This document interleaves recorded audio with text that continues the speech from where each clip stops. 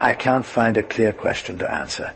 Please rephrase your request. Stefan Wul, Odyssey, Under Control, Science Fiction, Fleuve Noir, Edition 69. Boulevard Saint-Marcel, Paris the Trees, the law of March 11th, 1957. Authorizing under the terms of paragraphs 2 and 3 of Article 41. On the one hand, copies or reproductions strictly reserved for the private use of the copier and not intended for collective use. And, on the other hand, analyses and short quotations in order to illustrate an example and to explain any complete or partial representation or reproduction made without the consent of the author or his heirs or assigns is illegal. Article 40, paragraph 1. This representation or reproduction, by whatever means, would constitute counterfeiting punished by Articles 425 and following of the Penal Code. 1959 editions, Fleuve Noir.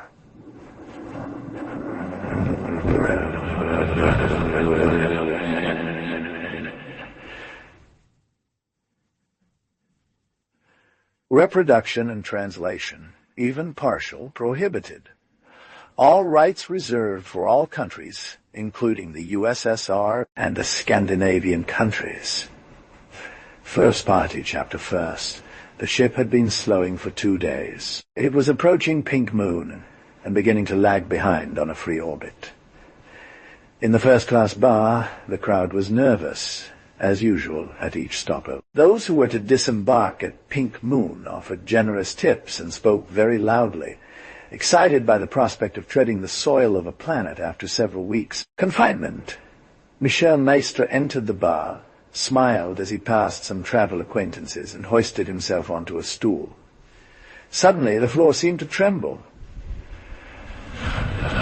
Very little.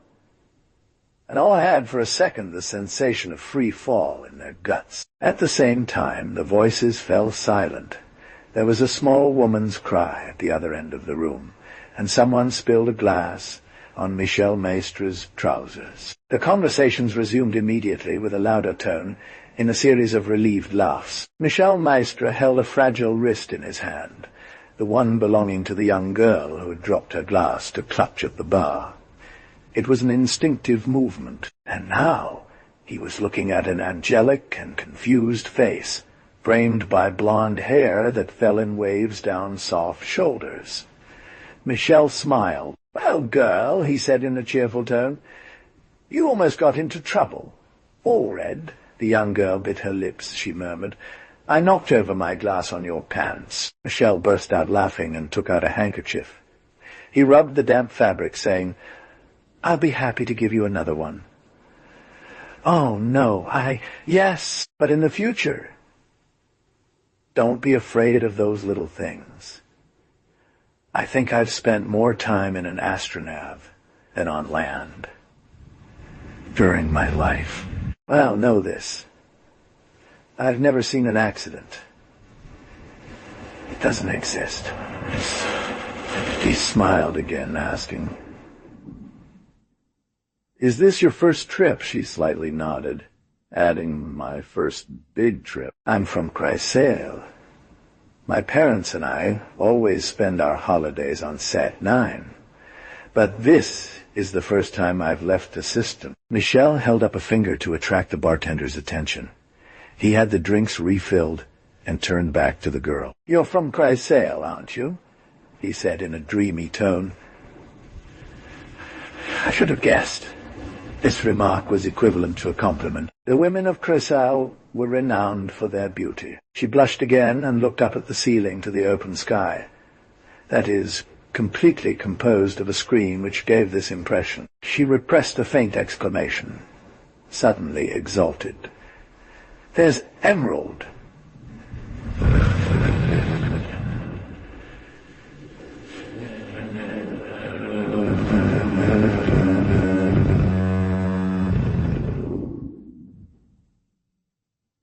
Michel followed her gaze. A verdant crescent shone like a lantern among the stars. "Oh, but it's Pink Moon," corrected Michael. "It is. She looked surprised. "You sure? I know what you find strange," smiled Michael. "You're going to tell me that emerald is green and pink moon pink. But we mustn't imagine space with colors of tourist posters. Pink moon is most often dark yellow. With the correct screen blue, it gives green. Pink moon is not pink unless seen from emerald. As for this one, you will no longer forget it when you see it once. There is no mistake to be made here. It's one of the few planets that live up to their legend. A real gemstone suspended in the void's darkness. A jewel. Other passengers had noticed the appearance of the crescent in space. A chorus of "ah" was heard. A small boy came in all excited. "You can see pink moon from the upper deck." Everyone burst out laughing. "It's an officer who told me that," protested the small boy. Fingers were held up towards the screen to show him that his information was late. Disappointed, he went to sulk in the arms of his mother, but he soon forgot his disappointment in a glass of orangeade. Suddenly, two young men surrounded Michel's new friend, without paying any attention to him, who felt a little upset. He pulled one of them by the sleeve. "Excuse me, I was talking with Miss." After a fleeting expression of surprise, the young man took a step back. He exclaimed, "I'm sorry. I didn't know." By the space, Mr. Wul, Michel Maistre. They briefly introduced themselves to each other, and Michel immediately forgot their names, except for that of the girl, Inez Dahl. One of the young men retorted, "Mr. Maistre, you look like a vigorous man. Would you persuade Inez to go with us on Pink Moon? She is terrible, you know. She wants to push her trip all the way to Emerald. Tell her it's crazy. On Emerald, there are rumors." "I won't do anything," Michel interrupted, smiling. "I'm going to Emerald too. I'll be delighted to keep company with."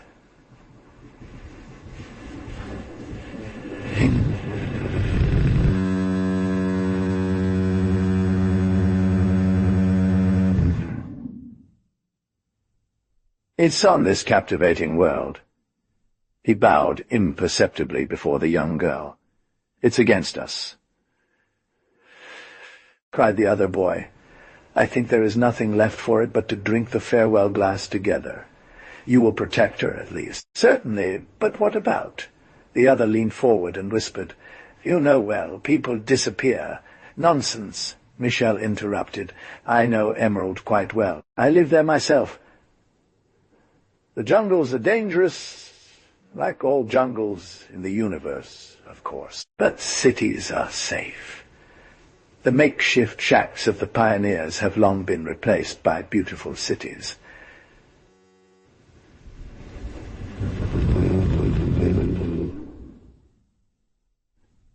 Adventure belongs to the past. A beeping sound interrupted all conversations. A nasal voice came from a speaker. "The vessel is on its corresponding orbit. Travelers to Pink Moon, Sagradell, and Scorthan have only half an hour left to prepare. I repeat, travelers for Pink Moon, Sagradell, and Scorthan have half an hour too. Gather in the hall of their respective bridges." The voice was interrupted by a metallic click. A few people came out of the bar, looking hurried. Ains shook the arm of a young man. "Hurry up. Well, half an hour always means 3/4 of an hour. I know the music." He turned to his companion with a fake, pained expression. "My word, she's kicking us out. She can't wait to be alone with her new catch." He leaned in to add conspiratorially, but loudly enough to be heard, "She must like tall brunettes with grey eyes. We've wasted our time on this whole journey. It's the eternal story of the third man." He did a comic grimace towards Michel and said again, "Beware, my old man. She's a heartbreaker." "Do you have a broken heart?" "Of course. Listen." He shook a lapel of his jacket, and the jingling of a set of keys was heard. The young girl giggled. "See, it makes her laugh. Once again, be careful. With her little pink nails she will rend your soul asunder.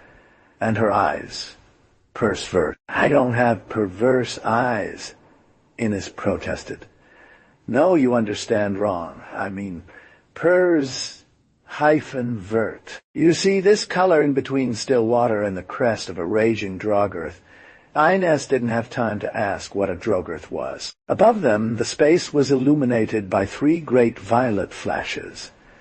The ferryboat is signaling to us, said Michel. If you don't want to make an involuntary trip to Emerald, you should hurry up, gentlemen. Bah! There's a cargo of 10,000 tons to be exchanged for a ballast of the same weight.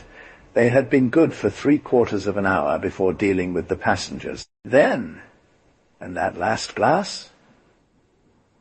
The bar was slowly clearing. One of the young men signaled the bartender, who poured them a variety of drinks. They raised their glasses to Pink Moon, whose crescent had gradually transformed into an imposing globe. Despite their affectation of indifference, the 2 young people seemed more nervous, and finally disappeared. Go to the lobby for the final goodbyes, one of them shouted before following the other in the gallery. Michel nodded and told Innes, You lose here 2 charming companions. They're very nice, but absolutely unable to hold a serious conversation. Michel raised an eyebrow. Is that possible? What then? Do you have a thing for serious talks? General philosophy? Ethics? Morality? Dialectics? Methodology? Dialectics? Methodology? What's your jam? She laughed and lightly slapped his hand. You're making fun of me. You're no better than them, so take me to see the loading. I love it. One condition. Which one? You'll dine with me this evening. The ferry is sure to carry fresh provisions on board. Have you ever eaten rosewood quernies? What are they? They're always there after the Pink Moon layover. Isn't that so, bartender? The man was arranging bottles. He turned his head. It melts in the mouth, he said, blinking an eye. But it's not worth a good Gallic pepper-bread brandade. How terrible! Exclaimed Michel as he helped Innes down from her seat. You need a cemented palate to withstand that. No, no, said the man. It's enough to be born on Pink Moon and trains since childhood. We'll let you poison yourself all by yourself, my friend. As for you, Innes, don't approach this man within 2 meters. His breath would set your hair ablaze, and it'd be a pity. Do you see yourself bald and without eyebrows? He made an affected gesture of repulsion towards the laughing bartender. He held out a note and led the young girl away. Chapter 2. On that evening, Emerald could be seen from the dining room. She appeared at dessert, and, on the request of passengers, the lights were dimmed so that she would stand out more. At first she was merely a bright spot in the middle of the black velvet of space. Then they saw its 4 jade seas sparkle around the bleared continents, and its satellite belt made a dazzling necklace. An optical phenomenon centered a fine cross of light on the ensemble. After 5 minutes of stunned silence, the diners began to exchange appreciative murmurs, almost religiously. Michel looked discreetly at his companion at the table. Innes kept her eyes raised, a smile of ecstasy on her lips. Michel took his glass gently off the table, illuminated by the reflection of the planet. By accident he tapped it with his foot on the edge of his plate, and the slight noise pulled Innes out of her contemplative pose. She blinked and let out a sigh. Seeing this and dying, she said. The train was pulled out by more jaded travelers, and the people were talking louder and louder. We heard a plate shatter at the other end of the room, and someone complained that it could no longer be seen.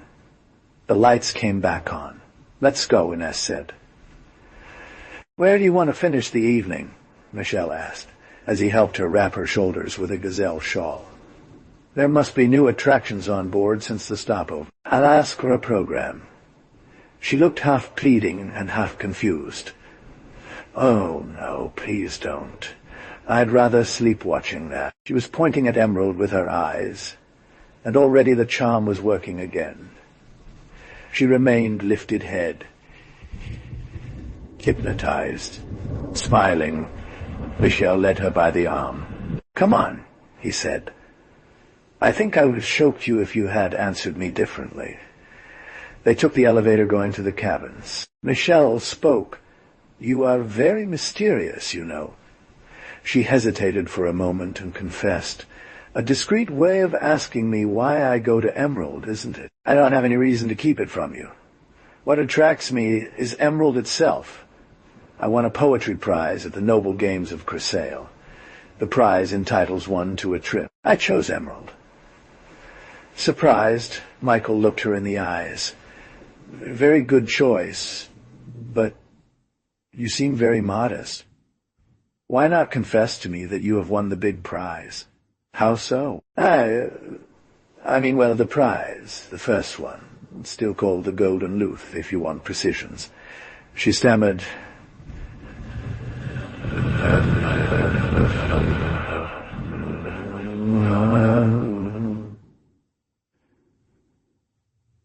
"How do you know that?" Michel gave a small laugh. "The Academy of Noble Games does not offer anyone, and in first class, a Crusale to Emerald trip. It's a very long journey." She had a sweet fit of irritation. "I hate you. You guess everything. And you blame me for being mysterious." But she seemed to make a sudden discovery. "And you? What are you going to do in Emerald, mister?" "Know-it-all?" Michel let out a sigh of dismay. "I'm afraid to disappoint you, winner of the Noble Games." He whispered into her ear that she had been charming. "I sell machines, all kinds of machines. You see, it's flat, it's stupid and vulgar. I will tear up a contract with figures and graphs. We are far from rhymes. Don't despise me too much." She smiled kindly as she leaned on his arm. "I don't think you're stupid and vulgar," she said, "but, Lord, how foolish you are." The cab stopped at the first bridge. They got out and trodden on a luxurious carpet. They took a long corridor on the right lined with small lights above each cab number. Suddenly, they saw something approaching them. A big dog that the girl first thought was an animal, that she immediately started to feel scared and screamed. The fear pushed her against Michel, who remained calm while making "Tess, Tess," with a look of discontent. In their eyes, the beast had stood on its hind legs. It moved a bit like a cripple man. It wore, in fact, human clothing, but the collar of its shirt revealed 3 purple-colored goiters, each topped with a small round head with a large mouth and extraordinary eyes set as windows on either side of the face. She said, "Good evening," in a nasal voice, and then disappeared into a cross corridor. "Well, well," said Michel, supporting the young girl. "Have you never seen a cetacean? It's true that they're very rare outside of this system. Your horror hasn't escaped me." He must be offended by that, and also for being caught on all fours. She panted. "What? Have to get used to them, you know. You'll see plenty of them on Emerald. This one must have boarded at Pink Moon. I think you need a drink," she said, touching her forehead. "I'm ridiculous." "No, thank you. I don't need anything. I'm fine. What's your cabin number?" "Centotra Sinistra, 103 left." "Come on." He walked her to the lift. They stopped outside the room number. He asked, "Is that it?" "Yes. I'm ashamed of myself." He stroked her cheek with his index finger. "You'll sleep for about 10 hours. And tomorrow, Emerald." Shaking hands, she took her key out of her small bag. Michel took it from her hands and opened the door for her. As she entered, she leaned against him. "I won't be able to sleep knowing that Seps are wandering around the ship," she said. Before Michel's distressed look, she lowered her head and hastily added, "You were right. Let's go get something from the bar. I prefer to doze in a chair until we arrive. I'm an idiot.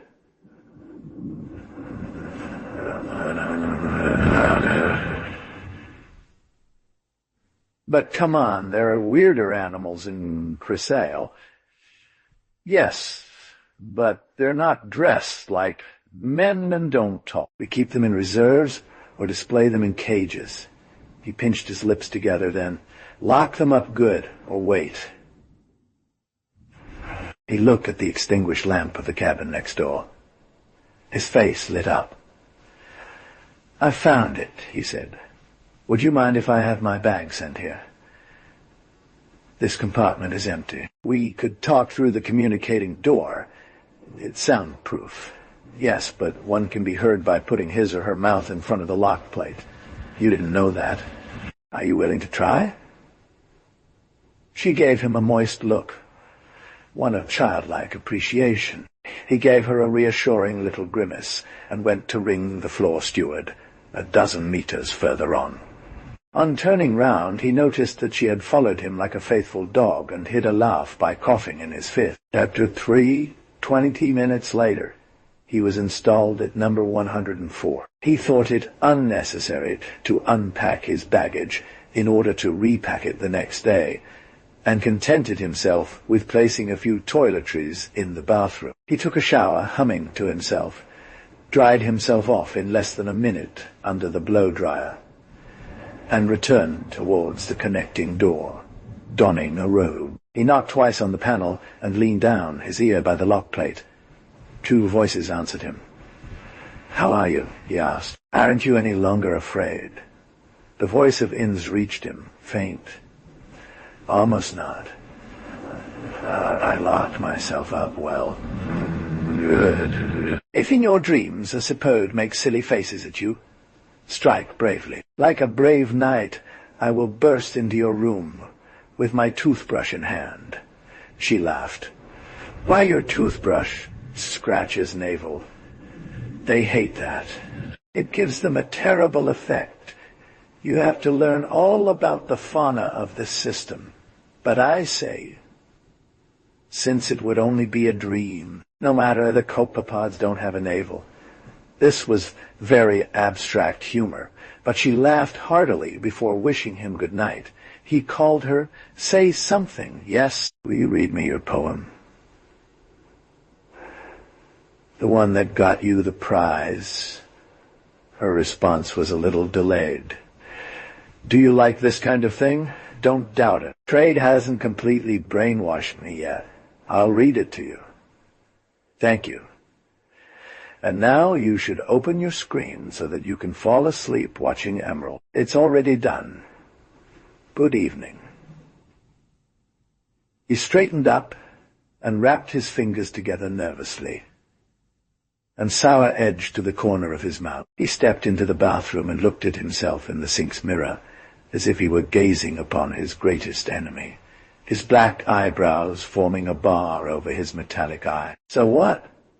Are you turning romantic?" He shrugged and began brushing his teeth. When he was done, he looked at his toothbrush before putting it away. A smile came to his lips as he thought about the scrotal groove of the Sepidi.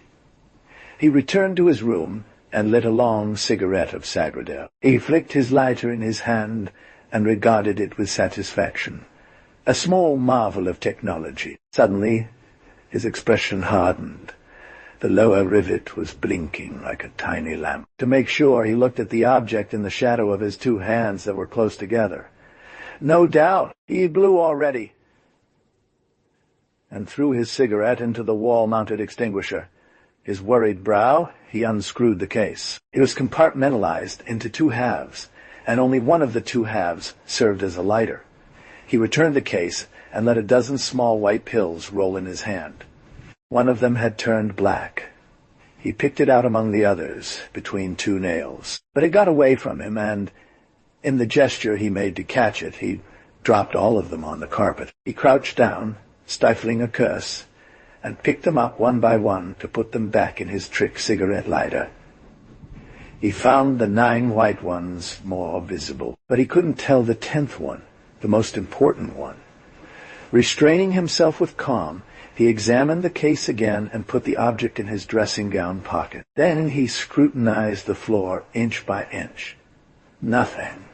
A wave of heat rose to his face. He stood up, avoiding to trample around him, and rubbed his damp palms against each other in nervousness. After taking several deep breaths, he returned to his hunched-over position, carefully swept the carpet with his fingers.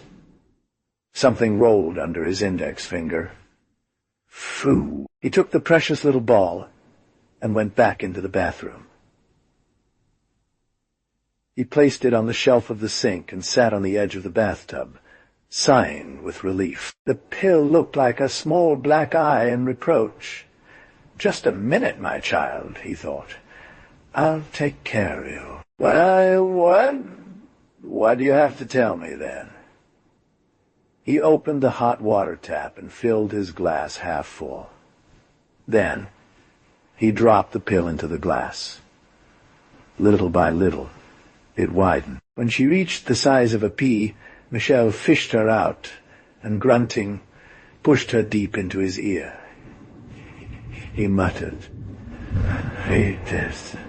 They should find something else to do. He waited. After 5 minutes, an unpleasant warmth burned his eardrum, and a small voice whispered in his ear, "Agent 27. Please stop. C'est port on board." "Stop. Marked on Pink Moon." "Stop. Great vigilance." "Stop. Order to call Central as soon as arrival on Emerald." "Stop and end." Michel felt his pulse quicken a bit. Things were moving along quickly. He had expected to be in action much later, but the opponent seemed to be taking the initiative. As a matter of form, he waited for the repetition of the message. Then he removed the pill from his ear and threw it down the drain of the sink. He was content with just letting half a liter of cold water pour over it. Imitating the girl, he locked his door double and went to bed. He dreamed, and this dream made him young again by a month, while mixing present and past together. His patron was parading in front of him, giving a ridiculous lecture, although it was justified. "You disappoint me, master." "Yes, you disappoint me." As he strolled across his desk, the old official would familiarly run his hand over his face, ruffling his grey moustache in a peculiar way. He was repeating the very words of Michel when he said, "You." He made a gesture as if to scratch an absent guitar. But instead a golden lute appeared between his arms to illustrate his reproaches. "You." Now you're getting into romanticism. The golden lute suddenly disappeared, replaced by a towel overflowing with graphics and contract patterns. The boss was holding out the towel and saying, "You sell machines, don't you? You pay for a specific job, not to run around like a chicken with its head cut off. Leave the little girls alone, my friend." Michel wanted to answer, to justify himself, but he was paralyzed in his chair, without voice, while his boss kept spinning around him like a wild beast as he chased after. "We begin by saying that we sell machines and end up confessing the true truth to get ahead of the little girls. From now on, if you continue, you will tell him." The boss took a noble pose, sitting astride on a chair. He waved a huge toothbrush like a sword, while a crested helmet grew out of his skull. "I am a modern knight, a paladin. Machines are good for others. It's anonymous, top-secret show-off. I am an agent of the SI, the Imperial Security Service, and my past and future exploits could be sung on a golden lute."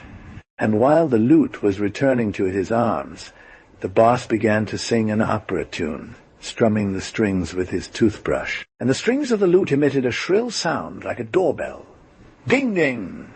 Suddenly, the lute became Ines, whose boss was holding her body on his knees. He rubbed her navel with the brush, and Inez cried with a bell-like voice, "Drellin, Drellin." But the boss had suddenly turned into a sadistic sepode. The sight of a sepode torturing Inez was unbearable to Michel. All paralysis overcome, he jumped from his chair. He jumped out of bed and turned on the light. Someone was knocking at the door of his cabin. He opened it, still drowsy, and recognized the uniform with golden buttons of the ship's steward, followed by two strangers. The three men entered the cabin. One of the strangers locked the door. Michel asked, "What's going on, Commissioner? These gentlemen will explain that to you. They are police officers." For now, these gentlemen said nothing at all. One of them was ransacking Michel's suitcases without any shame, while the other was rummaging through every nook and cranny. "Hey," Michel protested, "I should be given an explanation first." "Don't get upset," the commissioner said as he laid a hand on his shoulder. "I'm sorry. And what about me? I don't care what your reasons are. You can't just break into someone's house like this. I'll file a complaint with the company." However, one of the strangers was quickly going through the files contained in the towel. The other had grabbed Michel's lighter and was looking at it with suspicion. He opened it and shut it again. The pills looked like harmless tablets. The man spoke. "It's a very fat lighter. With these tablets, you've got 20 years' worth if you don't lose it." "It cost me a lot," said Michel. "That's why I took such good care of it. To talk to me about lighters that you woke me up in a fright." The two men seemed to have finished their inspection. One remained standing and stood silent in a corner. The one who spoke sat down at the foot of the bed. Michel took the lighter and went to light a cigarette. "So," he said, "I'm waiting for your explanations." The man replied with a question. "Why did you change cabins?" Michel felt like replying with another question, but that would have only dragged things out longer. He briefly recounted the encounter with the sepode in Inez Fear. "That sounds credible," said the man. "We'll check. But if what you say is true, this little one saved your life." "How?" "I'm saying that this little one saved your life. A gas bomb exploded in your old cabin. The boy on the floor passed out when he opened the door to clean. It had to be disinfected. Do you usually walk around with prohibited weapons?" "You're crazy." "Why do it?" "I don't know. Vice. You could have forgotten this bomb when you were moving."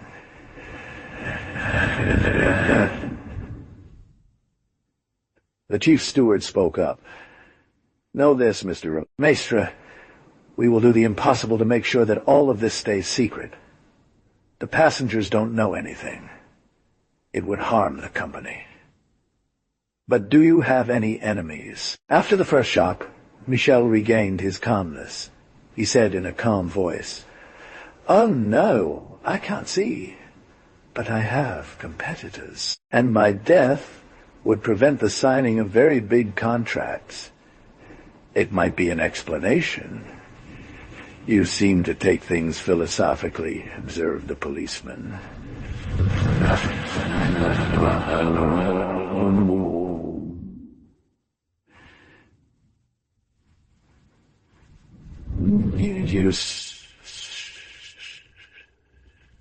"I'm not very emotional by nature," he said. "Listen," said the commissioner, "if this is a botched assassination attempt, there may be another one. Here's what I propose for your safety. We'll give you a bed at the clinic. For everyone, you'll have had an attack, a heart attack, or I don't know what." He turned to the policeman.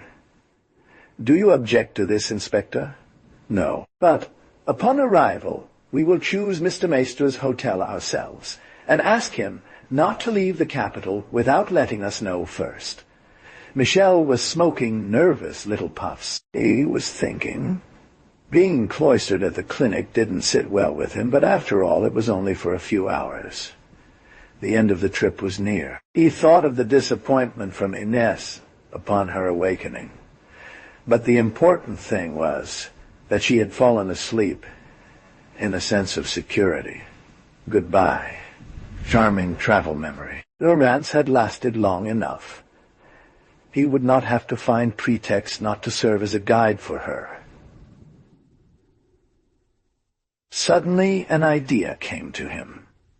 "All right," he said, "but would it be possible to corset the staging?" "How so?" "If I have enemies, I'd like them to imagine they've succeeded in their scheme." "Well, way," protested the commissioner. "I don't want a scandal on board. And if, listen to me," cut in Michel, "it would be enough to state that I had my attack in my old cabin, coming back there to search for an object I'd forgotten, for instance. The passengers wouldn't find it extraordinary, but my enemies would believe in an official version hiding a successful assassination. You can let leak that I am very, very sick. Do you understand me? They would believe you were dead? That's it. But you don't need to say it. Just insist on the severity of my condition." The inspector rubbed his chin and said at last, "You, my man, you know more than you care to admit about this story." "Inspector, yes, I know what I'm saying. I don't have any proof against you, but your calm and presence of mind are in these circumstances. As soon as you arrive, you will be in the watchful hands of the authority, and I will not be able to follow your case, since I am attached to the safety of this vessel. But I will share my conviction with the stationary police." He raised his hand to prevent another interruption from Michel. He added, "However, nothing prevents us from participating in the little comedy you suggest." He pointed to the bed. "Lie down here and play dead." Michel took a last puff and tossed his cigarette butt into the ashtray. He slipped his lighter into his pajama pocket. Then he slid between the sheets with a sigh of relief. However, the inspector was bending over the phone. He dialed a number. "Hello? The clinic? This is the ship's inspector. Please send a stretcher to cabin 104 left immediately. It's for a serious case." "Thank you." He hung up, saying, "They'll be there in a minute," Michel asked. "Will you see that my baggage is taken care of at the clinic? If you want. By the way, and the boy on the floor? Well, will you make him a party?" The policeman gave him a piercing look. "No use," he said. "He won't talk. 5 minutes after breathing in that gas, he's dead." Someone knocked on the door. The policeman pulled a blanket over Michel's face and gestured for the stretcher-bearers to come in. Michel felt himself being swung by his blanket over an elastic canvas and carried along the corridors and staircases. When a faint smell of the pharmacy came to his nostrils, he found himself in the clinic. The second swaying effect, smooth contact with a bed mattress, immobility. Through his sheet, he saw the light fade. Then he heard footsteps, soft, conciliable, and the sounds of doors handled with care. He dared to open an eye out of the sheet, and saw himself in a small room with smooth and bare walls. A lamp-sitter was flickering in the corner. He was alone. He got up and tried the doorknob. As he expected, it had been locked with a key. True to his word, the inspector had had all of Michel's luggage placed at the foot of the bed. Michel stifled a yawn and went back to bed. He fell back asleep with a sense of complete safety. Chapter 4. "I'm sorry," said to Ines, the clinic employee.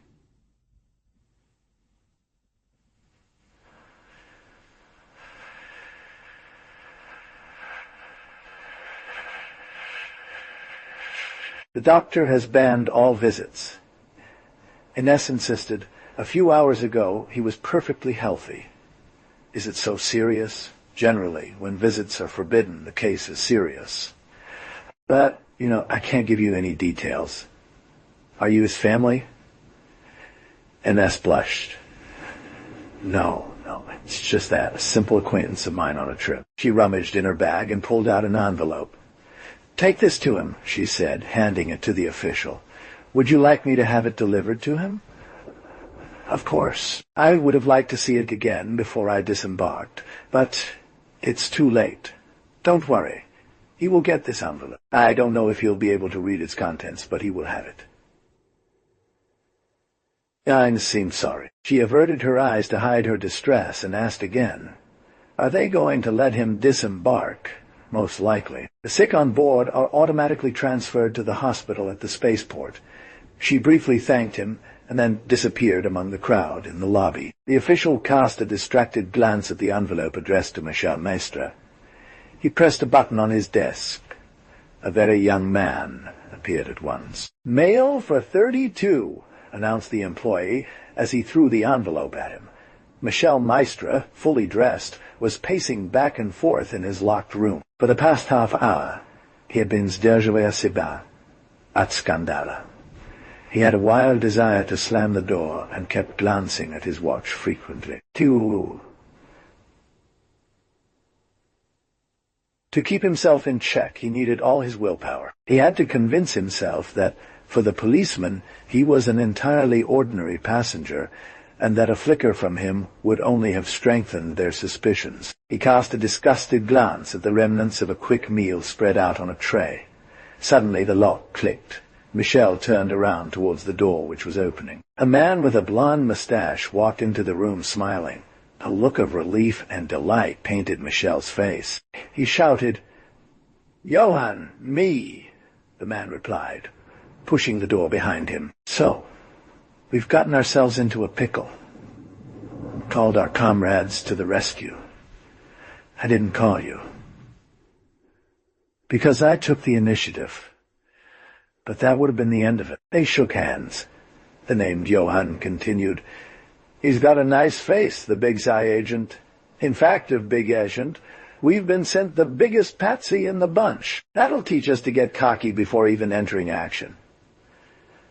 I didn't get cocky like that," protested Michel.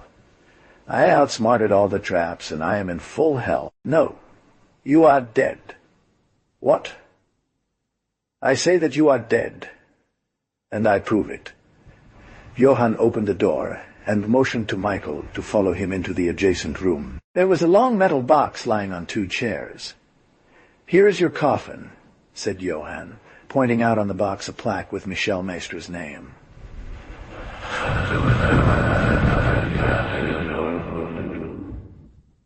"What is this farce?" exclaimed the living dead.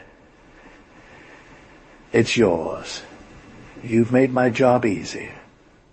I just had to do some fine-tuning. I took care of everything with the police on the border. Legally, you're dead, and the enemy can doubt it not. I came to recognize you. And I did. Brazenly." Michel showed the coffin. "Is it occupied?" "Yes, by the deceased boy upstairs who fell into the trap laid for you. No known family or friends." "A cake!" "Poor guy." Johann pulled out a handkerchief and pretended to wipe away a tear. "That poor Michael.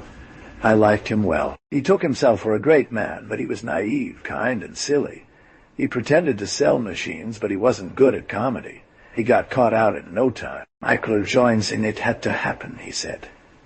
He was badly supported. His colleague, Johann Simons, arrived too late. At the end, Johann is delighted. Despite his hypocritical tears, he has always kept a secret jealousy for the success of Big Michel. And I, now, who am I? You're a fat guy with bags under your eyes and gray hair. "Really?" "Yes," said Johann, picking up a black suitcase he had brought along. "Go back to your room so I can give you a makeover." They retreated into the room, and Michel sat submissively on a chair, his chest bare, after having taken off his vest and shirt. Johann passed alcohol over his face. Then he took a syringe from the case and approached his friend with a menacing air.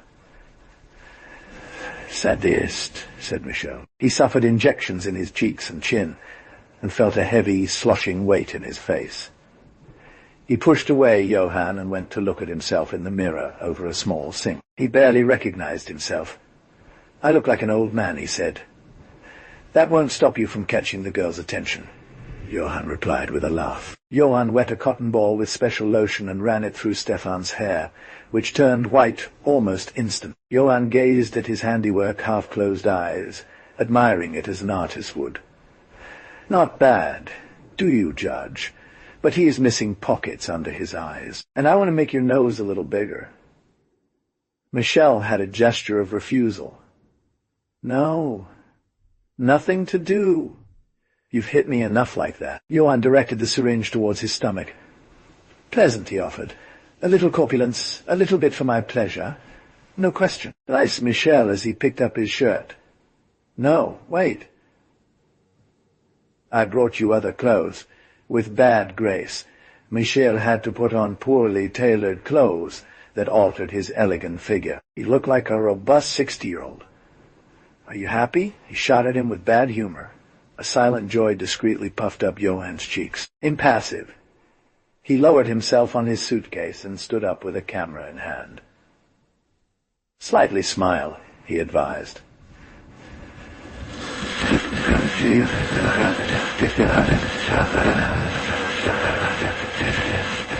Flash blinded him. The Michel assumed a fierce look. The flash blinded him. Johann took the photo of the camera and glued it to an ID card. He stamped it over and handed it to his friend. Michel Maistre examined the fake. He read aloud. Leo Barth, journalist. See that? Are you suffering from amnesia, Mr. Barth? You were born in 720 on Sagradell, and you have a long career behind you. These various papers prove it amply. Without looking at them, Michel stuffed into his pockets the various papers that were being handed to him. Okay, he said. I'm Bart. Is the comedy over? Oh, I think I have mail for you. As a friend of the deceased, I was given this not long ago. Johann took out Amy's envelope from his pocket. Michel ripped it open impatiently and read aloud, I am sorry to hear that you are sick. This may help with your recovery. Jockey of rays, jockey of the rainbow, the god will perhaps come to my pain. What? Johann exclaimed. Show me that. It's personal, Michel snapped as he folded the letter. But Johann was splitting a gut. He gets sent worms now. Ho, ho! But you kept your romantic little soul hidden from me. Treasure. Show me, please. You're just a Boeotian, and we're going to miss the landing. By God, that's true, Johann exclaimed, looking at his watch. He had regained his seriousness and was closing his briefcase. Here you are, he said. All your papers are in order. I'll bring out the first one. You will meet me by chance in the hall of the Astroport upon arrival. Leave this room 10 minutes after me. Leave here the suitcases of.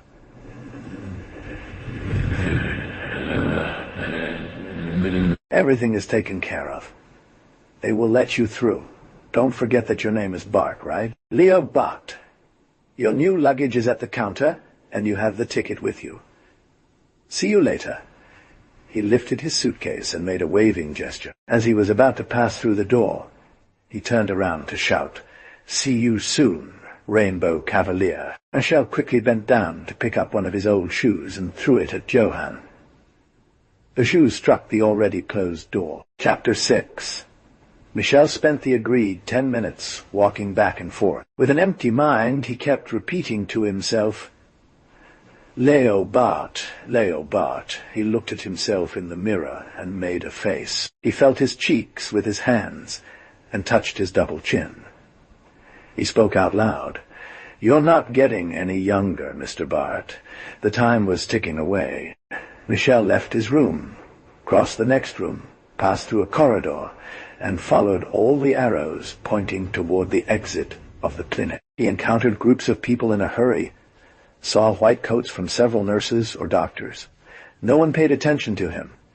He could be anyone, a cured patient or a visitor. He slowly descended the grand stairs at the entrance and got lost among the crowd on the boulevard. Thus was called the large main corridor, lined with shops, balls, and performances. He turned right. Soon he was in the vast hall and went to sink into a chair. Around him, people were laughing and talking loudly, exchanging addresses and slaps on the shoulder.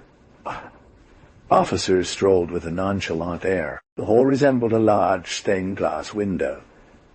Large bay windows faced directly into the void, and one could see the massive emerald encumbering half the landscape of its verdant dome. One could also see numerous small devices arriving and sticking to the hull of the large ship. The crowds of workers in diving suits were vomiting all over the hull, and they walked around like flies in an incredible array of positions upside down or sideways along the extra structures.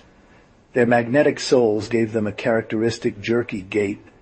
In wide-open spaces, they began the ship's maintenance while it was on its waiting orbit. Some were taking down antennas or carrying huge masses over their shoulders that would have crushed them if they had been on the ground. Then suddenly 3 luminous spots came up to meet the ship. In little time these spots became big rockets. 2 of them disappeared a bit to the left, under the tail fin. The other, reserved for first class, turned slowly on itself and approached the lobby. Each time he witnessed this scene, Michel regained his most vivid impression of travel. He remembered having screamed as a child that the ship was being attacked by a pirate vessel. Indeed, the rocket was crowded with a crowd of sailors who, coming out through a trapdoor, stood on the hull and pointed grappling hooks at the large interstellar ship. And it looked very much like an attack, as one saw in old movies or in the illustrations of adventure novels. The sailors were taking turns pulling on the lines, and the riggers zoomed by above or below the haul on the mooring pins. Then the men would casually jump from one apparatus to another, and the impulsion given by their legs made them do slow somersaults in mid-air like an acrobat show. And finally one could see emerge from the rocket a huge transparent tube like a beam launcher that would have threatened to knock down the hull at point-blank range. But this tube stuck its opening against the door of the airlock. This tube was the loading corridor, and one heard the air whistle in the giant valves of admission. When the officers' maid opened the doors, the crowd had a forward movement. A small man rushed to one of the 2 openings in the corridor, but an officer held him back with a firm hand. "You have all the time, sir. No one will be forgotten, and this corridor is the one of the entrance. Please take the other one." By the entrance corridor, men in official attire entered the lobby and were greeted by a lieutenant who guided them to the commander's walkway. Behind them, others arrived. They held square boxes in their hands and had press cards pinned to their caps. Journalists. They scanned the crowd, and one of them suddenly exclaimed, "There she is!" They rushed towards a young girl in a bright dress, and Michel suffered a jolt as he recognized Inés Dahl, his traveling companion. Already Inés was blushes and wavered under a deluge of questions. "How old are you, Miss Dahl? Why did you choose Emerald as the goal of your trip? What was your first impression when you saw Emerald appear? Do you think you'll write something about Emerald?" Michel broke through the crowd and mingled with the journalists. He positioned himself close to Inés and looked her in the eyes. She cast him an indifferent glance. Satisfied with the effectiveness of his disguise, Michel retreated slightly out of sight. The journalists aimed their cameras at the young winner of the noble game, and her charming face was painted on thousands of television screens around the world, and millions of viewers were waiting for her answers on her quivering lips full of emotion. I did not expect such a warm reception. Yes. No, I am very touched. I always thought that. The beautiful landscapes of Emerald would favor inspiration for any form of art. Michel smiled discreetly. He thought Ines didn't defend herself too badly. Her shy look must make her very nice. Tomorrow she would receive hundreds of love letters. Indeed, the Golden Lyre of Cristal was a big deal. But already, journalists were turning their attention to another celebrity. Michel recognized an actress from Scorthin. He found her less attractive than on screen, and after one last glance at Inés, he followed the crowd that poured into the loading chute. He stepped across the metal bridge and found himself in the open, between the closely packed masses of the 2 aircraft. In front of him, a woman was inhaling the air with delight. She said to someone, "Can you smell that perfume?" It's the best time. I'm really starting to feel on vacation. It's the same thing every year at the same place. And indeed, the air had a certain acerbic and invigorating quality to it, something that irresistibly invoked Emerald's particular joy for life. Yet this air was never more than that of the spaceport, that the shuttle rocket had transported him as a blast of happiness through space, in an unconscious homage to the planet's visitors. Michel sat down in a chair near a screen. He knew that the descent would take 4 hours. He didn't mind it. The cacophony and nervousness of the crowd, the strident recommendations from the speakers, the rings, the laughter, the activity of the acrobat workers that one saw run like insects over polished surfaces, all this distilled a thrilling and wonderful atmosphere. Soon, Michel would see the round surface of Emerald approaching him. This was gradually losing its radiance as a precious gem and its pale color. But it would cross purple and golden clouds, fly over the fluffy landscape of forests, the damask of plains crossed by silver rivers. Then he would see the high city dominate the low city spread out on the sea. It would be Luxale, capital of Emerald. The town of 100 delights, 100 pleasures, the Queen, the Adorable. He renounced to recall all the names that his very patriotic inhabitants had given him. Then all his mental comfort was disturbed at the sight of a Sepodi passing in the corridor. "That's true," he murmured. "There is still this one, and I came for that." Chapter 7. Michel was one of the first to exit the rocket. As soon as he set foot on the concrete, he felt his heart fill with joy. The atmosphere of Emerald had a quality that heightened the colors and made them warmer. The blue of the sky leaned towards the far horizon. The reds leaned towards purple, and the yellows towards orange. Neglecting the small cars, Michel walked quickly towards the buildings of the Spacodrome. Gravity, weak but not bothersome, increased the ease of his smallest movements. He had to repress a desire to run, to dance. Suddenly remembering that he had the face of a man of 60, he slowed his pace and let himself be overtaken by a group of young people. He even made a bit of a show of dragging his leg as he passed 3 interpretive sepodes dressed in their soft language and waving their flexible arms. He grazed 3 steps of stone, shaded by palms, and entered the porterage room.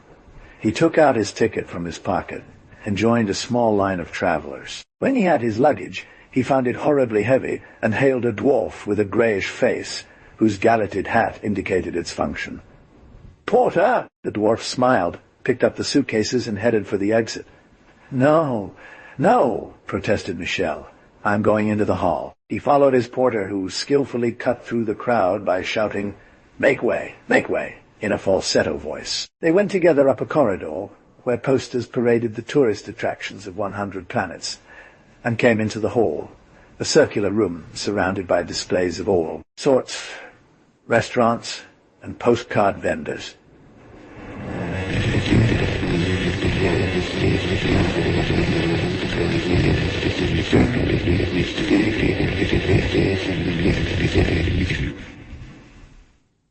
In the center of this room was a water jet that danced in a basin where golden-headed frogs trilled on 2 notes. Michel put his luggage on the terrace of a cafe. He gave a tip to the dwarf. The latter thanked him, and before disappearing he left on his table an hotel flyer. Michel watched him leave with a smile. He liked these dwarves from Emerald, almost human race that had adapted easily to civilization.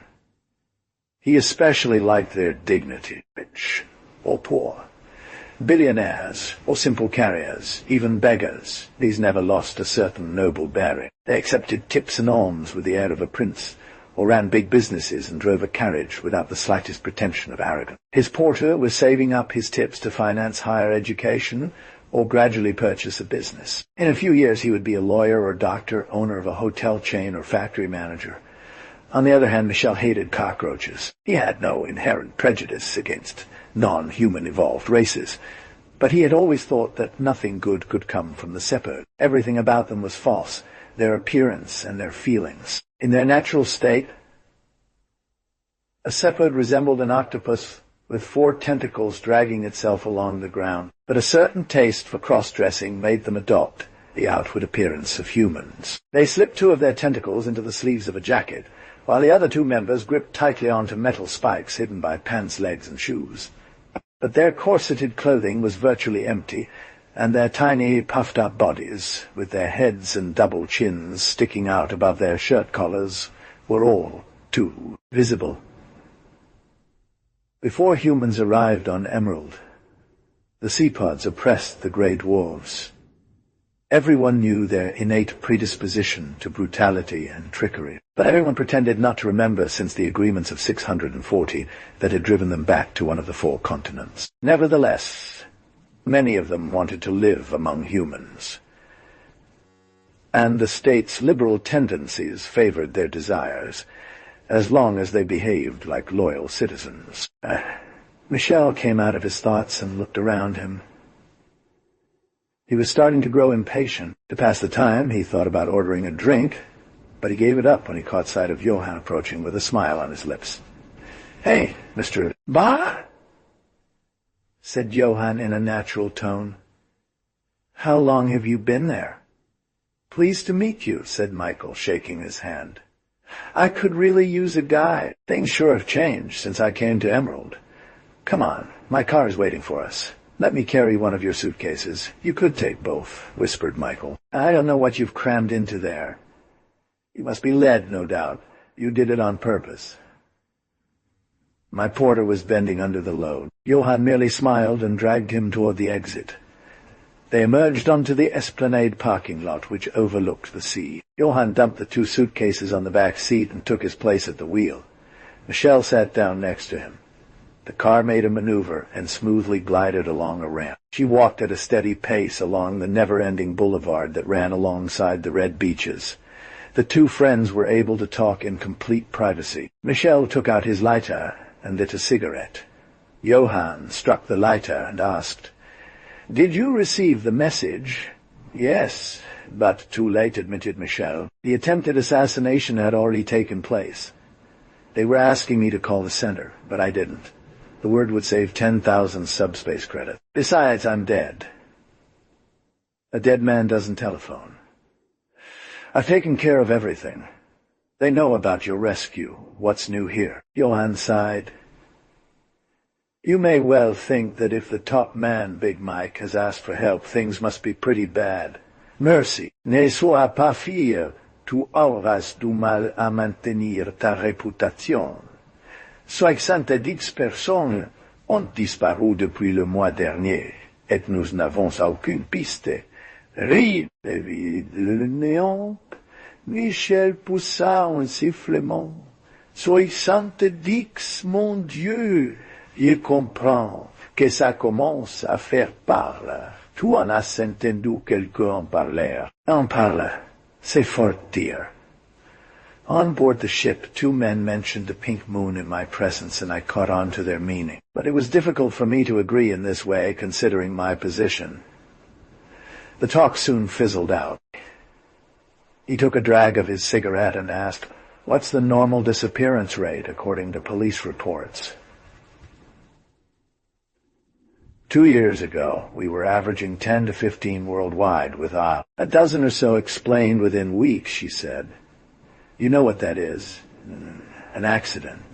A guy who changes addresses without John. A few cases of amnesia. You current.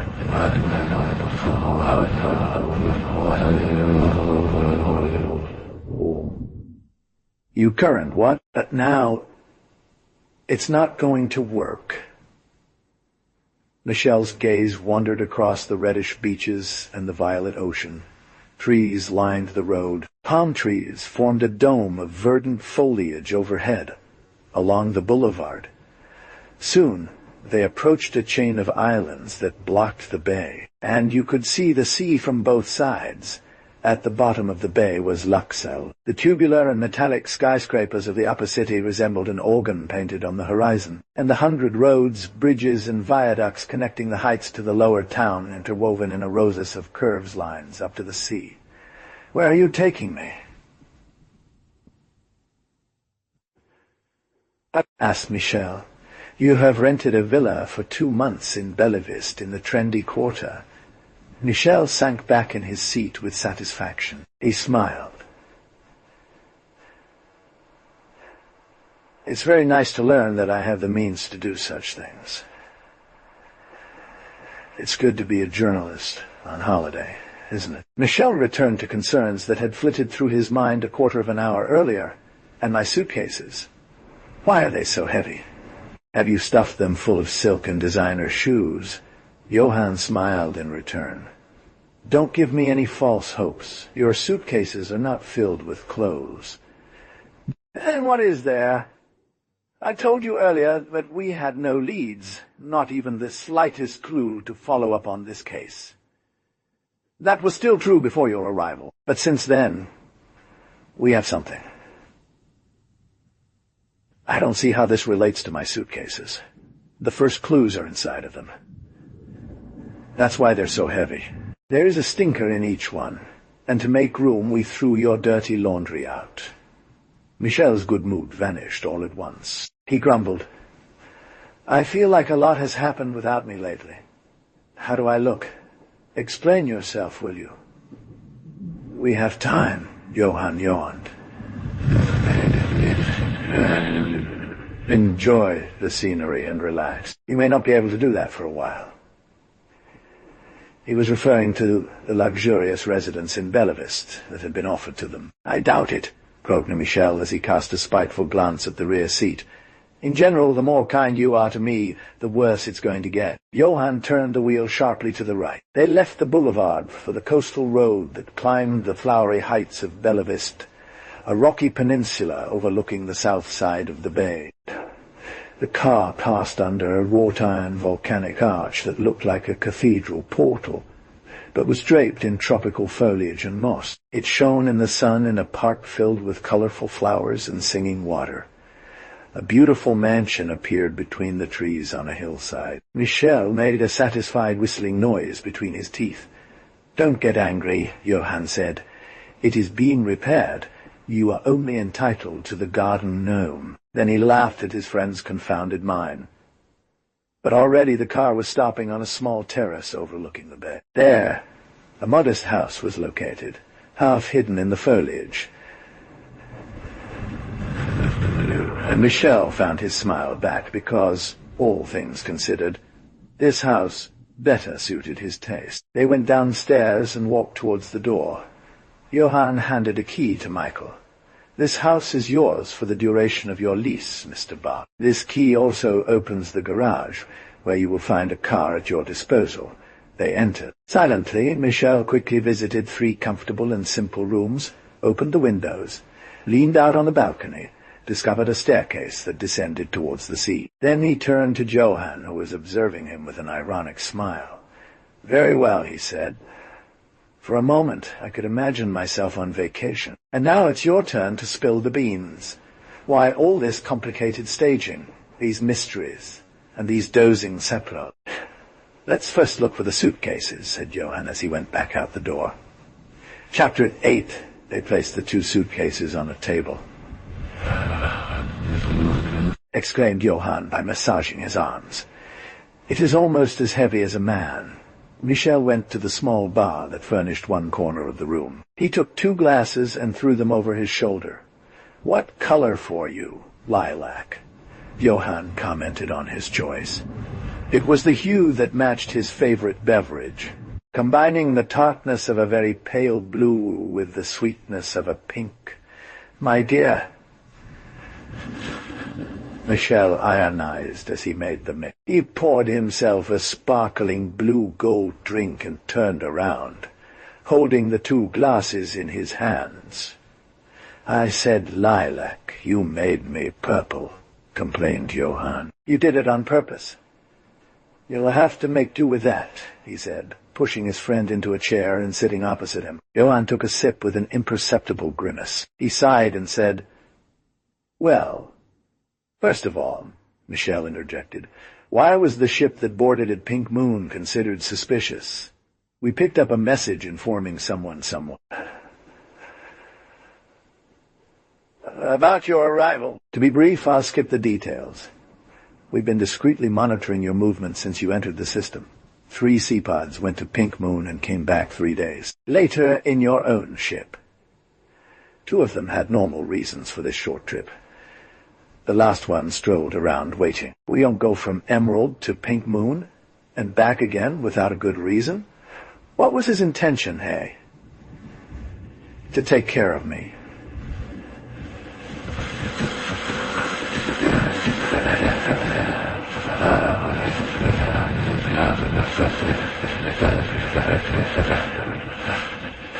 Hey, well... But the Pink Moon agents were too well known to intervene effectively on board. They contented themselves with warning you too late. It's charming. In a nutshell, I played the role of the goat on the stake in the tiger hunt, and if chance had not been kind to me, and the rest, you know it. Attempted attack. Police intervention on board. Clinic. I made arrangements with the inspector. I had full powers. We found the suspicious Sepode with another one in his cabin. We didn't go into details and knocked them both out before they understood what was happening to them. To avoid the journalists' questions, we stuffed the bodies in the suitcases intended for Leo Bart. Pass the mustard, he leaned over Michelle. We took extraordinary precautions, because if your trip was known, it is obvious that there are traitors at the Central itself. I greatly regretted involving the onboard police. Even at Central, there are only 3 or 4 of us with the boss who know your real identity. And you? What do you mean? Do you think you've been spotted? Johann let out a short groan of satisfaction. Hardly. I'm just an ordinary tour guide who's here to welcome and accompany you. I am at your entire disposal, a meager paid guide by the tourism board. Mr. Bart is happy with my services?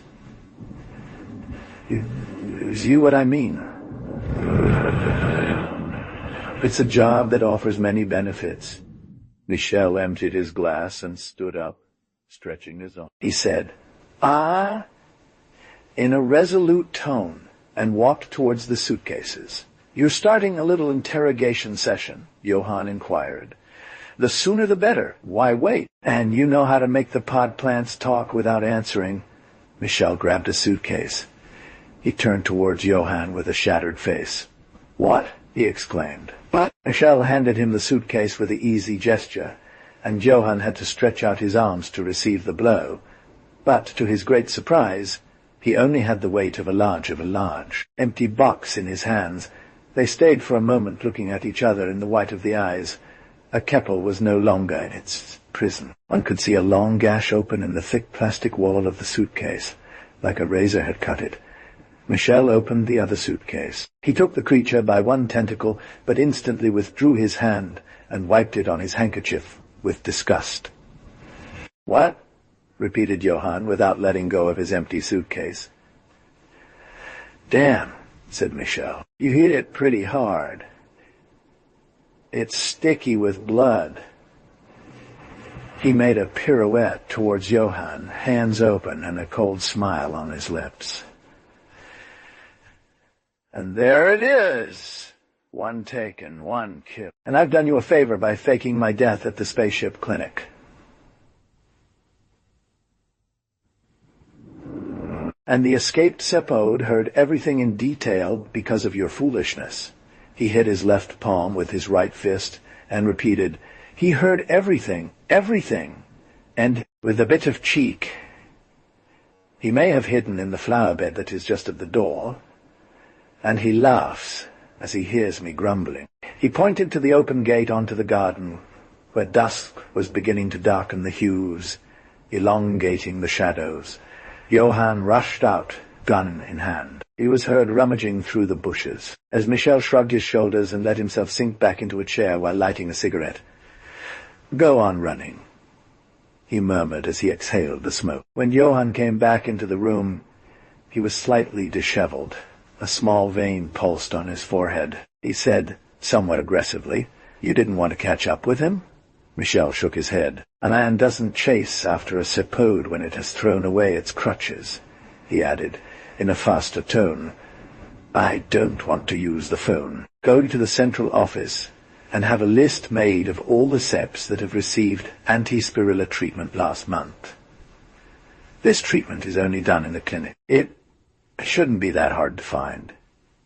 He looked at Johann and smiled. Don't take on an air of superiority. And, pointing with his chin at the body crammed into the open suitcase, this one has normal eyes. The other, the one who missed me during the trip, had a blue-tinged cornea. What means that he had not completely eliminated the anti-spirochaetal methylene blue, which they have recently stuffed him with. I say a month because if the treatment was newer, the blue color would still be seen under the epidermis, and this is not the case. This disease is specific to the sepodes. It's enough rare for us to simplify things. What are you waiting for to run away? Johann stood up unsteadily and staggered out, giving his friend a look of admiration. Keep me posted, said Michel. Johann disappeared. The car's door slammed shut. The gravel crunched under tires. The noise faded into the distance. Michel threw his cigarette out of the window. A bright red and white curve flashed in the shadows outside. Inside, the walls began automatically to diffuse a faint lighting. The young man poured himself a second glass and went to sip it, leaned on the balcony. 100 meters below, the sea purred like a big cat at the bottom of the bay. Far off on the left, the city's lights made a big pink halo in the black sky. Michel stepped out onto the terrace. He remained motionless for a moment. Then he put down his glass on the rail, between two flower pots, and descended the steps leading to the bottom of the cliff. Bellflowers swayed their corollas as he passed by, making an Argentinian noise.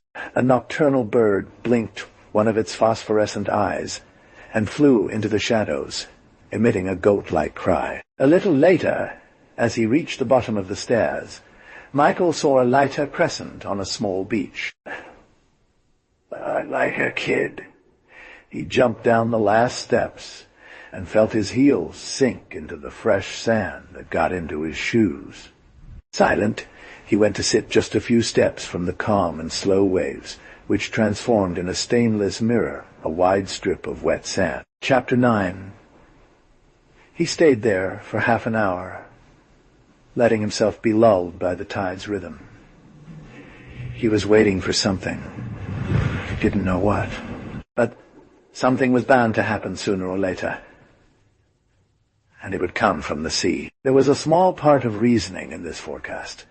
The likely escape of the octopus by water, the favored element, and back by the same path with reinforcement. But Michel was mostly guided by instinct. When he thought the time spent sufficient, he got up, shook off the sand, stuck to his trousers with 2 or 3 taps, and went to immobilize himself against the cliff, overlooking the beach. For those who are not looking, it became a detail of this cliff. A few minutes later, a wave appeared to vomit a dark wreck on the mirror of damp sand. Michel saw shadows emerge from the object with geometric outlines. These shadows remained for a moment grouped together.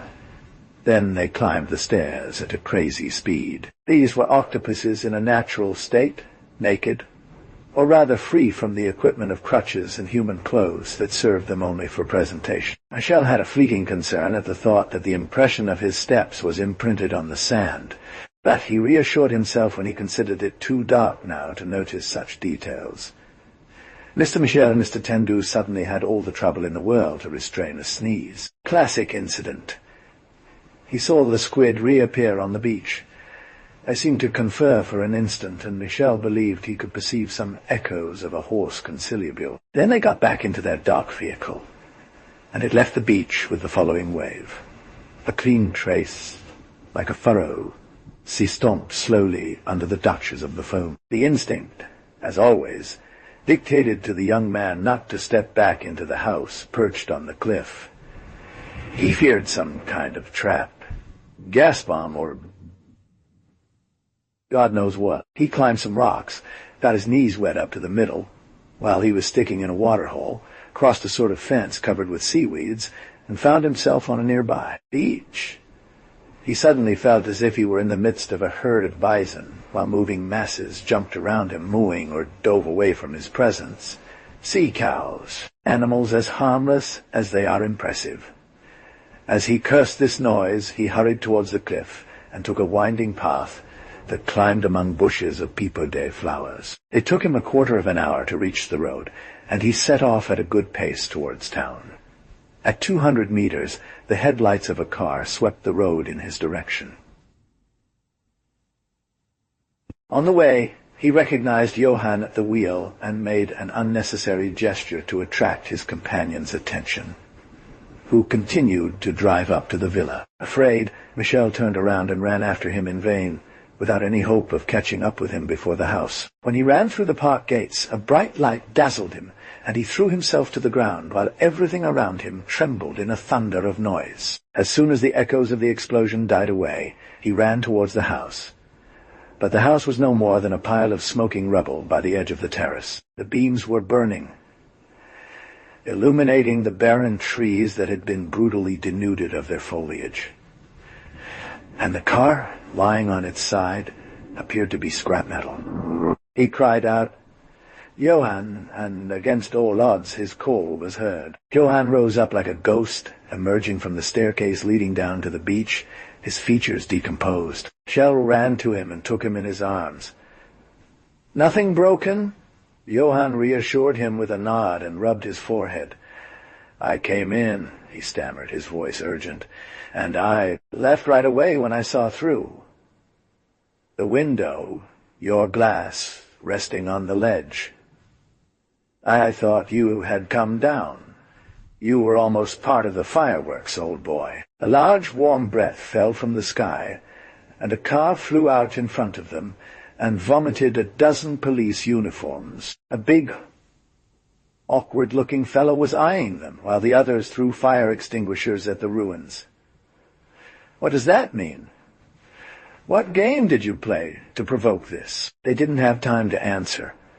A second hot breath came, and a second machine landed near them. It spitted out a skinny, gray-haired man who spoke in a gentle, very confident voice.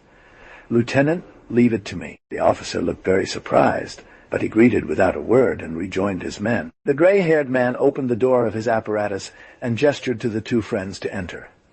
On the way, he shook Michel's hand and said, "I am alone. Pleased to meet you, master. Let's go have a drink." What testified to a jovial spirit beneath a phlegmatic exterior. The vehicle landed on a concrete patio a few minutes later.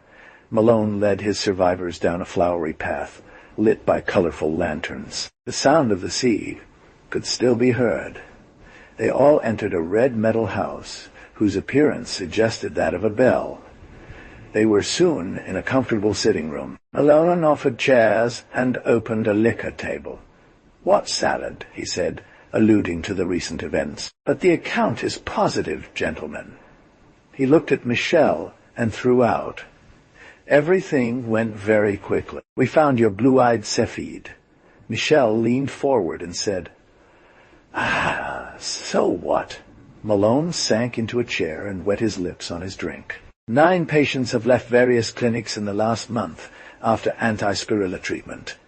8 of them have regular, apparently normal jobs. The 9th has no known activity, yours. It was he who went to wait for you at Pink Moon. It was probably him who got away from you twice. I didn't think you'd get so far so fast." Malone made a modest gesture to say, "It's a matter of order and method.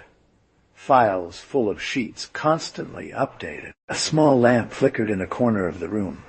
Michel raised an eyebrow curiously. "Special information broadcast," said Johann.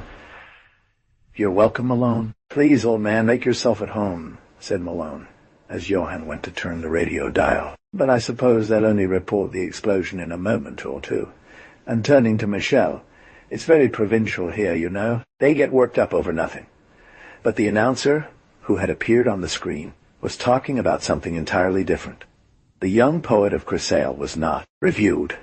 She mysteriously disappeared between the spatiodrome and her hotel. We are obliged to apologize for the hour of her presentation to the citizens of this planet has passed since 5 minutes. The 3 men had remained frozen at the first words of the speaker. Ellen reacted first and went to pick up a phone while Johann exhaled. This time it's the scandal. He became abrupt and insensitive to everything around him. Michel was gnawing on a painful sentence inside himself. No, not Ines. No, not Ines. No. More. The taxi that had picked up the young girl at the air terminal arrived empty at the hotel. The driver, a grey, honest dwarf, was held at police headquarters, but he could only repeat that he had seen and heard nothing. He would probably be released within a few hours. In Mending, Malone wondered if it was really useful to bother to go and question the driver himself. He gave up. He didn't even think about it anymore when Michel broke the silence with dry and fast questions without warning.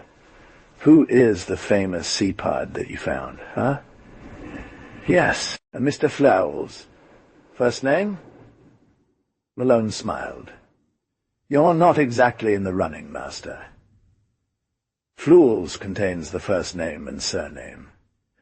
The last 3 letters are the first name. The others, I understand. Would you like to take a note? No need. You told me that he didn't have any known occupations. So, next question. Where does he live? In some kind of cedar pension. We're not segregationist. But you will admit that given the huge morphological differences, I can see very well. Where is this pension? In the suburbs, at the end of the Grande Allée, I know. The number. 4,000. I'll give it to you in the center. The owner of this pension. A grey dwarf. Name? Okay, we'll see later. I think the house is already bugged. Yes, Malone replied very quickly. Micros and cameras are in place, he added, wiping his forehead. We walked at a feverish pace, but you seem to find it all natural. He turned to Johann, who said nothing. It's always like this? Johann didn't have time to answer. No, said Michel with a hard smile. But this time I'm taking the matter very seriously. And then, rising, let's go straight to the central office, shall we? Bothered Bal. An unusual weight on his chin. He put his hand on his artificial jowls. He'd forgotten about them. I'll need another ID and a matching photo. Can you get that for me tonight? Of course. Because the name Leo Bart is burned, I imagine. They stepped outside, with Malone leading the way. Johann held back Michel by a few steps. God, do you know who you're talking to? Malone runs the police for the whole system. So what?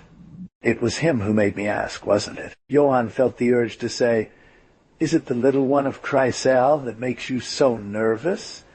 But he repressed this useless question, which he knew the answer to. A quarter of an hour later, they sat down on the round island where the central police station was located and entered the buildings. They went to settle in Malone's personal office. Michel asked for all the police reports related to disappearances, and sitting shamelessly at Malone's work table, began going through them without paying any attention to his 2 companions. He demanded that the bug-like micros listening in on the suspicious building be plugged directly into the amplifier placed before him, and asked for an interpreter. He was obeyed as a prince. When the amplifier started speaking, he put aside the reports and focused his attention on the activity of the interpreter, a grey dwarf who translated in real time all the gibberish that reached him. The suspect's statements were clear. It's crazy. You couldn't choose anything other than a star of the literary news? They didn't know. But I don't think we should be too upset. The tyrants will make a meal out of it for 8 days, but history will eventually fall into oblivion. It's still very unfortunate. Let's not exaggerate. This woman is already on the way to. There, The interpreter hesitated for a moment and wrote, "The F. No proper names." "Are you crazy?" A pause, then. "We are alone. Your suspicion is becoming pathological. It's a principle. Never pronounce proper names. Even here, even in the blackest cellar, or most isolated retreat. The tyrants are stronger and smarter than you imagine." The rest was lost in a burble of parasites, and the interpreter wrote only isolated words, sin from time to time in an incomprehensible cacophony. Above his shoulder, Michel read, "Captive, border, water, possible." He raised his brow and said to Malone, who was about to make a phone call, "What are you doing?" "I'm going to attack the building." No, Michel protested. That's not necessary. We can't discuss in this noise. You have a quieter place. The room next door. Let's go." Then, turning to the interpreter before leaving, "Call us if the broadcast becomes clearer." They entered a smaller office, and Michel looked at the other two with an air of satisfaction. But his gaze had not lost any of its hardness, and a nervous crease crimped the corner of his mouth. "Well," he said, "that's clear, isn't it? The tyrants are us. As for the star of the literary news—" He clenched his hands tightly, and the joints of his fingers turned white. "I have the impression that the thing is making as much noise there as here. We are entering into a business with incalculable consequences. Do you not think?" Malone nodded. "A huge affair." "What do you think the meaning of that word is, which the interpreter hesitated on?" asked Michel. "Recall," he continued, "that this woman is on her way to Tilef, or something like that. Johann went to fetch a dictionary from a wall-mounted library." He turned the pages quickly while Malone said, "We'd better get the specialists involved. What did you find, old man?" Johann had a small, unjoyful laugh and announced, "Tlef or Tilav, prefix indicating any food. Crab soup, Tlefadois, crab soup, treat seaweed. There are 10 pages like this. Do you want me to read them out?" "I have little knowledge in this area," Malone ventured, "but something tells me that there is a mistake." "What difference do you make between a piece of the phrase that would say, for example, in the Tlefadois? Do not laugh. I know very well that it does not mean anything, and this other piece, in the Adlefadois. Wait, I'm going to write it to you." He grabbed a piece of paper and quickly threw the two words next to each other on it. He added,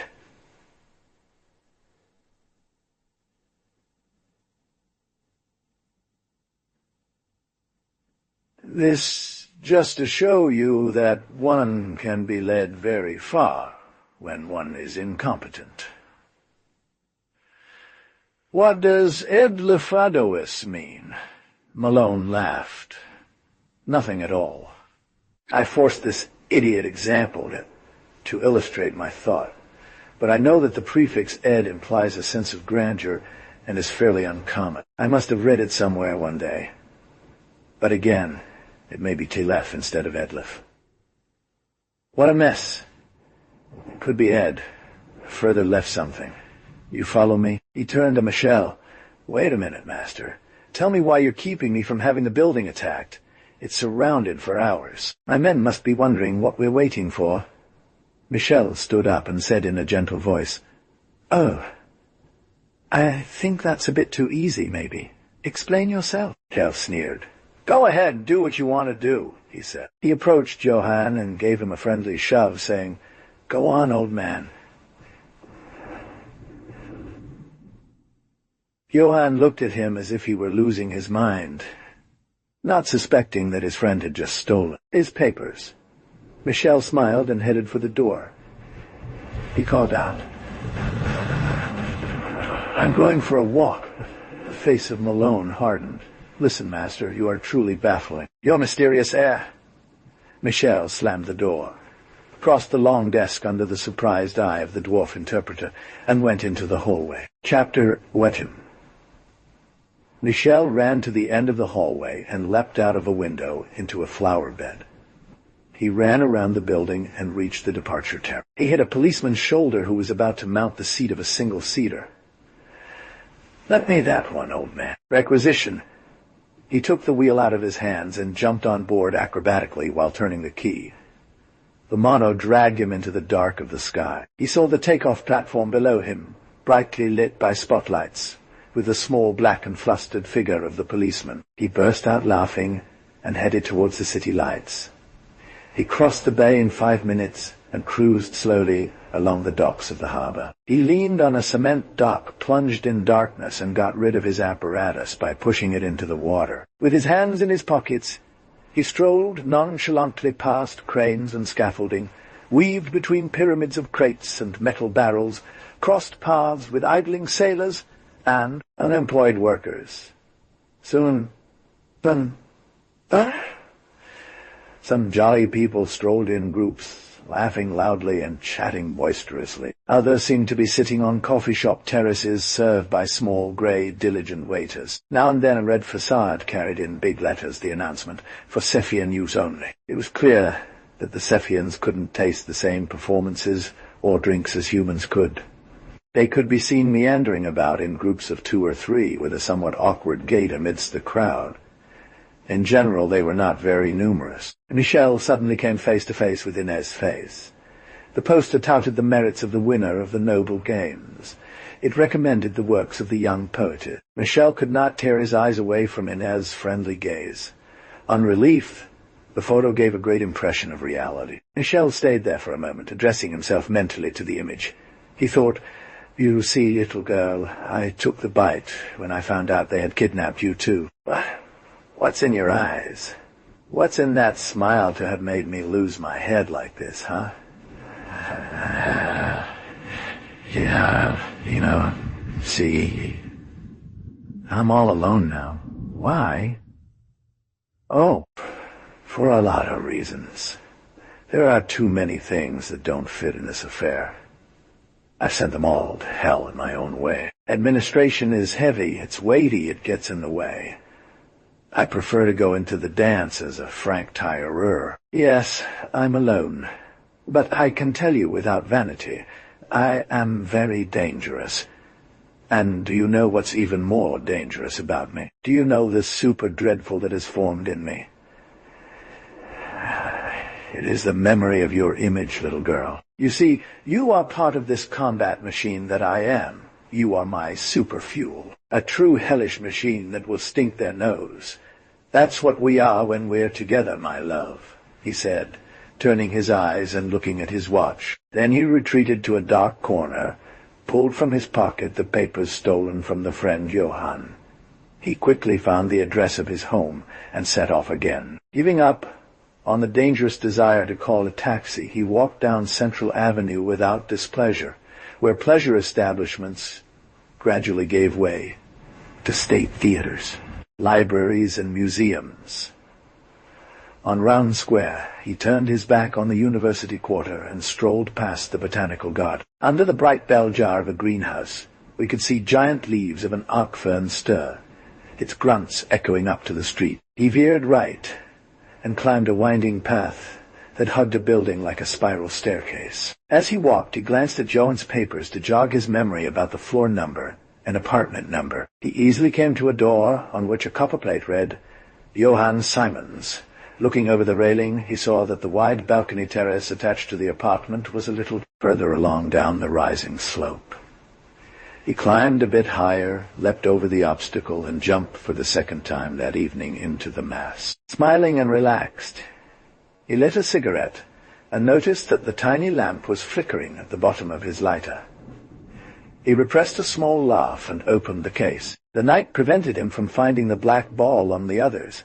He had to get closer to a wall whose polished surface reflected the city's lights. He was for a moment attempted to wet the lozenge with his saliva, but saw a small basin where a jet of water gurgled under black leaves. He dipped the lozenge into the basin. Cold water took some time to make it swell properly. Finally, he inserted it into his ear and waited for the heat release caused by the reaction. Then he heard the small, metallic, and impersonal voice of Central. "Agent 27B. Stop. Are you crazy? Stop. Formal order to report to Central. Stop. You are already being sought as a suspect."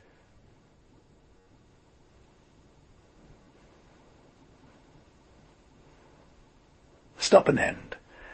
Michel burst out laughing and threw all the balls from his lighter into the basin. He lit another cigarette and went to sit on the rail. Under him, the city sparkled with 1,000 lights all the way down to the sea. Then came the long serpents of fire that ran along the dikes and viaducts, linking the islands together like pearls on a necklace floating in the bay. Further ahead, the central island made a bright spot on the waters. He seemed to be shooting sparks in all directions, like a roused volcano. Squads were taking off. Now, thought Michel, I have them all against me. The seapods and the police, perhaps even others whose names I don't yet know. His gaze wandered over the vast panorama. He thought that maybe Inez was there, or perhaps elsewhere, his eyes fixed on random lights in the distance, or much farther away. He murmured as he raised his head to look at the invisible horizon.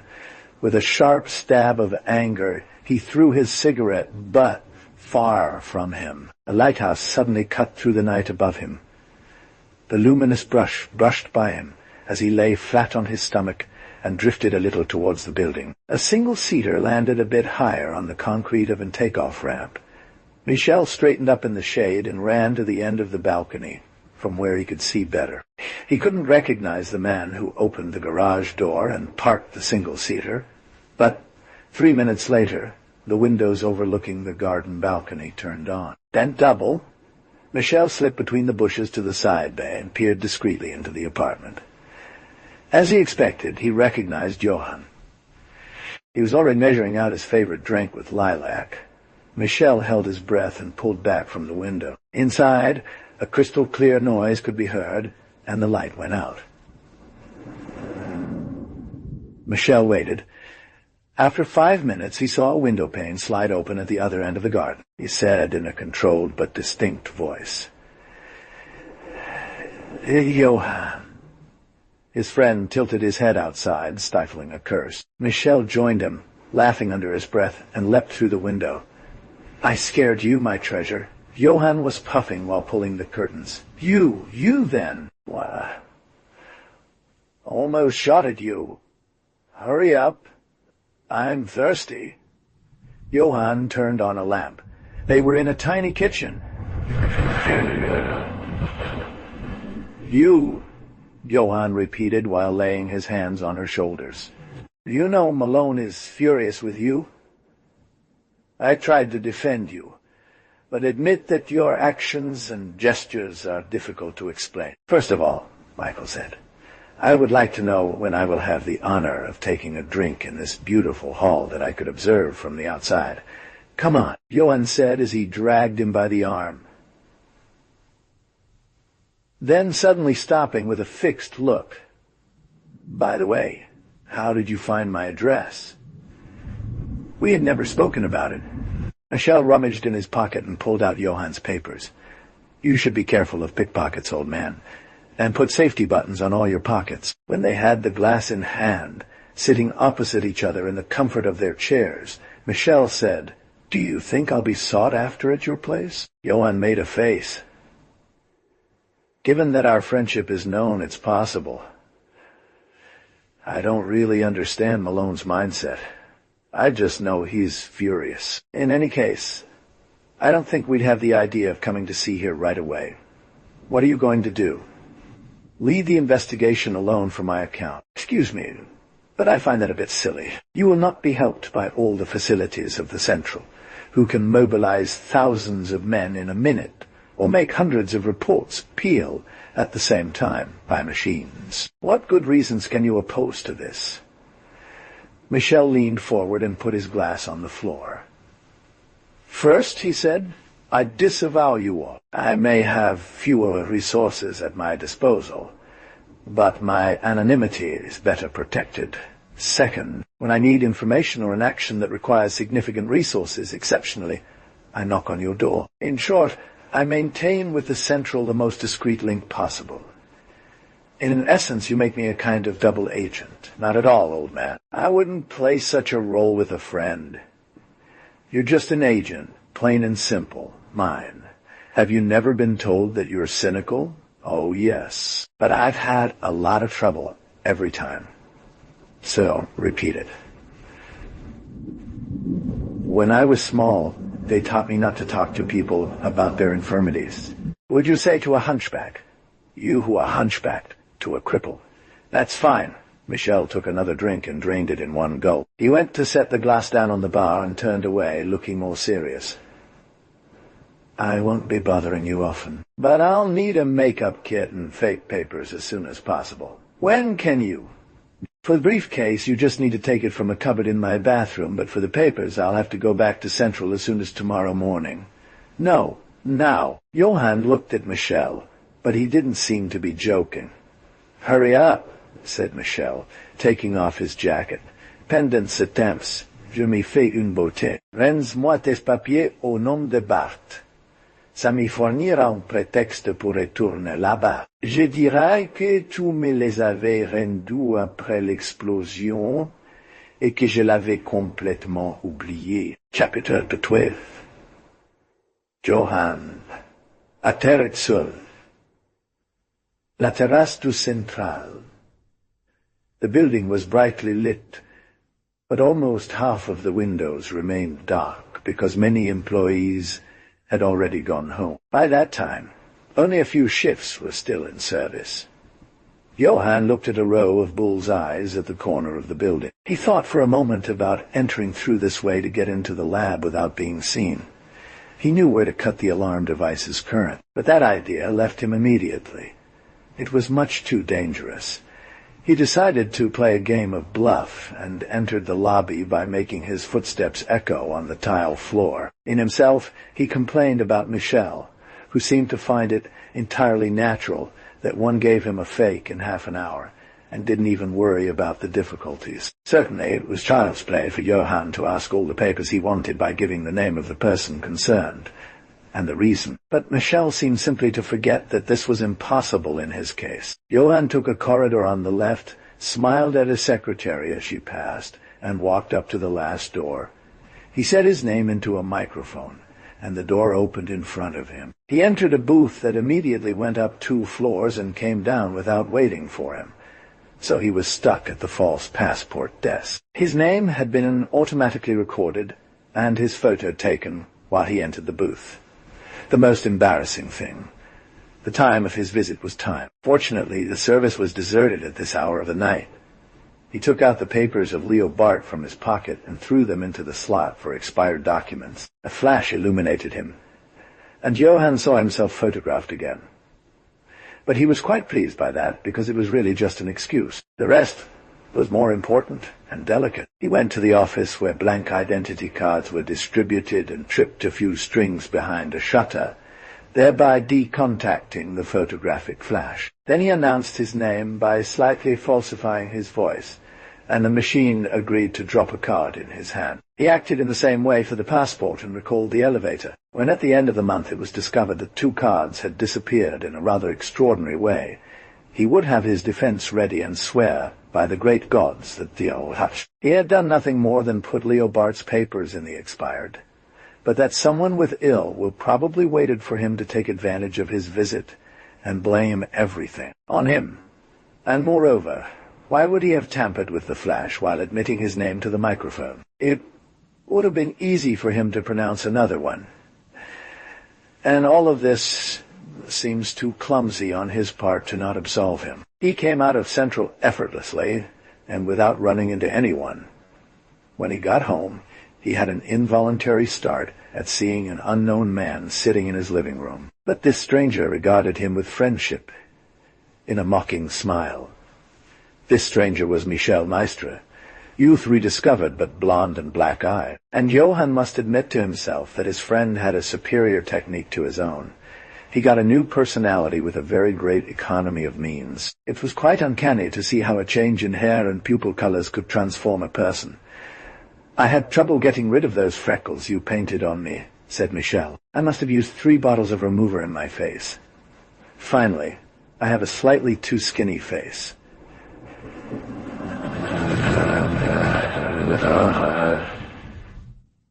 Johann assured him that he looked perfect. He photographed it and took care of filling in the blank forms he had brought from Central. "What name do you want, Manuel Mulet?" "Well, Mulet. I'll wait for you to become serious. If you're too late, I'll baptize you, Zéphirin Clochette, without asking your opinion. I'm very serious, and I say Manuel Mulet." Johann hit his forehead with a finger, with a meaningful look. He said, "Same initials and almost the same pronunciation. You do it on purpose. Explain to me why you insist on being used right away." Michel shook his head, smiling. "You're wrong, Johann. The fact that most pseudonyms maintain the initial letters of the name hidden in 80% of cases, and is very old, my dear friend. If one wanted to trace me by this, means they would first eliminate all Mr. M's off the bat." He spoke in a dreamy tone. "Michael Maistre, Manuel Mulet. No, definitely, I find that unthinkable. So it seems made up. By the way, and this is not yet commonly recognized, a nickname rarely changes race of origin, and Manuel Mulet sounds very Spanish. I lived on the planet Noviberia where, as you know, the original settlers are very little mixed. Well, it's full of Manuel and Mulet. The Spaniards are brown. Another idiot idea. A Spanish brown, that smells made. I'm afraid you're in advance of a fine here, Central. Malone is much less complicated than that. I'm sure he will go and look for all the men at MM, and it is enough for him to meet a brunette to think, 'Hold on, and Spaniard, is this what you mean?' Exactly. Well, then he's stupid, and if he's stupid he won't get me for all kinds of other reasons." Johann was obliged to laugh. "You have a way to arrange things." "The right one. And then, I don't really believe in the extraordinary effectiveness of false documents and disguises. The 2 options are, either the guy is not suspicious, and in that case he can walk around in broad daylight calling himself Michel Maistre and being my twin brother.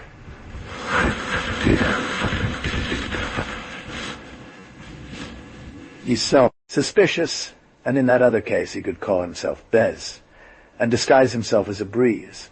We'd eventually identify. The important thing is that I don't let them put their hands on me. Carr, once caught, I doubt that the perfection of my nickname will serve for anything." Smiling, Johann continued his work. He read to Michel the various papers he had filled out, and which all said, "Manuel Mulet, 24 years old."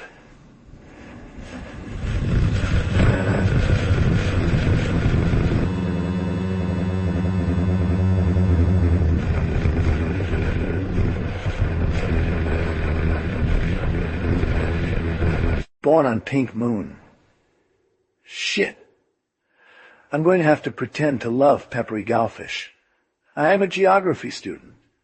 A broad and vague field which allows me many things. What about then? Purpose of the stay. Vacation. Studious vacations. I just happened to go to the university for some small information. Well done. Johann glued the photographs and pulled out a set of official tampons to hammer the papers into every corner. "And now, my dear friend," says Michel, "I am going to leave you to go and sleep in a good, small, comfortable hotel. When will I see you again?" Michel frowned. "I don't know. But I'll find you when I need you. Don't be afraid." They shook hands. Johann held his friend back to tell him, "This is the first time you've had me working outside the official channels. I hope you know what you're doing." "Stop quivering for so little," he said. "I'll soon be covered in glory that will reflect on you." As always, modest. As always, lucid, Mike smiled as he headed towards the door. As he passed the landing, he put on a look of concern and peered over the railing. He darted back to Johann in a silent leap. "Someone's coming up," he hissed. "Uniform." Johann turned away with a snort. "Go inside. Don't worry about me." And he pointed to the apartment, thinking of the bogus stamps. "Sort that out."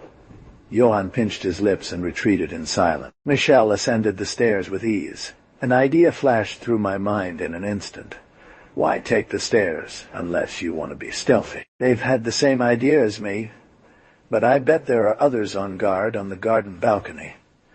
Will Johann have time to tidy up all his mess? A precise and awkward image persisted, his empty glass resting on the bar next to Johann's. Was his friend going to think about it? It was such an elementary precaution that he might forget. No, not at all. He heard a bell below him and an imperious voice. "Police! Open up!" He continued to climb towards the roof without looking for more information. If they already started to suspect Johann. No, they came instead to help him against a possible visit of Michelle Maestre, this secret agent turned crazy. At the top of the building, he got into an elevator that served another part of the building and took it without any hesitation. He was outside without incident and went down to the port. Chapter 13. All day tomorrow, Michelle visited the history section of the library. He read that when the Terrans arrived. Emerald was dominated by seapods. The men had to wage a very deadly war against these bizarre squids. When they were defeated, the whole planet was open to exploration, and it was discovered that there existed grey dwarves bent under the whip of seapods in the mines of the fourth continent. An instinctive sympathy arose between the dwarves and humans. It was a simple question of morphological similarity. To the great discontent of the seapods, their former slaves were favored. They merited the interest shown to them. Very gifted, hard-working, many of them rose to the highest positions. However, one black spot. They, so sympathetic and so polite, were intractable when it came to their religion, and one didn't know much about the rites that presided over their marriages, births, and funerals.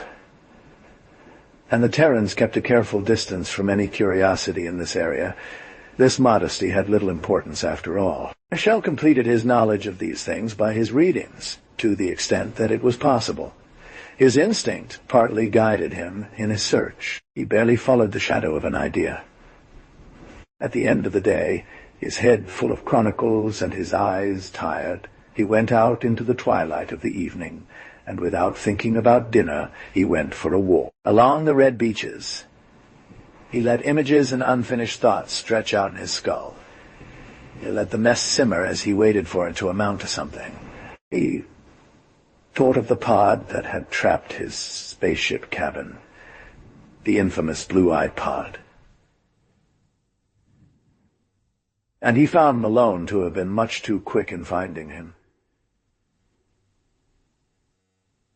Such a crazy idea. He should have admired the good organization and swiftness of the police, all logical as that was. But it didn't sit well with him. He wouldn't have known why. Perhaps Malone was right to ask him if he was mad. "Am I mad?" Misha asked in a low voice, and then he started laughing to himself, leaving his footprints in the red sand of the beach. The sound of the sea and the salty smell of the ocean served as a tonic for him. He turned pale at the thought of Inez, but he could not help feeling a magnificent exaltation, albeit painful, for he felt himself really dive into the heart of an adventure whose stake was a beloved face. Lovers, of course, But how far? He had to learn about Inez's disappearance to feel his inclination for her. Would this feeling dissipate when he saved her? He thought that Malone had certainly launched the attack on the suspicious building where the Sepps were held, but strangely enough he didn't care at all. He lay down in the sand, facing the sky which was turning from saffron to copper. He dozed a little and opened his eyes to a brilliant sun. It was hard for him to admit that he had spent the night on this beach, but there was no way to make an error. He hurried back to his hotel to freshen up and change clothes. He wanted to meet a certain taxi driver, the one who had taken the young girl under his wing at the spaceport. This desire grew in him, became obsessive. He gave in to it. He had mentally noted the driver's address as he turned the pages of the Central Reports. He took the bus to the nearest stop. He no longer hesitated to show himself everywhere, since he had once again changed his face. He changed lines in the center of town, crossed the entire bay, and got off in a lost suburb, where miserable villas reigned over barren plots. There, Emerald did not support his reputation as a planet of luxury. However, despite the gaudy posters adorning the Palisades, despite the sand of the dunes spread on the streets, the run-down lampposts, a few forgotten empty rubbish bins at tea, the edge of the pavement, despite all this, there was still the sea, shimmering at the end of every street like a wall of beryl under a sky of a slightly lighter hue, and nothing else mattered. The posters in Lokes flapped about in the breeze like flags. The sand runs were rivers of gold under the sun, and the twisted dumpsters with their sharp shadows on the ground seemed like some non-representational sculptures carefully arranged, hieroglyphs of a young art. The frail lure. Michel dragged his trousers in that neighborhood which displayed its wounds without any shame to the big sun. It was incongruous. A brand-new plan of this condemned suburb was putting up its bright colors on the edge of a cracked pavement. Michel quickly checked it out and got lost in the tortuous and empty streets. 20 minutes later, he passed by the house he was looking for. It was a one-story building, fairly new, in the middle of a sandy enclosure where a palm tree stood dead from thirst. Michel's shoe hit a shiny object half buried in the sand. He quickly picked it up and shoved it in his pocket, his heart pounding. He had recognized Inez's bracelet. In his memories he could still see the jewel sparkling at the wrist of the young girl under the chandeliers in the Spationef. He took a few hesitant steps. Then, suddenly resolved, he turned back and passed through the gate, walking straight towards the house. He jumped over 5 small steps with one jump and pressed a button on his doorbell. The door swung open to reveal a dwarf with a smiling face, but Michel couldn't help but find his look suspicious. "Hey, say something," he said as he pulled a bracelet out of his pocket. "I found this thing in front of your house." He stumbled a bit, playing the harmless drunk. "Yeah?" The dwarf politely replied. "Is this yours?" The dwarf took the object and examined it carefully. Michel gave him a sharp blow on the side of the head with the tip of his hand and grabbed the dwarf under the arms to prevent him from collapsing, and entered the foyer, kicking the door shut behind him. He went to lay the dwarf out on a sofa in a small room to the right, and looked around, amused. He entered a dwarf's home for the first time in his life, and he had the feeling that he was in a dollhouse. There was an odor of uncertainty, like pharmacy remains mixed with the smells of a den.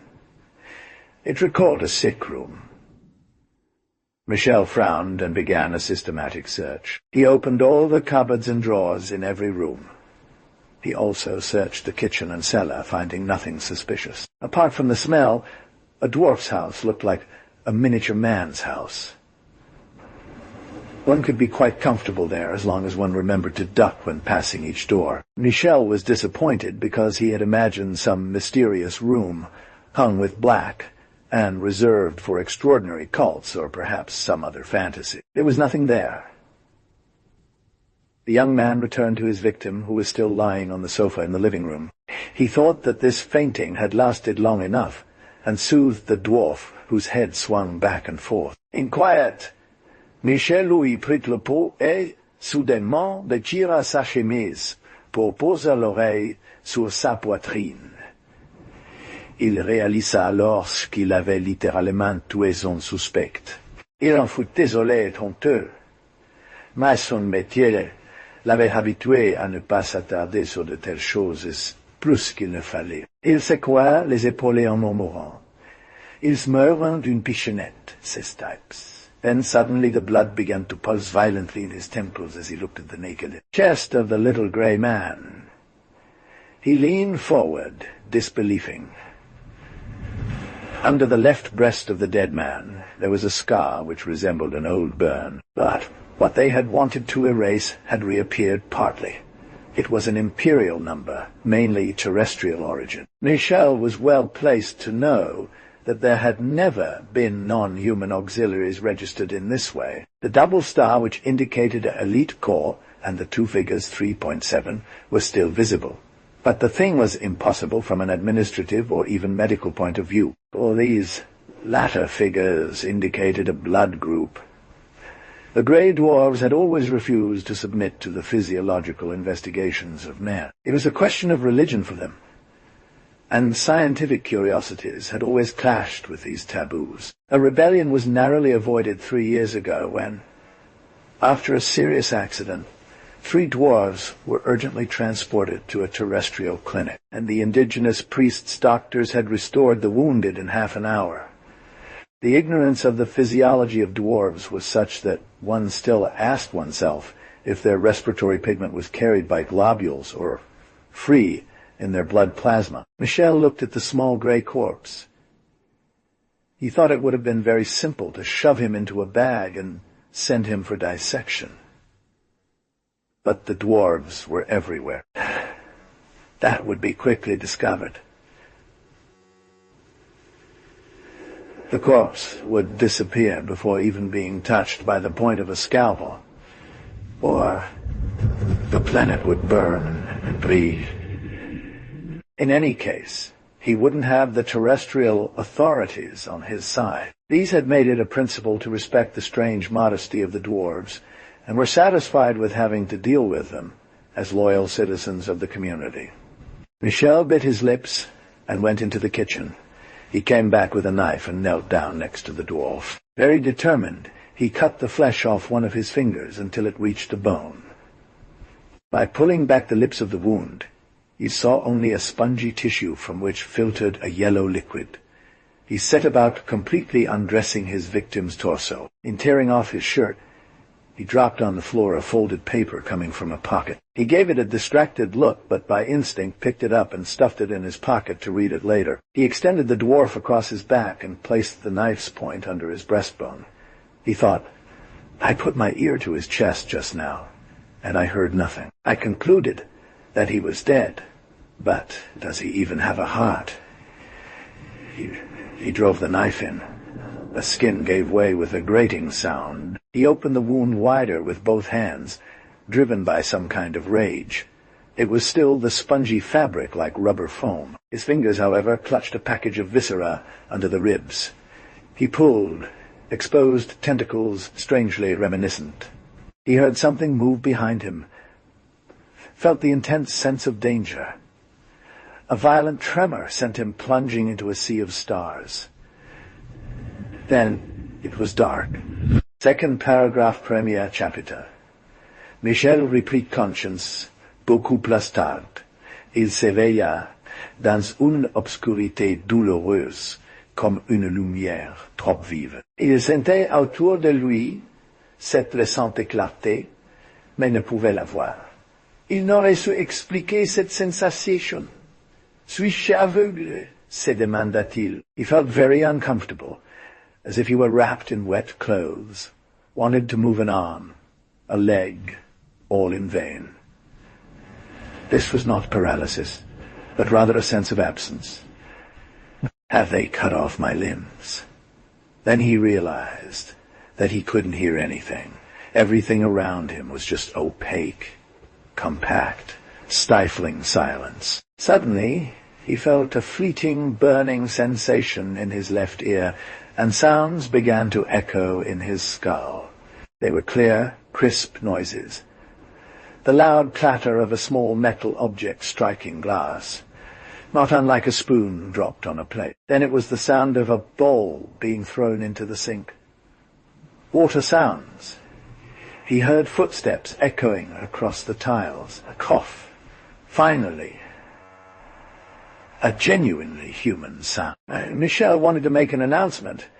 His sense of powerlessness was incredibly painful. There was a laugh nearby. A voice said, "So, little man, do you want to talk?" I see it on the dial, plugged into the centers of language. The needle moves. Yes. Of course, you don't understand what's happening to you. It's very curious, you know. Very curious. In fact, I don't think that anything more curious can happen to an individual. Except death. Definitely not. Death is very ordinary. It's nothing more than a permanent loss of consciousness. You've already lost consciousness, haven't you? By the way, at this very moment you're emerging from a prolonged state of unconsciousness. Well, imagine you've never woken up. That's what death is like. It isn't something to worry about. But your case, my friend, is different. It's, how do I say it, very special. I won't tell you more. You'll understand everything soon enough. I'm going to perform some small experiments on you now. Fun, physiological stuff, in a way. A few steps echoed on the floor. There was a satisfied grumble then. Well, your thought curves are running in a fairly regular pattern. You have not sunk into dementia. That happens sometimes. True that. But I must congratulate you. You are a very balanced young man. Of course, your association curve is a bit wild, but this brief despair is quite normal in your situation. But what's holding him back from telling me where I am? Thought Michel. Why, the total paralysis. I mean, that's it. I'm just a thought, and an ear. I think they put me to bed in wet sheets, but I can't feel around me to check. I'm sick of it. Well, said the unknown voice. Don't get so excited, young man. You're going to break the dial. I understand that you have a lot of questions. I guess those questions, and I will answer them. But first, let me give you an eye as I gave you an ear. Michel suddenly had a painful, blinding flash. A sort of white light seemed to pierce his head, and he saw a head of octopus at 10 centimeters, and had an instinctive and brutal desire to retreat. "You were afraid," said the Sepode. The needle just jumped under the glass dial. "But anyway, you can't move. To move, you need limbs, you need muscles on bones. And you don't have either muscles or bones anymore. You're thinking, this Sepode is crazy. Well, no, you're wrong. Right, he said again. Listen carefully. Your eye is under my control at this moment. It's me who directs your eye here and there, following the things I want to show you. When I say your eye, it's just a figure of speech. It's an artificial eye that I have just left. Let's say plugged into your optic nerve. And now, look. Slowly, without Michel's will having any part in it, his gaze dropped, and he saw that the Sepode had a human body. An athletic naked torso atop 2 long legs clad in black pants. Much more practical for me than a metal crutch doll, isn't it? The Sepode commented, I chose your body because it is especially robust and healthy. This was an explosion of a hateful surprise for Michel. What does this filthy lunatic say? This vermin? What? He said, as he recognized his own bust under the hideous purple head with 10 familiar details. The grain of the skin, the scar on the forearm, and also his military matricule under the left breast. "You're not believing it," said the chief. "Are you thinking to yourself, what's left for me if he's taken my body? He cut off my head, and I answer you that I have not even left your head. I will show it to you. Here it is." A kind of traveling showed Michel's vision on shelves full of jars. He saw a human head in a jar filled with liquid, a closed-eyed head. His, devoid of all makeup. "So what are you, then? Hit the sky. What is left of you? Don't you guess? It comes easy yet. I'll turn your eye towards yourself, and you will be able to look at yourself as in a mirror, traveling again." Then another jar, full of liquid, with tubes and wires piercing a mass of white pulp, like a dead whale and swollen between waters, studded with harpoons, almost changed into a big hedgehog by the incredible spikes of all kinds that cover it. A brain, a sheep's brain, an unplanned recollection of a terrestrial restaurant. Michel could not help associating the spectacle with ideas of roughing it and vinegar rashes. That was all he had become. A mass of fat and convoluted flesh, soaking in some liquid, trapped in a glass receptacle, a sort of amorphous and aquatic thing, so little, and yet containing everything that made up a certain Michel Morley. "It's hard to digest, isn't it?" said the pod with a cruel kindness. "But what do you think of our scientific progress?"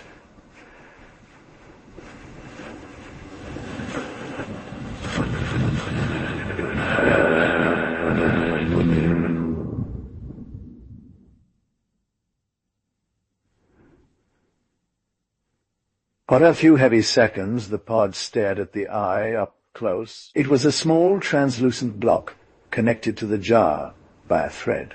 The octopus snorted, as if laughing, and suddenly, brutally, "Good. Good," he said, placing the eye next to the jar. He headed for the door of the room, and just before leaving, turned around with a satisfied pat on his thigh. "Very good body," he exclaimed, combining force and flexibility. "Compliments." The door slammed shut on him, and the light went out. Michel was alone in the darkness, a maelstrom of anxious thoughts in a little soft flesh. Not even a storm under a skull. The skull was in another jar. Gradually he calmed down. Little by little, he understood everything. He told himself the story of the Sidonian, as he guessed it. The Sidonians and the Grey Dwarves were one and the same people, dangerous and cunning. When the men conquered Emerald, when the Sept saw their inevitable defeat, they decided to make themselves appealing to the conquerors. And what better way to gain sympathy than to adopt the same shape? They used human corpses resulting from war for this purpose. It didn't go alone, because the treatments they subjected them to made the flesh and even the skeleton shrink. But when they managed to graft the brain and maybe the whole body of a fish on a revived human corpse, it was for them a silent victory more important than the happy outcomes of a great battle. The masterpiece was to confine the Grey Dwarves in fake jails at the bottom of the fourth continent. The men hastened to free their almost cousins. As these selected intelligences were gifted in all fields, they became a favored race, civically equal to the Terrans, introduced to the heart of terrestrial society, knowing all its gears. The game was done. As for the rest, religion and taboos had no place in their lives. Of course, they didn't want anything to do with terrestrial medicine. Of course, their extraordinary modesty never showed them in their underpants on the beaches. Of course, everything that concerned birth or death came under the priest's competence and took place in temples, far from any inquiry. Good joke. And after, well, It would just be a question of refining the method. Instead of seizing the bodies of missing soldiers, we should kidnap live Terrans, for after peace returned, the corpse was rare. And one found treatments and methods that finally preserved the stolen bodies in their natural state. No more great wars, human apparently authentic. We mainly attack women. It's less difficult. And when a Sipode settles into a human body, it only needs to slightly disguise its appearance by letting its beard grow, or slightly changing the shape of its nose and ears so that it can pass unnoticed without fear of being recognized. False civil status, false papers, child's play. The gray dwarves are everywhere. They don't mind doing the most tedious jobs. They humbly scratch the paper without any resentment. Model employees, indispensable. They have no trouble tampering with official records. Michel had nothing to do but think. He ruminated long on all the possible implications of this adventure. But did that white mass at the bottom of a jar still deserve the name Michel? He wondered whether the beautiful lines was in the same state. His moral torments were horrible, utterly unbearable by tears, cries or punches on the wall. It was for him a fantastic and cruel experience. He could not even suppress his rage, having neither heart nor lungs. All visceral reactions that usually accompany emotions, the English translation is. This whole thing may be just a big part of it. Nothing but gibberish to him anymore. And he suffered horribly from torturous thoughts, cold and sharp as daggers, incredibly lucid and unforgiving, without the aid of an entire physiology replaced by some warm plasma current and some mysterious influx maintained by the science of Sipodes. Her fears were not he had no throat. His absent heart could not break. Without liver and bile, what name should his bitterness have? What name should be given to his anger and revolts?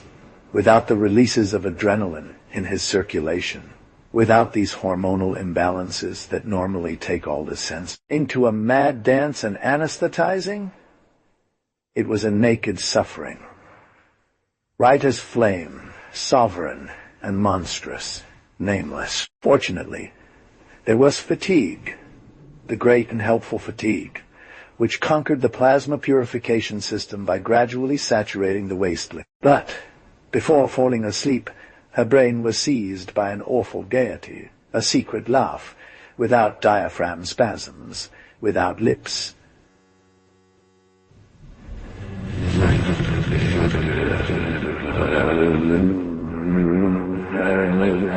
For the loner brain of Michel was revisiting its own image, which had appeared to it a few hours earlier as a large hedgehog spattered with antennas at the bottom of the jar.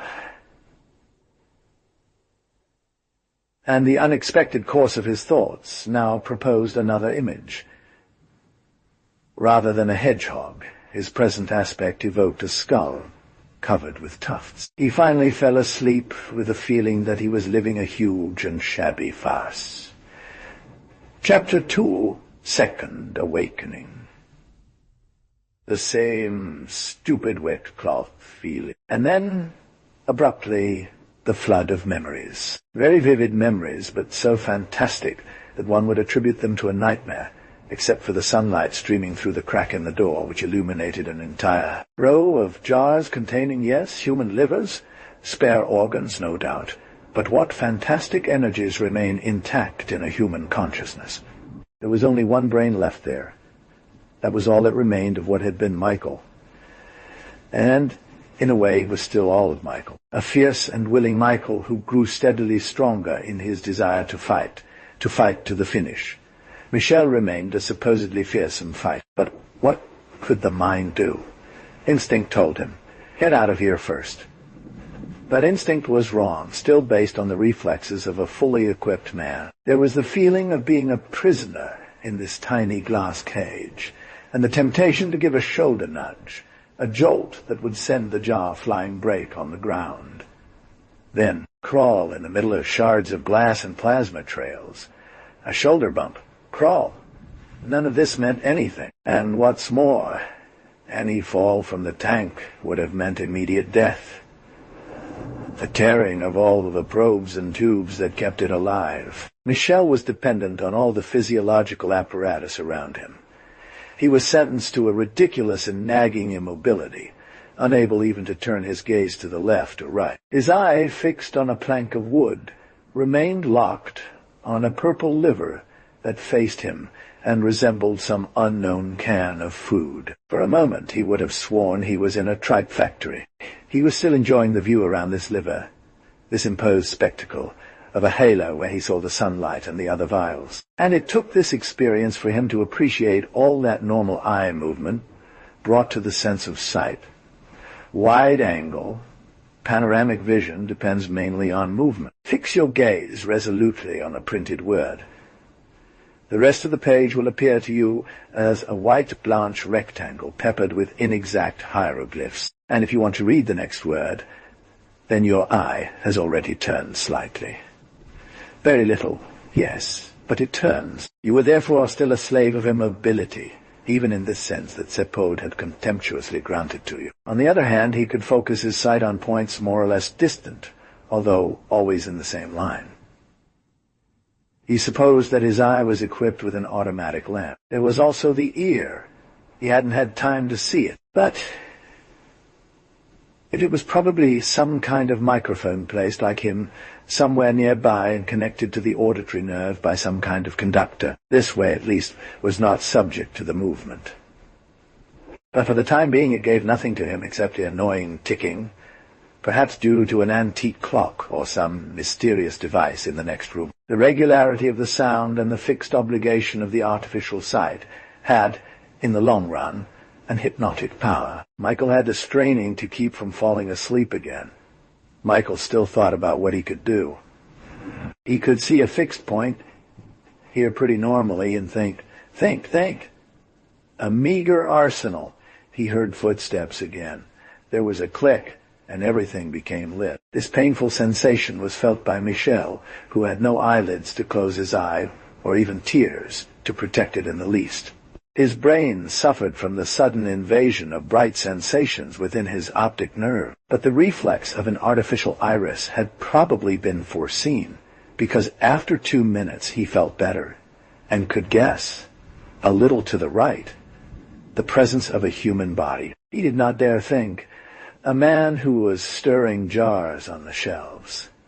The character suddenly changed places, and Michel watched from up close as the screen of a white smock swelled and deflated in time with a breath.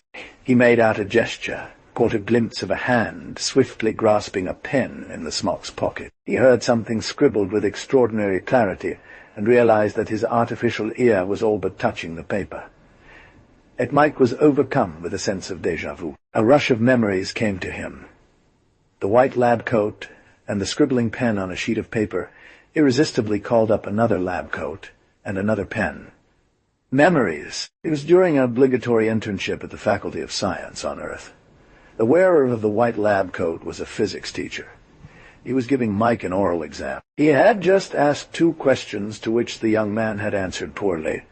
The third question must not be missed. It was necessary to answer it with a particular brilliance in order to offset the deficiency of the previous trials.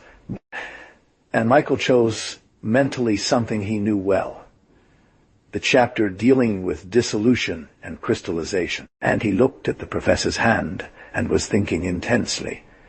Dissolution, crystallization, dissolution, crystallization. The professor raised his head and said, "So tell me about solubility curves." It was practically the same subject. Michel had thrown himself into it wholeheartedly. He needed to be stopped after 20 minutes because he could have spoken for an hour. Later, he often amused himself by imposing questions on the examiners, and it had worked once in 3, a respectable proportion. The memories faded away. Michel became a solitary brain in a jar again. The white coat was still before him. He couldn't see yet if the bearer of this coat had a head of a cephalopod, a man, or a dwarf grey. It would have been necessary that the character receded, and remained a second at 3 meters from there, right in front of the artificial eye. Michel concentrated his thought on a precise mental order. Recede, recede. The blouse moved a little before his eye. Recede. The pale-colored silhouette took a big step back, then 2, 3, 4, and Michel recognized the Sepode that had stolen his body from him. The octopus's gaze had a somewhat hasty look about it, but the beast seemed to come to its senses again. It made a movement toward the left. Stay there, thought Michel. The copepod stopped, at attention, back against the row of jars. Success was something of an illusion. Without fists or feet or anything else, Michel felt very strong indeed. He was going to conquer adversity. He knew it. It would be tough, unprecedented, but he would prevail. And yet, this seemed incredible. Were the Sepodes particularly sensitive to the suggestion of a sleep state? Had anyone ever tried that before? Michel didn't know. He hadn't heard of it either, at any rate. He thought that perhaps his brain could emit with terrible force, precisely because it was deprived, simplified, of a cumbersome whole body. Being able to think only, he thought, with increased intensity. However, the result was there extraordinary, wonderfully comforting. Still leaning against the jars, the Sepode seemed tied to some invisible torture stake. Mentally, as one throws knives, Michel threw precise questions. How long have I been here? Answer. 15 days. Since when has your body been grafted on mine? Come on, answer quickly. 2 days? Does the operation last long? 3 hours? Who operates? A grey brother. A dwarf grey, do you mean?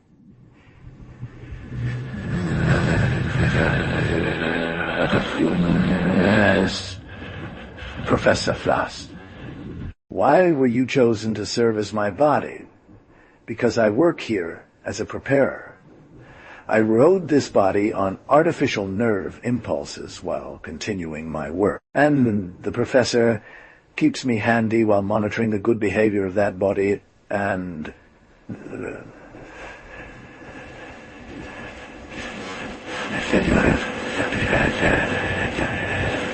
Sepode was now speaking like a machine. It seemed like he couldn't stop himself anymore. Michel let him babble on with monotonous phrases. Later, soon even, he will take back this body, but with a head of his own. That head will be the brain of another. This brain has been in a jar for 2 days. It's still asleep, which is less painful for it. 8 more days, and we'll implant it inside your skull and graft it onto your body just as I am being grafted now. And so, another will be walking around everywhere under your appearance to fulfill very useful tasks for our cause, and the humans will not be suspicious of him. The engine was starting up. The Sepode gave a few meaningless squeaks, and then fell silent, its dead eye and open mouth. Michel fired it up again. You always say, another. Who is that other brain taking my place? A Sepode. No, this time. We can do it. The proof is that I, who am speaking at the moment, am in symbiosis with your body. But, for once, we are going to graft on your body the brain of another man. Who is it? An old fool who wants both a new youth and the annihilation of the rest of humanity. He is very clever, very capable in all that concerns his projects, completely mad for the rest. He is also very learned, a kind of deranged Faust. He has already done much service to the Podites. Under your appearance, he will do wonders. His name? Victor Lance. Perfect. Michel remembered the old beard perfectly, who had made the universe laugh with his ridiculous plans to destroy humanity, which he considered impure. He was the perfect embodiment of the mad scientist, so well modeled on his model, worn out by hundreds of novels, that it took on a new originality. We didn't hear from him for years. Where is he now? He's dead. His body is dead, but his brain is in excellent condition with the exception of his madness. His brain hibernates in a jar placed above yours. Michel felt his thoughts racing. He had a kind of mental vertigo, felt acutely the importance of what he was about to attempt. He hurled this ponderous thought. "You're wrong, you stupid fool. The sepode remained silent. It just opened a bloated mouth and didn't move. What will the professor say?" The sepode gurgled and stammered, "He'll be angry. Yes, angry with you. He'll also put you in a jar and—" "No, I don't want to." "Then reverse the jars. He won't know it. Place the bottom jar in its place."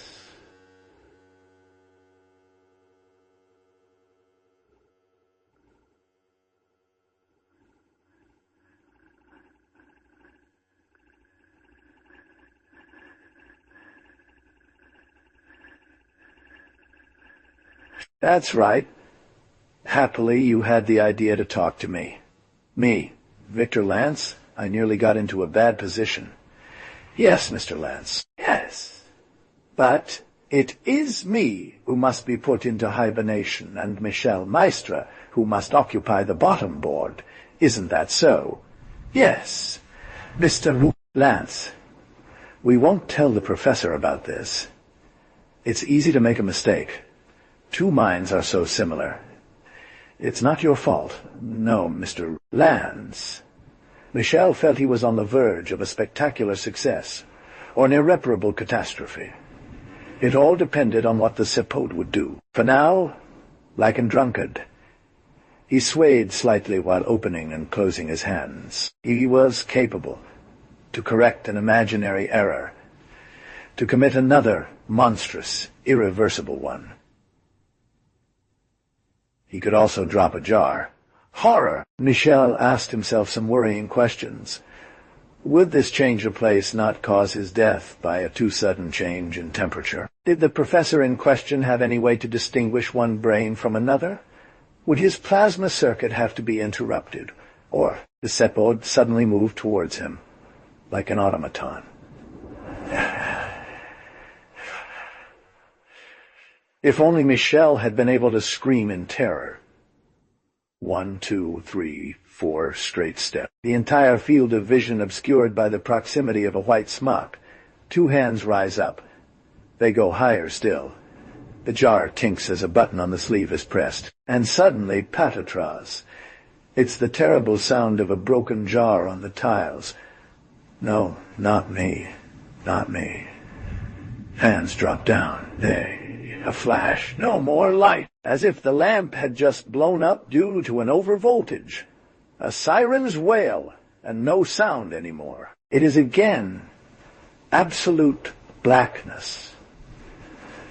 The black of all senses except perhaps tenacious, insinuating and progressive, an unpleasant feeling that recalls winter, its chills, the torture of frost, and then slow, so slow falls that give the sensation of a reverse ascent in a Nebo null, an ascent in a vague and empty universe, so empty. Chapter 3.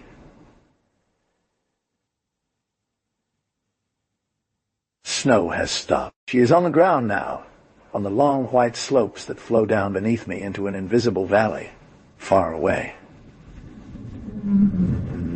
Michel couldn't see the valley. He poked his head forward and lifted his eyelids further. He had a shock.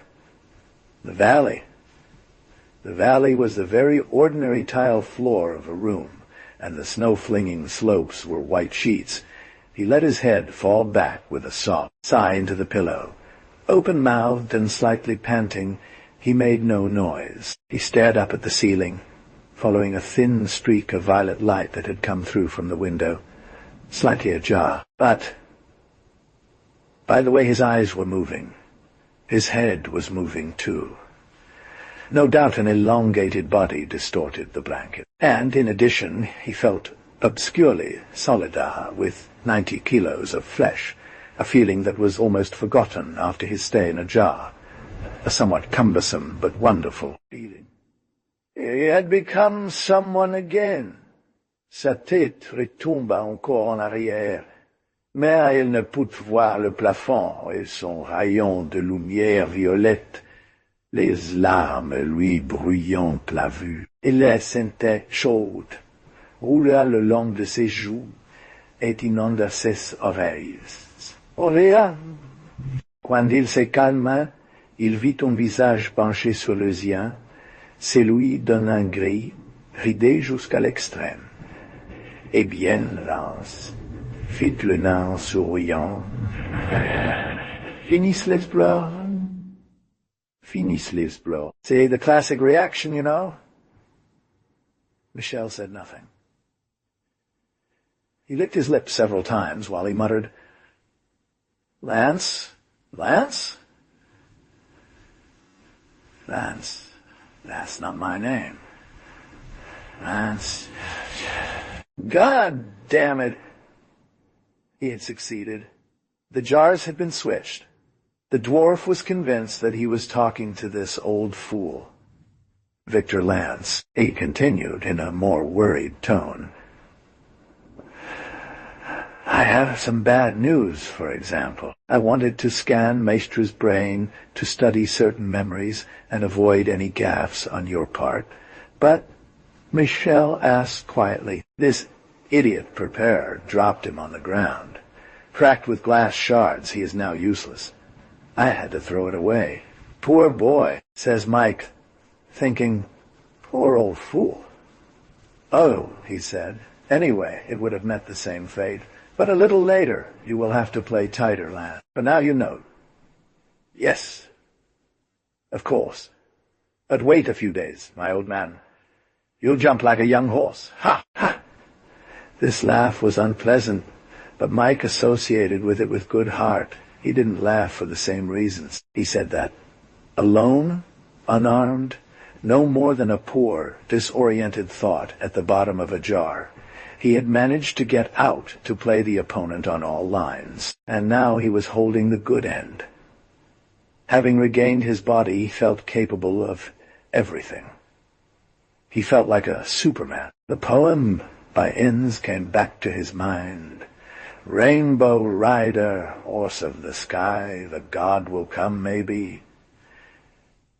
In fact, said the dwarf, we found you a companion worthy of you. Companion?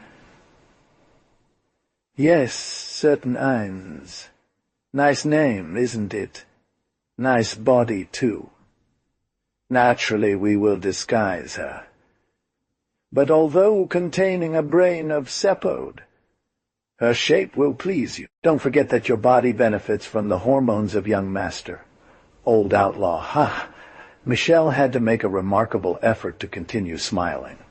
Well, he said finally, you know, it would be a bit awkward for me to know that a Sephe. Ha! Ha! I understand. Listen well, my old man. You have done us enough service for me to offer this to you. I will leave it untouched for 8 days. You will then be able to. Give him 2 fingers. Are you there, old rogue? Michel laughed yellow. He realized that he was clenching his fists with all his might. Another dwarf entered the room. I heard everything, he said, but this is fun.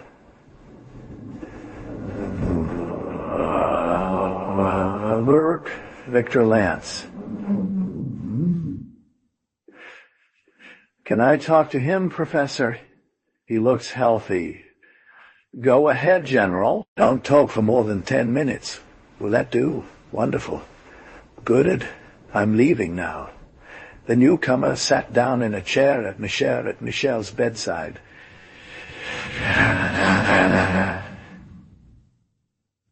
Professor? General, thought Michel. And this science, which surpasses ours by a mile. Your disappearance has caused a commotion.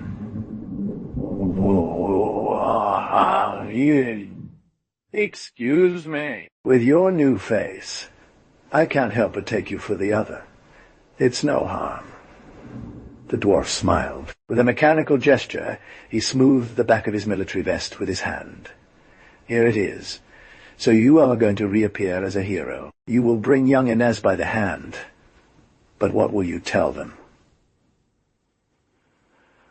What happened to you theoretically? It's difficult. We've thought of that for you. 3 things are important. First, to channel their fear and aggression away from us. Second, to find a leading role for yourself among the official authorities. You must be able, with the prestige due to your adventure, to take Malone's place as head of the police force. The third is to find a role also very important for Inez. I mean for the Separd hidden under the appearance of...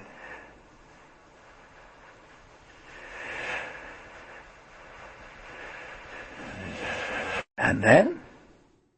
You will tell that after losing consciousness, you woke up between the hands, if I dare say so, of a luminous people. Yes, you groan. It's hard to swallow, but one must count on human credulity and the hysteria of crowds. Look, I'm going to show you one of your kidnappers. Don't be afraid.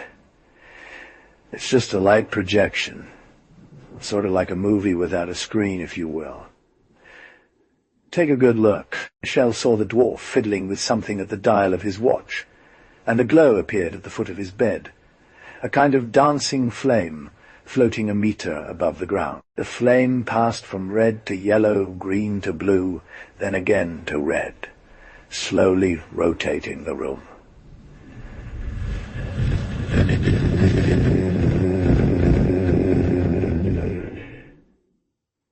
Then it disappeared. Not bad, is it? Such appearances have already happened here and there in the capital. The police registers the various reports that come to them in a file marked collective hallucination or accounts of the unbalanced. But she begins to wonder if there's more to it. Your sensational escape with a young girl in your arms will prove the existence of a fluid and mysterious people. Real cinema, my dear. With this, we'll take them where we want. And while they fight over images... Are you sleeping, Lance? Michel wasn't sleeping, but he had closed his eyes and let his chin sink into the sheets to better hide his smile. He thought, I'll show you all colors, my little Cepheids disguised as dwarfs. Between his half-closed eyelids he saw the other one leave on tiptoe. A touching attention. The Cepheids were therefore capable of tenderness, interested. Michel fell asleep sweetly.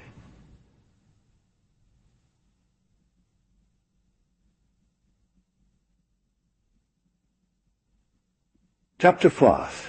Inns was not mistreated. Her cell resembled more of a hospital room. To this neat decor, to this relative comfort, she would have preferred bars, the clear obscure on rotting walls. After a while, the smooth white walls form an ideal screen for all imaginative projections. Nothing worse than 4 empty walls playing mirrors to multiply the angst. She had been waiting for days. A dwarf with a pod-like face who brought her meals no longer scared her much. They never spoke. Inez never asked questions. She waited, not knowing what. Trying to make herself empty inside. She tried to live with a vegetative indifference while waiting for events over which she had no control. When she heard footsteps in the hallway, she rushed to her bed and turned her face away from the wall. The footsteps stopped outside her door. The lock clicked twice. The footsteps moved away. Inez turned around, thinking she saw a tray of food on the small table near the door, but a man was standing in her room. She did not recognize him at first, because his face was very skinny and his head shaved. "Ah," Michel said, smiling. "Rainbow Rider, Rainbow God, the deity may come to my chamber of suffering." "See, Inez, I don't ride a ray. And I'm not a god, but I came." The girl's stunnedness opened her lips. Michel said, "They took me too." I thought I was cunning. Unaccounted steps, he approached the bed. Inez made no gesture, but her lips trembled terribly. When Michel was almost close to her, she suddenly threw herself against his chest with a ragged sob.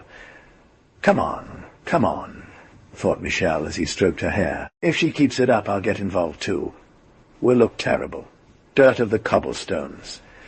These things are not to be put up with a little girl. He waited patiently for Inez to stop crying. Then he lifted her chin and said, "Whatever happens, you're not alone anymore." She made a yes motion, sniffling and looking for a handkerchief. Michel continued, "The room is probably full of microphones and all sorts of stuff I don't care about. They probed my brain. I no longer have anything to hide from them. Or you. I'm not in the machines, as I told you aboard the spacecraft. I'm with the police, and I am fighting." He made a gesture toward the door and finished. "Against these bastards. And as you can see, I am covered in glory." With one movement I reached the heart of the organization. Unfortunately, I got there as a prisoner. Didn't they do any harm to you? They didn't hurt. She took his hands in hers. "What do they want from us?" he asked. He looked Inez in the eye, imagining that their skulls were being opened like cans of beans to be filled with tentacle-like filth. He averted his gaze and exhaled. "I don't know. You see," she said, "I was right to be afraid when I first encountered one of them. I'm not used to getting upset over nothing, you know. I think it was a premonition." Michel wasn't listening. He was looking at her again.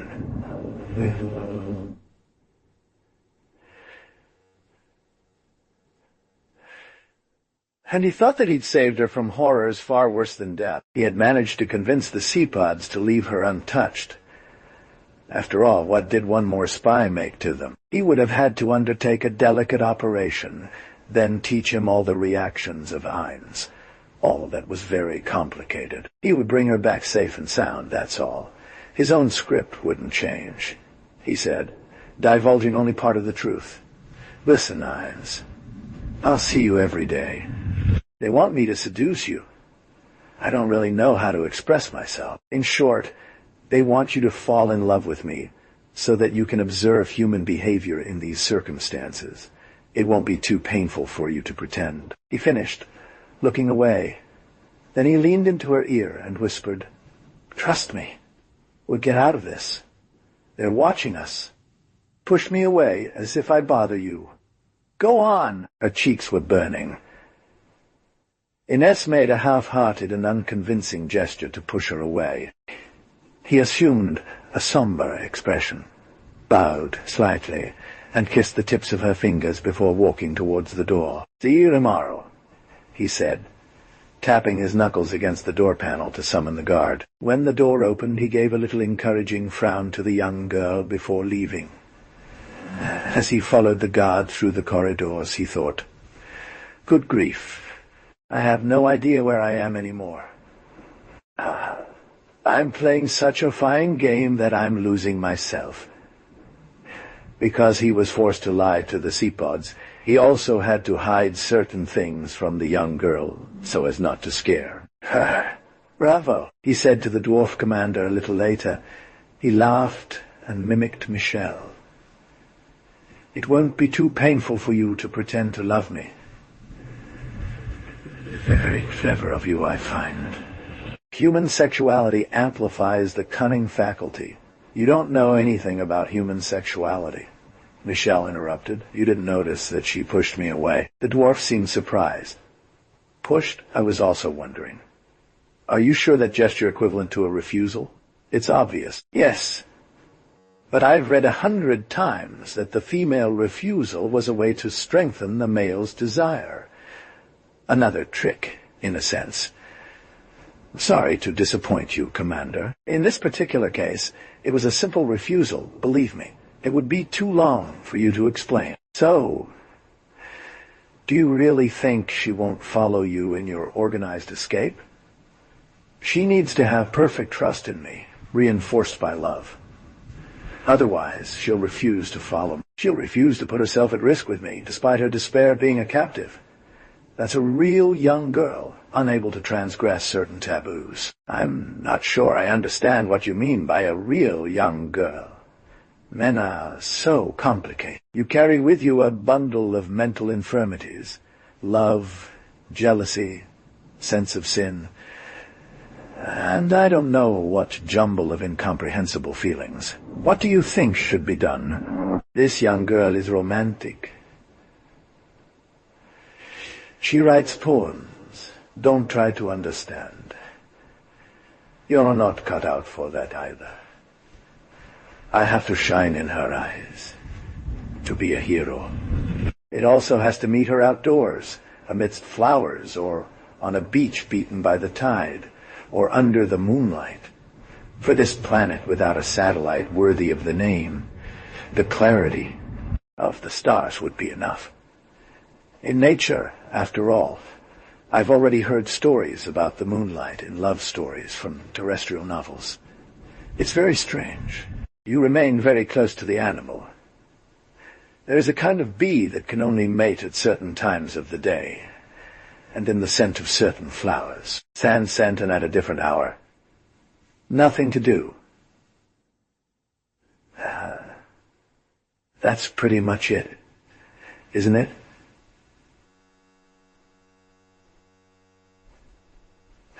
If you want.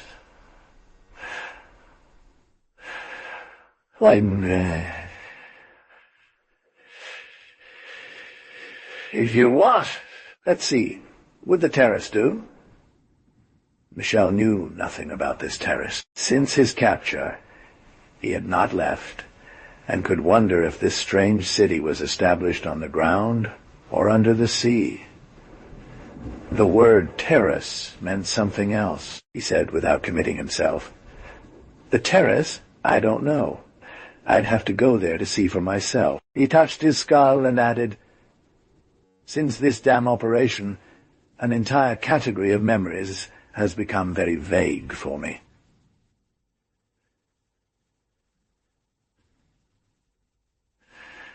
Let's go to the terrace, had agreed the dwarf, and Michel discovered a lot.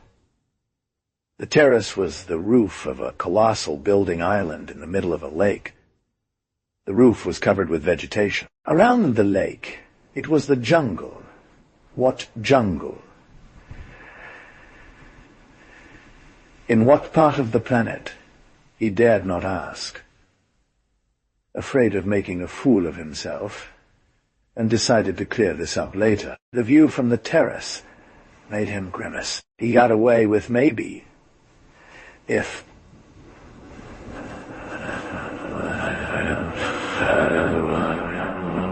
so on, and finally managed to extract permission to tour the entire building, wander at will in order to find a perfect setting for his romantic assault. For he meditated an escape that was true. He knew that in an organized escape he didn't have a chance to elude the organization's surveillance in his role as a spy.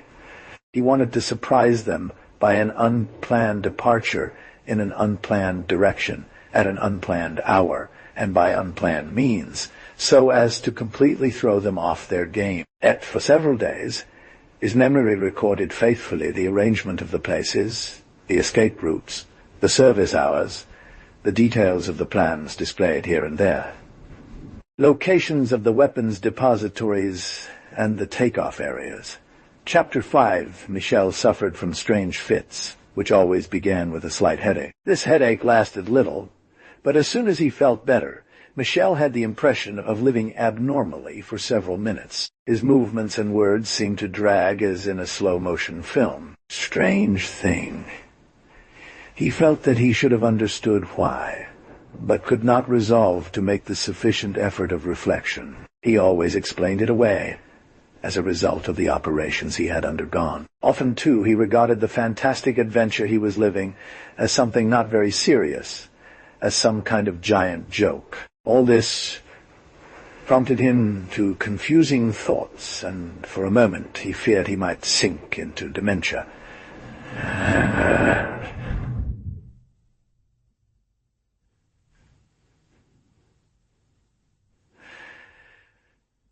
And then he gave himself up. One evening the commander entered Michel's room with the doctor in tow. "Come now," said the doctor. "Is your business progressing?" The commander began to look impatient. "They needed to pull off your escape in 4 days." With fists on their hips, the two dwarves had positioned themselves in front of him, as if they were giving a summons. "I was going to take Ines up on the roof tonight." "Do you think so?" said Michel with a smile. "Are you happy?" "I haven't been this happy since you hit me over the head in that goddamn suburban dump. I mean, the other one." But he'd already said too much. At the imperceptible startled look of the doctor, at the keen gaze of the soldier, he understood that the named Victor Lance was supposed to ignore all this. The commander backed away slowly by one step to the door. He burst into a false laugh. "A terrestrial joke. Ha ha ha. It's strange. This way you have." But his hand came down to his hip where hangs an arm. Michel rushed forward. His forward dive sent him head first into the gnome's chest, which collapsed. The weapon rolled on the floor.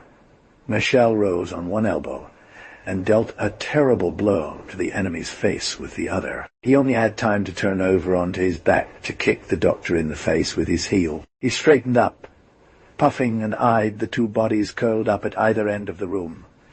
It was good work.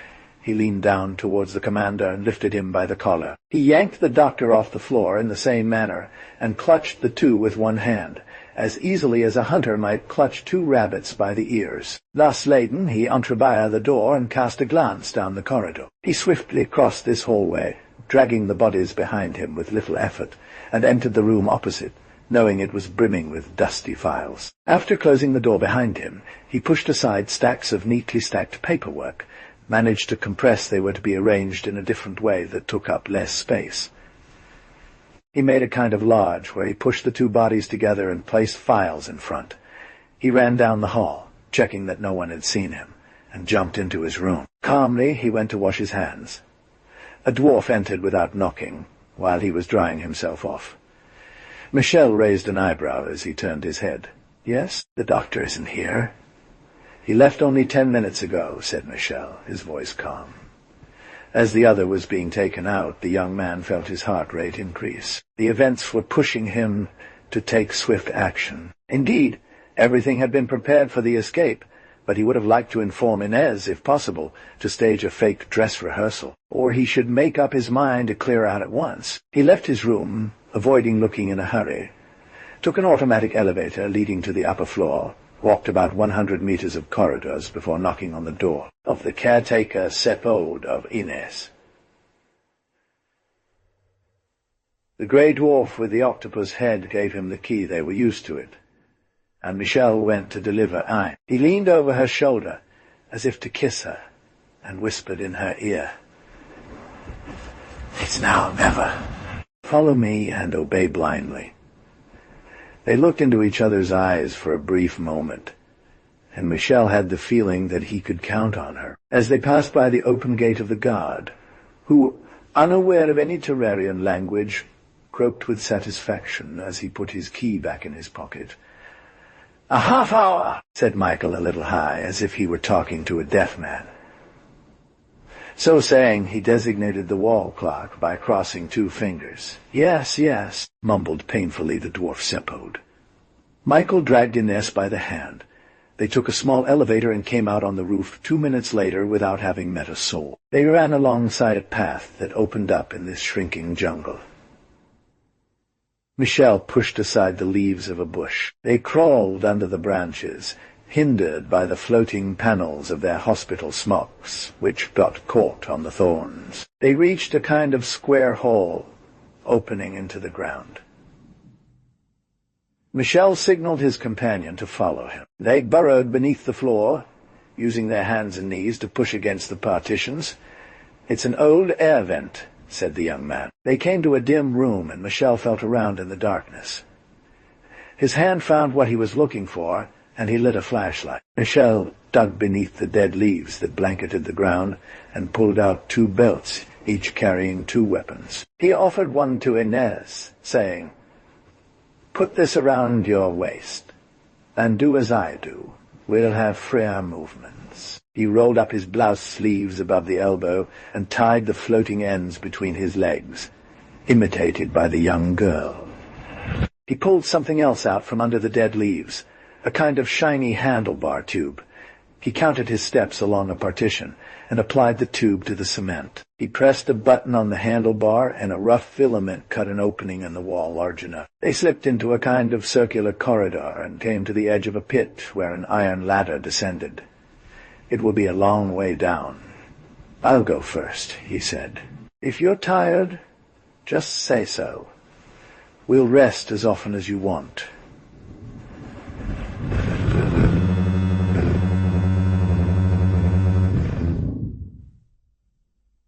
As they had gone about 20 meters deep, a faint sound reached their ear. Michel grabs Inez's ankle above him to make her stop. "Listen up." It was some kind of sharp hiss from afar. With a racing heart, Inez spoke for the first time since the start of the escape. "What is it?" "Alert," says Michel. "Are we being followed?" "Not yet, but it won't be long. At the moment they are only looking for 2 people that I had to neutralize. But be assured there is little chance we will be found where I am taking you." They continued down. Clinging to the bars, they were forced to stop several times to regain their strength. And when her feet touched the horizontal floor, Inez had the impression that it had been 3 good quarters of an hour since the alarm went off. She followed Michel along another corridor, lined with metal doors closed on who knows what enigmas. They came to a grating. Michel pulled a key out of his pocket, let the young girl through, and shut the door behind him. Blindsided, Inez was giving up on being surprised. She followed her rescuer through the twists of a labyrinth of stairs and narrow passages. Half an hour later, Michel pulled another key out of his pocket. They entered a grey room where various sacks were stacked along one wall. Inez asked, "Where are we?" "It's so hot." Michel locked the door with a key and looked up at the ceiling. A piece of metal was bolted above their heads. He pointed it out. "We're beneath the waters of the lake," he said, "and we'll go out there. Don't ask me how I know all this. It's too complicated. Just know that for now, we're safe. We've won the first round. The heat is due to the proximity of a reactor. I had to think about everything. The other rooms are cold."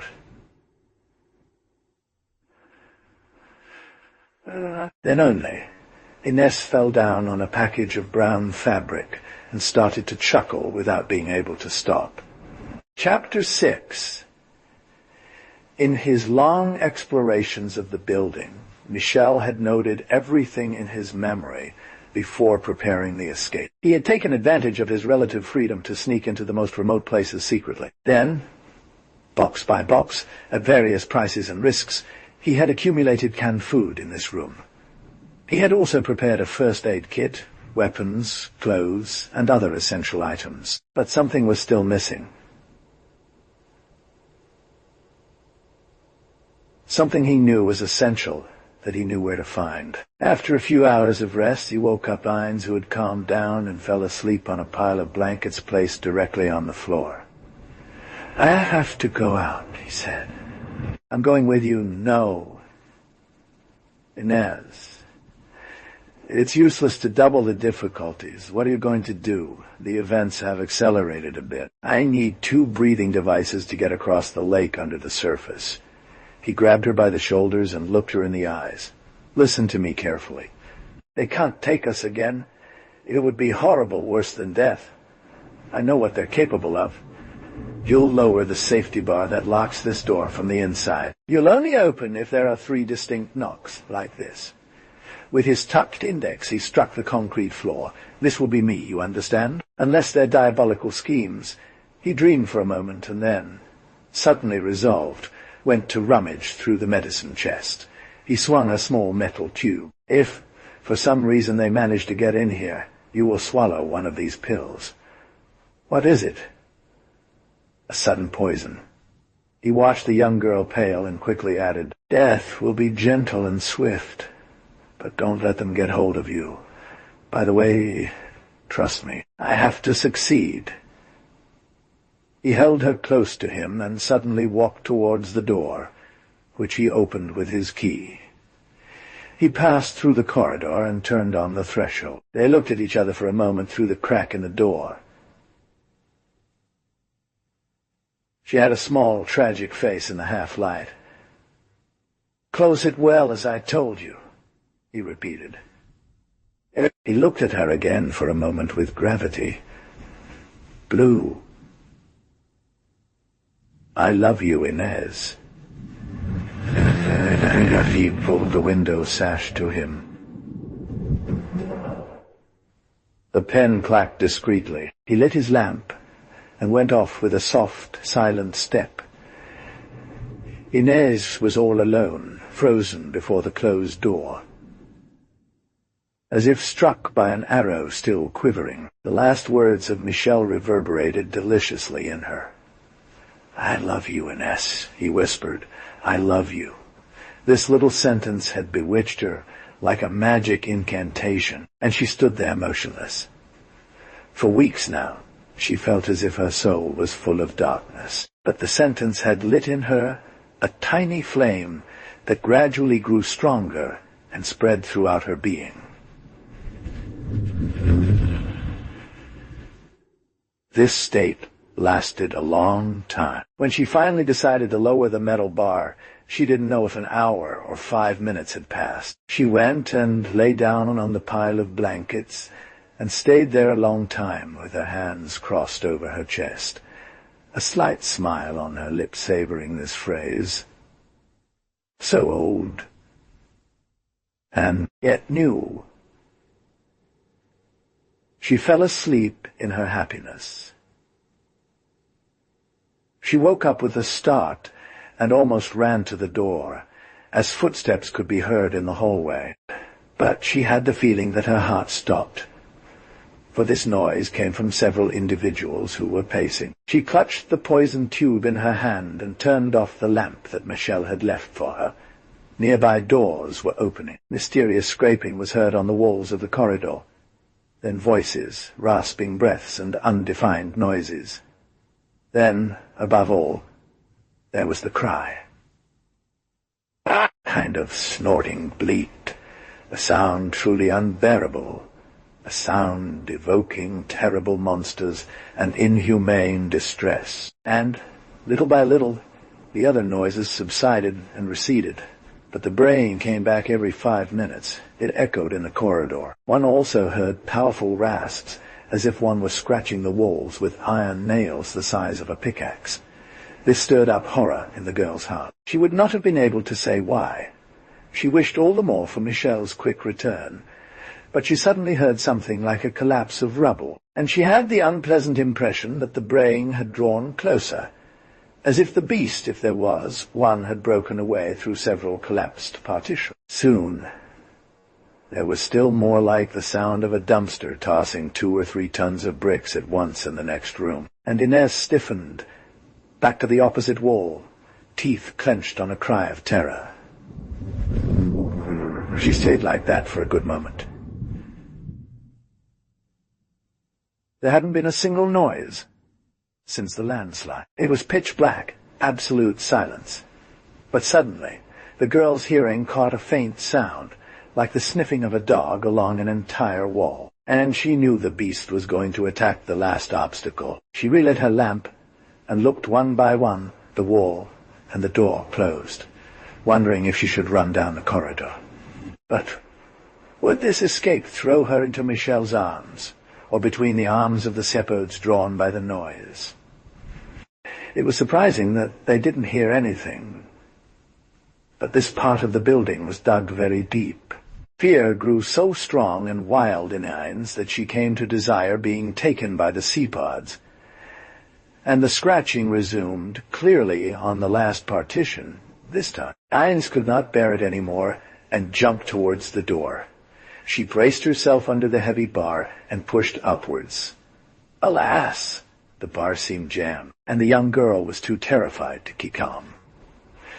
Instead of acting methodically, she got angry, without thinking that she would have developed double strength by pushing to the end of the bar and not in the middle. Behind her, the sound of the automatic bulldozer ceased for a moment, replaced by an almost human cry. Because it was really terrible.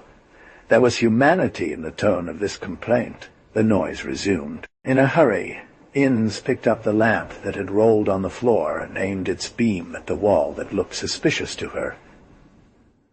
The wall cracked open under an incredible force. Suddenly, it opened wide and scattered into pieces on the floor, making a cloud of dust. Innes couldn't move a muscle, and she stopped thinking about the door she was leaning against. Aghast mute, she was waiting for the appearance of something she didn't know what it would be, and reality surpassed the wildest images that passed through her mind. At first, it was a long, pointy leg full of sparse hair, like a giant lobster's claw, that felt its way among the debris of the partition. Inez's terror remained sufficiently lucid so that she could describe this leg in detail. The end wasn't exactly pointed, but made of several gleaming claws. There was a brutal push, and the opening grew larger. The monster entered.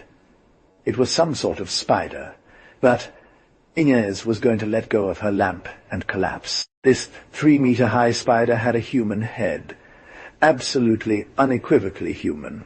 The head of a man in his 40s, with tired and soiled features and a young beard. A head that looked towards the lamp, blinking and making beastly grimaces. A mad head. At first, Inez thought that the giant insect was finishing off a human. But no, the human neck seemed clearly attached to a hairy thoracoid of a spider. The mouth twisted strangely, spitting up a foamy yellow saliva. The mouth bellowed, more like a war cry, a brief, bestial whine from the depths of the throat as veins swollen with sweat popped out on the face. A precise knock came from the back of Inez, causing her to jump violently without turning off the beam of her flashlight. There was a second shot, then a third one. Was it Michel? Yes, it had to be him. But she no longer knew what to do and didn't dare turn her back on the monster. A faint voice, thinned by the thickness of metal, came from the corridor. "Open up, Inez." She wanted to answer but couldn't articulate a sound. The monster emerged from the rubble and came into view whole, dragging a massive, pulsating abdomen. It turned away from Inez and went to the back of the room as it sniffed along a wall. As if unhaunted, Inez turned towards the door and desperately pushed in the right place. The door creaked open. Michel appeared. Inez lunged at him, her face convulsed, pointing the beast with a finger, still unable to speak. She saw Michel's features droop, as if he had aged 10 years in a second. The monster returned to the door. Michel held his lamp and pushed the young girl behind him into the hallway. He gazed at this human head. He recognized it. "Johann," he said, "they got you." The head with fixed eyes had an expression of drunkenness or being possessed. She made faces 2 or 3 times, spitting out her flowing saliva. "Johann," repeated Michel, "do you recognize me? It's me, Michel Maestre."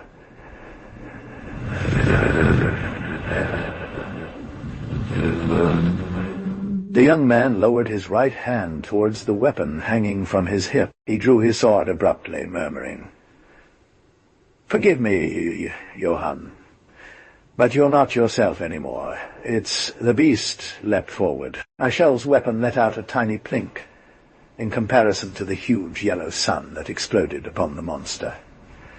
Inez was blinded. When her vision returned to normal, she saw the creature collapsed upon itself in the middle of its tangled legs. It seemed smaller. The human head was no more than a blackened goulash. The nauseating smell of burnt flesh made the young girl cough. Michel took her by the shoulders and turned her towards him. "You saw that, didn't you?" he said slyly. "Unless you're blind. But one doesn't choose one's words in such circumstances." "It was Johann," she finally said. "At least it wasn't him anymore. It was what they call an emerald fairy. endowed with the head of a... It's horrible. They're carrying out ghastly experiments. Let's get away from here, he said again. Anywhere.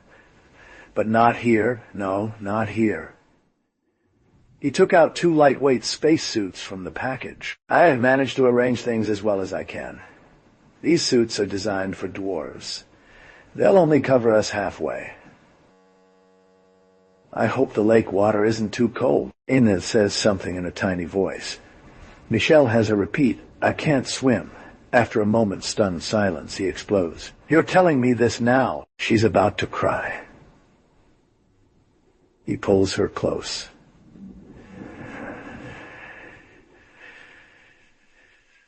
Excuse me, Inez. It's not your fault. I'm an idiot. A brute. We couldn't predict all this, but listen. With this suit on, you'll have nothing to fear. You'll see. It's very easy. You just need to hang on to my waist. Or no. I'm going to cinch a rope around my waist.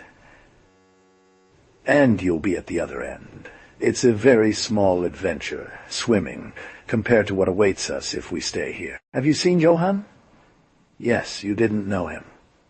Suddenly he fell silent and lent an ear. I thought I heard something. I wonder how the din didn't attract them. Without saying a word, he shoved Inez into the room and closed the door behind him. They helped each other put on their spacesuits, pulling the hoods up over their rolled-up smocks. Then, quickly, Michael swung the monster's dead legs and went to explore the nearby rooms by passing through the debris. He then came back and tied a heavy bag on his back. He hung another smaller one on Inez's shoulders. She seemed to find it horribly heavy. Reassure yourself, he breathed. In water, it will weigh almost nothing. He glanced at the other packages, saying, I've overestimated. We can't take all of this with us. Let's leave them here. He looked at his wrist, and Inez was surprised that he had a watch on it. He climbed the corpse's belly and unscrewed the metal panel from the ceiling with a key he pulled out of his dive watch pocket. Water spouted in uneven sprays, soaking them from head to toe. He jumped onto the floor and grabbed Inez's hand. Don't be afraid. The water will fill all 4 chambers in just a few minutes. Put on your helmet. As the water rose to their waist, Michel checked Inez's helmet and put on his own. Soon the water lifted them off the ground until they were floating in mid-air. Michel gave a reassuring grimace through the window and gestured to the rope that tied them both by the waist. He finished removing the shutter. In a dim-lit, verdant lane streaked with lamplight, Inez realized that she had been fully submerged in water for several minutes without her breathing being affected. She regained her confidence. She allowed Michel to drag her out of the flooded room. A bit bewildered, she entered a dreary and cold world, with awkward and heavy movements that made her spin in the wake of the young man. Chapter 7. Ends.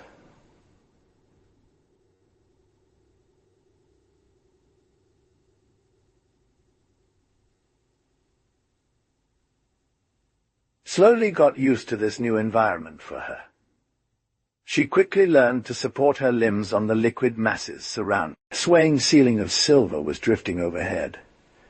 She guessed that this was the surface illuminated by the starlit sky.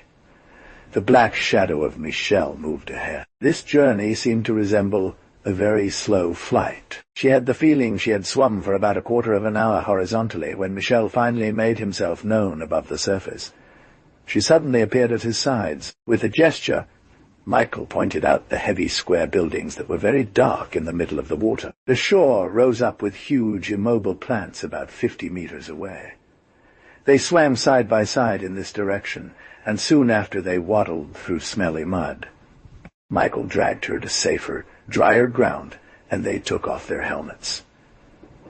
Inez was panting. Time is running out, said Michael. The buildings will explode in a quarter of an hour.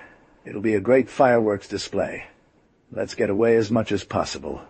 They removed their helmets. Michael went to sink them in the mud. He hung the 2 heavy bags on his left shoulder and dragged the young girl by her free hand. They plunged into the darkness beneath the massive tree vaults, scratching their bare feet on half-rotten roots and pebbles. A little further on, they crossed a meadow of high grass that creaked unpleasantly underfoot, and their march became almost as difficult as crossing the lake. Powerful odors were issuing from every quarter. Apparently insensible, Michel plunged into the bush, disregarding the stifled moans of in. Leaves, branches, and sticky vines whipped at their faces. Suddenly they both fell into a stinky pit, stirring up aquatic animals whose cry was part bark and part croak. There, crawling on all fours in the sticky tar, they were suddenly blinded by a blazing red sky, revealing the extraordinary silhouette of the plumes and lace of the great trees. A fantastic thunderclap followed immediately. It rolled for a long time in the night that had returned, while heavy debris fell around them, whistling and breaking branches. "Justice is done," said Michel, "at least as far as those ones are concerned. But there are others."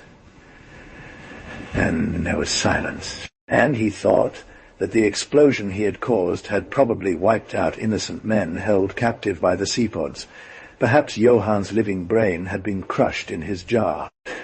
But still, even if he had known of her presence in these places, Michael could not have accomplished another rescue without running into extraordinary difficulties.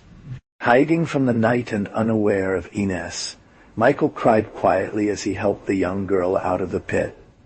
He sat her down next to him on a fallen trunk. He said in a shattered voice, "I apologize for mistreating you in this escape. It was necessary. The shores are certainly rough with the debris of the explosion. Now we're going to try to get some clarity." He lit a lamp and opened a medical kit. Ian's feet were bleeding. Red streaks ran down her legs. Michel carefully soaked his knees in alcohol. Then he smeared antiseptic on his wounds and put some adhesive bandages here and there. He put a drop of antiseptic in each eye, checked if his hands were not injured, made him swallow 2 pills. Then, while applying the same treatment, he spoke. "We're practically in a desperate situation, Heinz. To put it bluntly, we're lost in the middle of a country that's completely unfamiliar to me. I'm taking all these hygiene precautions because I don't know any of the diseases that might be lurking in those jungles. Microbes are the most serious enemies. Then only the big animals. Wild beasts on which I have only very incomplete notions. But so far everything has gone pretty well. We crossed the lake and about a mile of jungle without encountering a single monster. And I admit to you that I consider this already as some sort of miracle." He looked her in the eyes. She remained immobile, attentive and silent. The mud trails that ran across his face didn't manage to make him uglier. "And yet," the young man continued, "I'm full of hope, and I will tell you why. I escaped from a prison worse than all the jungles in the universe. After this success, nothing seems impossible to me." And he told her everything, beginning from the moment when he awoke in the form of a lonely and impotent brain. Ines's lips opened several times on questions or exclamations that did not come. She seemed terrified, but Michel never saw a doubt about the truthfulness of the story pass through her eyes. The memory of the spider with human head supported the plausibility of the most crazy accounts. As he was speaking, he took out a bottle filled with a reddish liquid and smeared it on the girl's legs. "This will harden as it dries," he said. "It will make you boots, an excellent barrier against injury and germs. If I had not known that one dies when all the pores are blocked, we could rub it from our feet to our heads. But wear this anyway." He placed a pair of espadrilles on her knees. "Are you hungry?" "No, Michel," she replied in a weak voice. These were the first words since she had left her spacesuit. He didn't seem to realize that when she pronounced his name, she seemed to be kissing him between her lips. "Drink this anyway," he said as he pulled another bottle out of the package. "It's an effective doping. We're going to need it because we're going to walk again." He imitated her, and after closing the packages, He straightened up to his full height by stretching. They plunged into the jungle.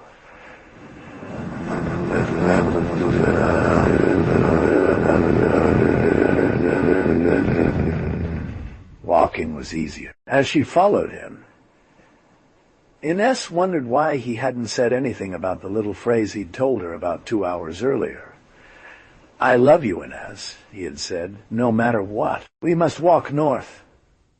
Always north. Don't forget this, Ines, if something happens to me." But right after he spoke these words, he felt the urge to burst out laughing, as he could feel a strange fit coming on, a fit he had experienced many times before. And he knew that during such fits, he didn't take all his adventures seriously. He had a headache, and suddenly he felt like he was moving at a slow pace. His walk seemed to him slow and graceful like swimming. It was quite pleasant, but a bit unsettling. And, all of a sudden, he became very afraid because a voice spoke in the night. And this voice said, "But the machine is faltering, my old friend. Speed up.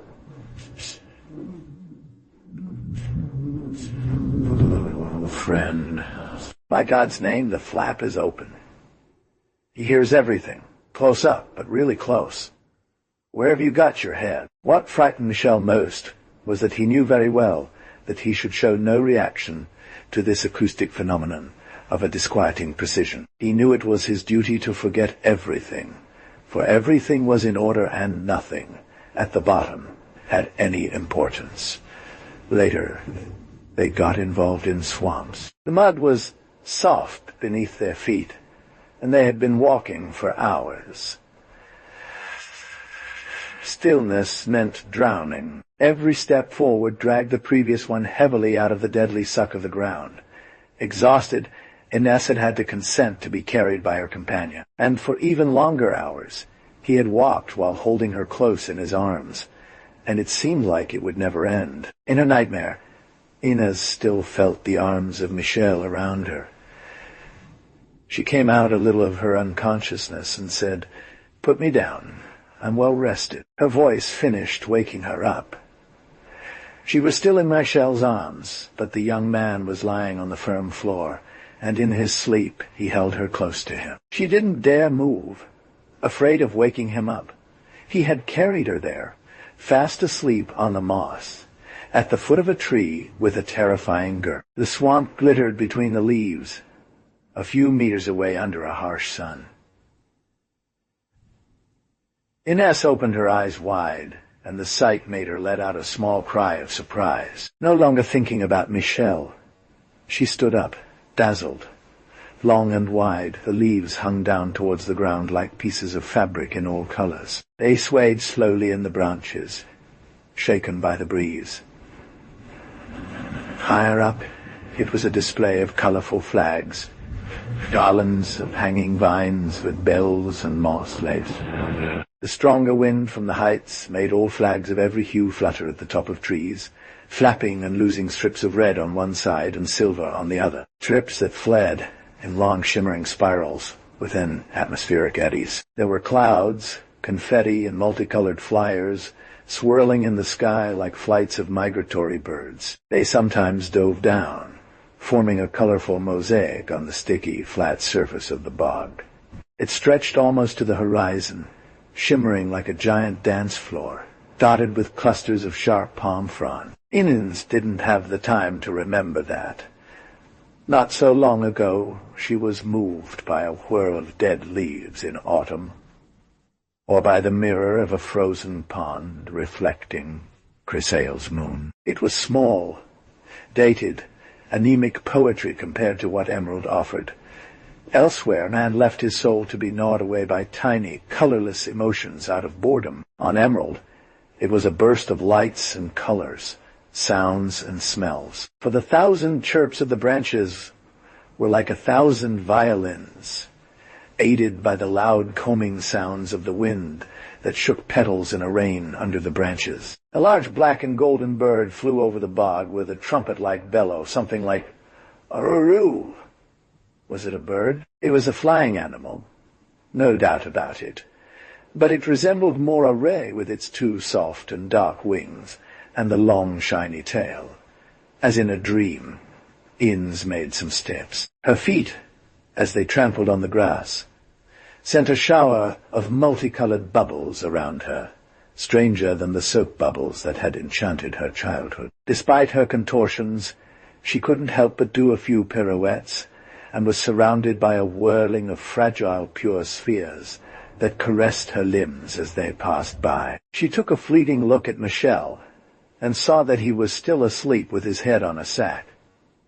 She stepped forward a bit among the bushes covered with little white flowers. She reached out her hand. The white flowers buzzed away in the heat. She spotted, not far off, a well-rounded black pillar that shone with a tree trunk's lustre. It looked like marble veined with some white streaks. She approached it, touched the wood with her finger, and immediately retreated, for the surface of the trunk had quivered, as if the epidermis of an animal under an insect's paw. Sting! She raised her eyes. The tree had had to be given a name leaned towards her with flexible branches that twisted towards the ground with the slowness of snail horns. She took another step back. The branches came down further, and Inès saw that at each end of the branch there was a small, bright globe like an eye. The branches descended a little faster and accelerated their speed. Inès, don't move. Do what I tell you. Take a deep breath and hold it. She turned towards him, taking another step, but the young man's stern look stopped her. He had stood up on one knee and held out his palm to stop her. He repeated in a hoarse voice, "Quick! Take deep breaths, and don't move any more. Stay like a statue. It's serious." She obeyed, froze, pale as a corpse. "The branches will examine you from every angle. Remain stiff as an iron bar. It's too late to do anything else. Close your eyes if you want." She didn't want to. Her eyes enlarged by anxiety. She saw a branch passing under her nose. It was indeed eyes that were looking closely at her face, caressing her skin, tickling her ears and chin even, while another branch was palmating her ankles, knees. "Above all, do not breathe," said Michel. "If you're feeling uncomfortable, exhale slowly as possible. In an imperceptible way, I implore you to do so." He ran his tongue over his lips. One of his hands tightened on the stock of his weapon, while the other hand tightened into the foam, creating some bubbles around him. "It's too late to close your eyes. Don't blink your eyelids. Look at a fixed point in front of you."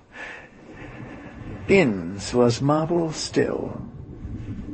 She still had one hand up to her chest. She stayed in the pose. She seemed to have grasped the gravity of the situation. But this still-raised hand worried Michel, who specified, "Above all, don't lower your hand.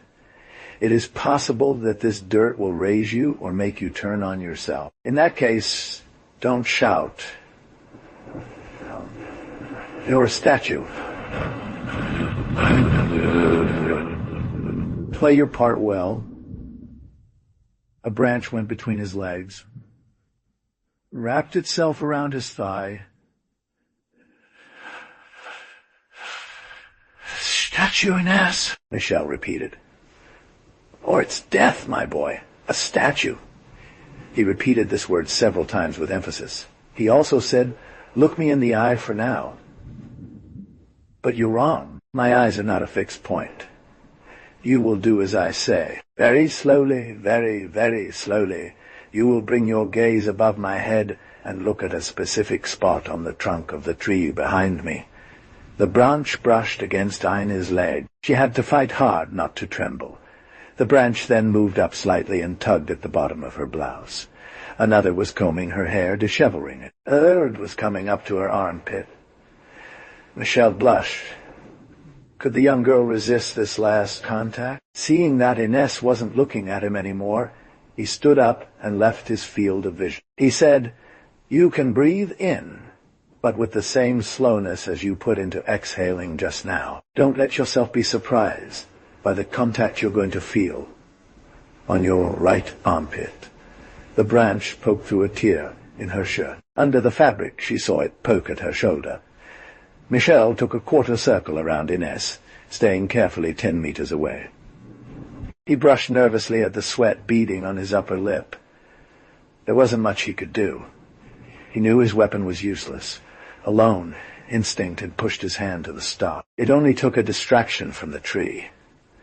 Knowing little of Emerald's flora and fauna, Michel still knew the name of this animal-like vegetable. A black hydra. She only reacted to movement. The stationary prey didn't interest him, nor did it provoke his attack, but the slightest gesture triggered his fury. In a flash, Michel imagined the body of Ines tied up, torn under his eyes. Overwhelmed by nauseating dizziness, he closed his eyelids and gritted his teeth. The branches were still stroking Ines' immobile body. Michel spoke in a slow voice. "Don't move," he repeated for the 10th time. "You will only jump at my command. When I give the signal, you will make a big leap forward." He walked a little closer, waving his arms. He took a step, then 2 towards the black hydra. He saw a branch slowly leaning over him from above. With one eye, he observed Ines. He made more grand gestures.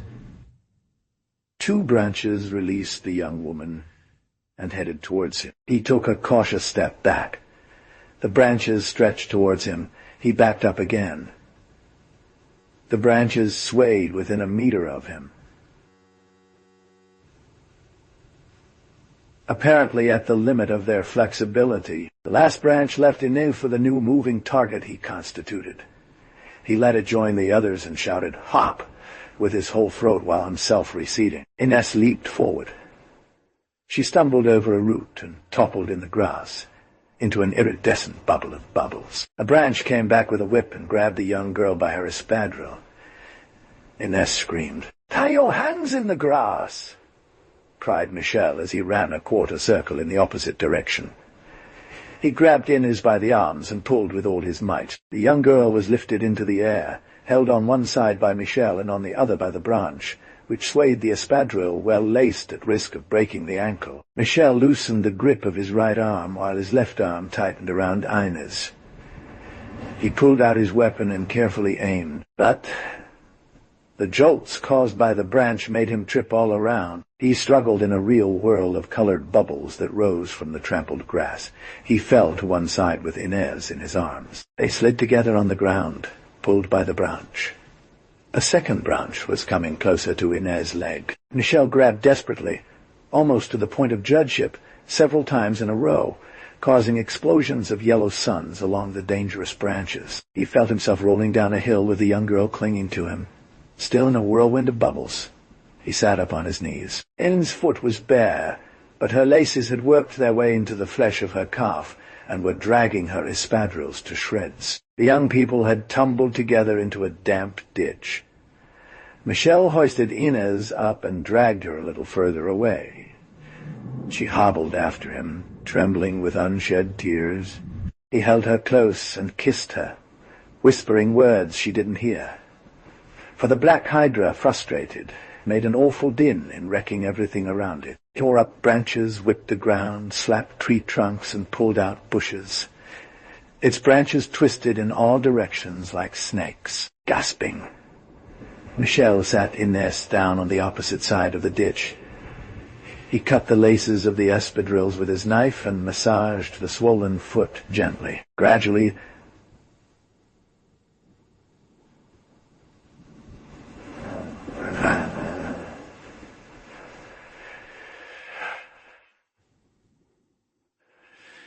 every minute or so it lashed out at a tree trunk or tore some tufts of grass up. It had uprooted a young tree and threw it into the marsh. She regained her immobility. The burnt branches, by the shots of fire, still quivered with pain, leaving to flow a viscous sap as golden as honey. Michel put on Ines clumsily with the torn espadrille.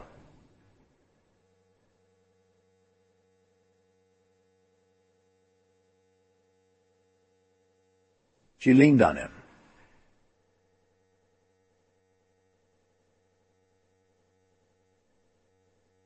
He brought her back to their meager bivouac by going around the ditch. Then he took care of cleaning the wounds on his leg by saying, "This must not happen again. From now on, you will easily recognize a hydra. Is the name for this worm. Black Hydra. On the other hand, we will only travel during the day. I tremble when I imagine what would have happened to us if, confused by darkness, we had set up 10 meters further away." Chapter 9. All this is of no importance, thought Michael. And then he came to his senses again. No, not at all. I'm not going to have another fit. I'm going crazy. It's impossible. It's my busted brain. I don't have the right to take this lightly. Because I don't know anymore. I really can't say anymore. I feel there are things I shouldn't be thinking about. After restoring themselves, they moved forward in the bush and gradually entered a less flat country where the ground showed its red rock bones in places. Hills pointed here and there. Small valleys flowed with streams among pools of shimmering stones. The water seemed pure, so they carefully washed themselves, and Michael refilled the bandages. They discreetly isolated themselves from each other to clean their smocks, and left them to dry on their skin. Heat was strong enough so that it didn't matter. The flaps of this garment, tied between their legs, formed an awkward thickness. Michel cut them shorter with a knife. They brought the rags of fabric back into their tightly cinched belts. Thus, they appeared dressed in loose shirts. They rolled up their torn sleeves above the elbow and smeared more plaster on their legs and forearms. This plaster, as it dried, held the sandal at Inez's feet. They felt stronger to resume their march toward the north. Michel, despite the protests of his companion, still carried both bags on his shoulder. He went ahead while leaning on a stick. They slowly climbed up the bed of a small stream with low flow that caressed their ankles with its fresh water. Then they turned toward a small pass where the wind made the burnished leaves dance. As soon as they passed the pass, they dominated the meanders of a gigantic river with waters of bright yellow. It was like a golden serpent creeping lazily towards the north. It carried dead wood islands where clusters of mud left a parasite flora to grow. Thus, baskets of flowers and bouquets of trees came down the current, turning around themselves. The young men raced down steep slopes while color bubbles rose in their wake. They dodged thorny bushes with swaying leaves that resembled displays of knives and colorful handkerchiefs. They reached a sort of rock promontory, descended further, crossed a blue-grassed meadow. The river was hidden from them by tall trees that filled the banks. As they approached, myriads of whistling birds flew out from the foliage, swirling wildly like swarms of mosquitoes. They entered the gallery forest and walked about 100 meters, sinking their knees halfway into rich, strong-smelling soil. They soon found themselves on a mud flat of golden brown, the same color as the river itself. "We need to reach one of those floating islands," said Michel. "The river flows straight north. It may change direction further downstream." "Maybe so, but that still gives us an advantage. And then, even if it is an affluent of a larger river, and even if it does not take us exactly to the north, will you tell me where rivers go in general?" "To the sea? You said so. I think it would be better to follow the coast, even though that means making a detour. We would be less likely to get lost. I don't know what continent we're on, but I'll have an easier time getting a feel for it." He looked at the yellow, heavy waters. In some places, they seemed to be boiling.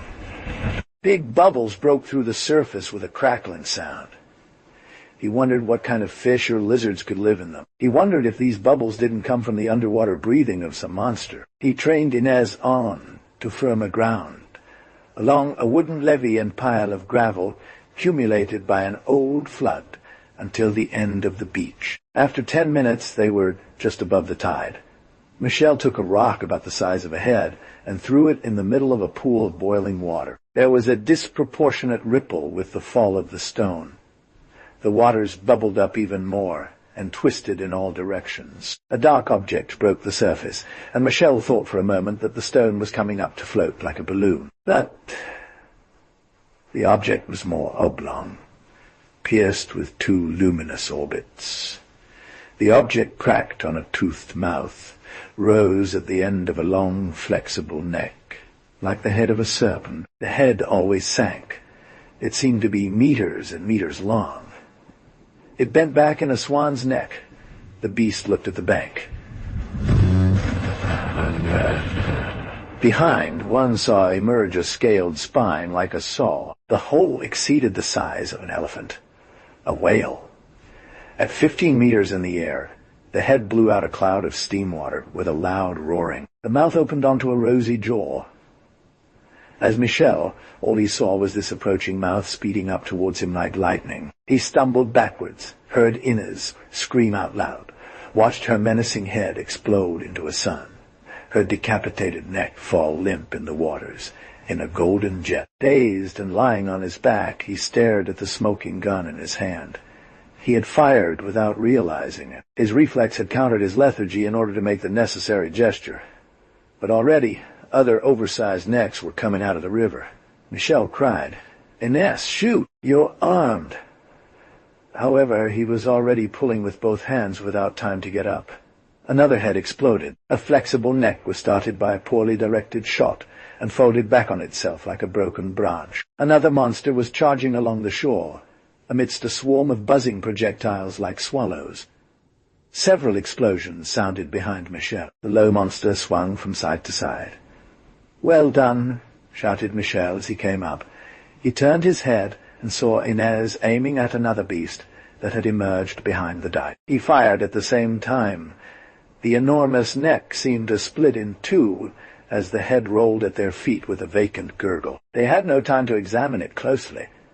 They jumped nimbly over it and ran alongside the dike, their ears full of bellowing and waves. Before them, slightly to the right, the beach mud swelled and opened onto an even bigger monster. He opened an extraordinary mouth made to swallow a man whole. A sun exploded in the back of his throat. The young men were blinded by the sprays of mud that he raised in his fall. They went past him. Michel looked behind him. His face crumpled. A real herd seemed to come straight out of the Stone Age climbed on the embankment. Other beasts were already trudging heavily on the beach to cut off their retreat. He fired into the pack. It was a thunder of explosions and booms. A fantastic ballet of black silhouettes jostled by the suns. The beach was tinged with red trails and vomits, stained with packs of smoking entrails. Michel caught up with the young girl who was running ahead of him just in time to support her as she stumbled. The round pebbles slowed their run. Despite their slow movements, the monsters took giant strides of 5 meters. "Faster!" Michel gasped between 2 labored breaths. He grabbed the young girl by the arm and dragged her along in a desperate gallop towards the tree's shade. But 2 monsters already blocked their path as the others were coming up behind them. A volley of fire and disorderly reduced these tons of living flesh to shreds. Passing between the 2 corpses, they sank into the forest, welcomed by an assonant concert of whistling birds. They went another 50 meters before stopping out of breath. They fell down side by side in the soft black earth. Behind them, monstrous shadows prowled at the edge of the trees, blowing on a surprised note. Then came a sound like a gust of wind. The beasts devoured the corpses of their fellow creatures.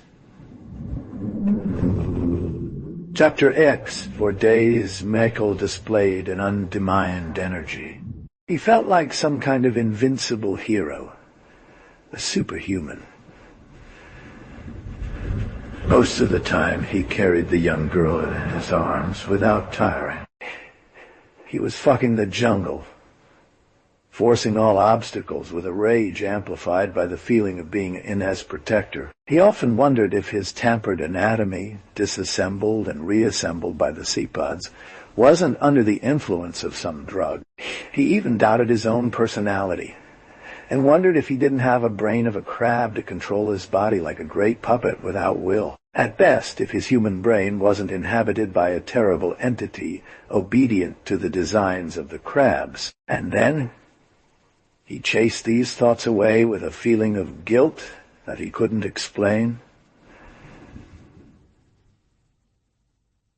The campfire was set up on a bare step, scattered with some erratics. The red fire blazed in front of a rock of good size against which the young men had leaned. Inez was looking at the embers with a dreamy expression. Her eyes seemed to have grown larger in her somewhat lean face, but her gaze and the curve of her lips suggested that she had gained confidence in facing adventure. Nonetheless, there was still something about her that resembled a little girl. Maybe it was just because of the curls that floated freely on her shoulders, or maybe it was because inexplicable details. Michel turned to her with a bearded Tarzan look. His grey eyes were brighter than ever from their contrast with the tan. "Do you know how long we've been on the run?" he asked. She smiled at him. "I haven't counted the days." "Me neither." "It's exactly 3 weeks. 21 days to the very hour when those buildings in the middle of the lake jumped up." She sighed. "Despite our situation having not really changed much since then, I've regained confidence. At first, success seemed impossible. We've proven to ourselves that we can last 3 weeks in these jungles, practically without resources. And I don't see why we couldn't last 3 months or 3 years. Are you talking about that?" she inclining her head silently. Michel folded his long legs and moved closer to her. He leaned over her shoulder. "You've become a brave little explorer," he said. She laughed. "You were my teacher with your big beard." He stroked his chin. "It's not so big as that. Just 2 centimeters. I regret not seeing myself in a mirror. Does it suit me? A true Greek god. Something like Mars. Maybe Apollo? Not really. I don't like Apollos. By the way, I've never seen an Apollo with a beard." He placed his hand on hers, which she had crossed over her knees. "You know I love you," he said, looking away. "I've told you that already." She grasped his hand with a passion he didn't expect and pressed it against her cheek. She said in a strangled voice, "Why didn't you repeat it to me in the last 3 weeks?" He leaned down towards her without responding. The dawn was approaching. Michel was awakened by a far-off and mighty gallop. The earth trembled beneath his feet. He sat up, at the same time rousing Inez from sleep. She refrained from asking him what it was about, for this dangerous life had taught her to avoid unnecessary questions. But her gaze questioned him. Silently, Michel shrugged his shoulders. The sound seemed to be coming from the north. Hands and knees, Michel dragged himself to the edge of the rock. A cloud of dust rose over the entire horizon. "I think it's a panic migration of animals," he said. "They are being chased by something, fire, or whatever." She joined him. He advised, "Do not show yourself. A human silhouette is distinguished from far away. Stay glued to the rock." "I may be wrong."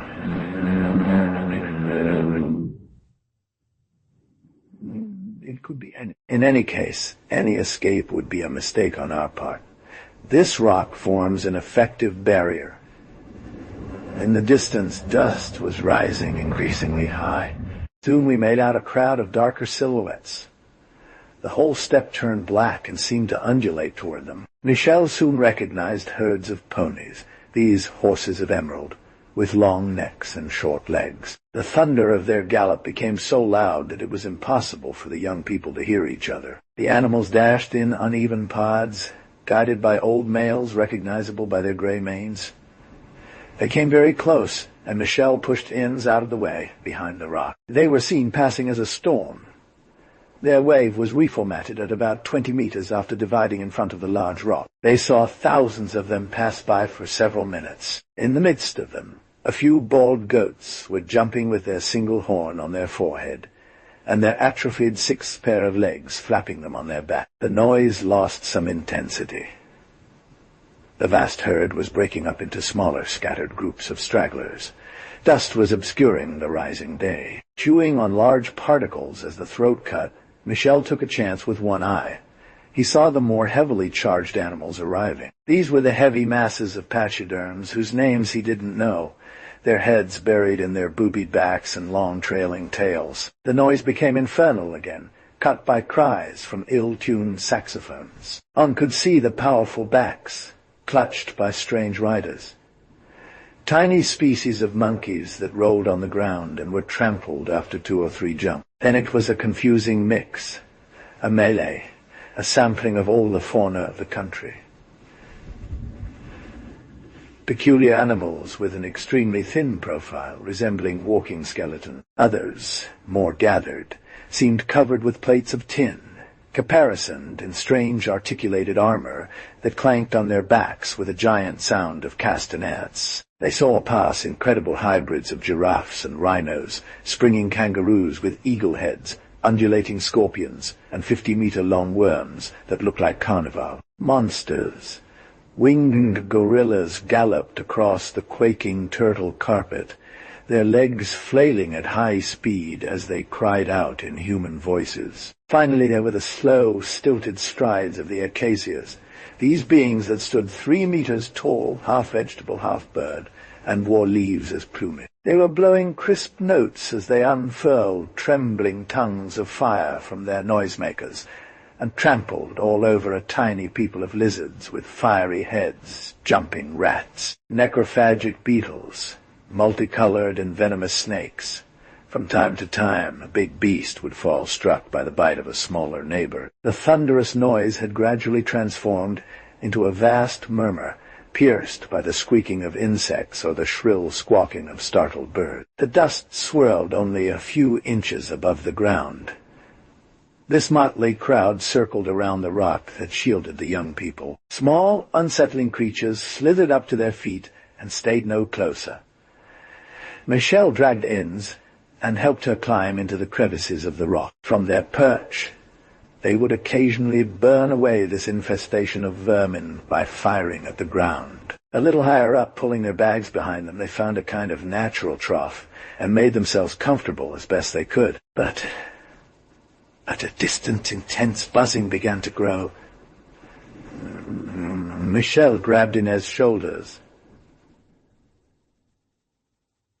"That's what made them run off," he said. "I'll go take a look." He climbed up the rock with some effort and carefully stuck his head out. A second cloud of dust was obscuring the horizon. "Tanks!" Michel cried. "Military columns of tanks. Men," Inez said. "No, Inez," Michel replied. "I've never seen such machines before. They're very low and very flat. They wobble in a strange way. I can't tell them apart yet. I don't like it at all." He prevented the young girl from joining him. "Don't climb up. I only have time to go down myself. I don't want to be surprised. Clear out of the fontainer for me to make room." He soon joined her and crawled flat on his stomach next to her. He blew. "Of all that we have seen, this is still the most dangerous. Don't move any more." A metallic noise approached. Michel looked at his companion and saw that she was white with dust. Her hair seemed to be turning gray and had the same color as the rock, also dusty. He knew he was in the same state. This accidental mimicry came in handy. After giving a reassuring gesture to the young girl, he raised his head above the stone ledge and looked at her with all his eyes. The first columns of tanks emerged. Michel was expecting to see gray dwarves, but the open hoods allowed him to distinguish crews of nightmares, beings completely unknown to him. Chapter V. They were men, apparently, but stretched out long. Men seen in a convex mirror. The faces were long as bottles, the bodies thin. They had a green hue. "It's too strong," thought Michelle. "I'm very scared, my word. Why do they push things this far? Maybe it's useful." But I think, who? Who? Them. I don't think about these hideous creatures. But the Sipodes? I don't know anymore. I have a headache. They were practically naked, except for some kind of small lame loincloth. Indifferent, lined up 6 in front of each other, they each had an odd weapon placed across their knees. A weapon that looked like a metal-handled glass tube. Michel wondered if he wasn't dreaming. He wondered if the Cepheids had not, unaware of it, drawn him to another planet. But no, that was not possible. The stellar configuration of the sky, which he had consulted 100 times in order to orient himself, was well what one must have emerald. Hypnotized, he looked with all his eyes. Suddenly a chariot went off track and stopped abruptly, then another. 12 men jumped on the floor and looked at the rock. Although knowing that he was practically invisible, Michael had a shock in his heart. He resisted the temptation to hide his head under cover of the rock. It was wiser not to move. The humanoids pointed their weapons at him and started moving. Blurry vision, due to emotion, dry throat, Michael stayed in his position. The dream idols climbed the rock with as much ease as flies. Michel had time to note that they had their feet strongly clawed. He leaped and pulled out his arms. He fired. Ines sprang up next to him and had an odd angst gurgle. She quickly drew her sword. "Stay down!" bellowed Michel. Without listening to him, she shot off with. The tall beings slipped one by one and became immobile in the sand, broken like wooden logs under the axe blows. Further ahead, 10 tanks stopped at the same time. A dozen humanoid leapt to the ground. Half were immediately mown down by the young men's fire. But already the other half was taking their turn against the besieged. Bright rays enveloped them. Inns and Michel fell on each other at the edge of their shelter.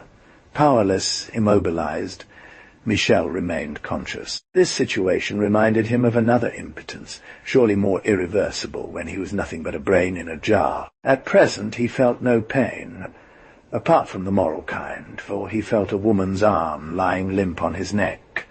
The girl's braids were stroking his cheek, and he wondered in anguish whether she was as alive and kicking as himself, or whether she had passed on. He wanted to question her, but her lips remained shut. He watched as the humanoids were assembled, saw other tanks stop a little further on.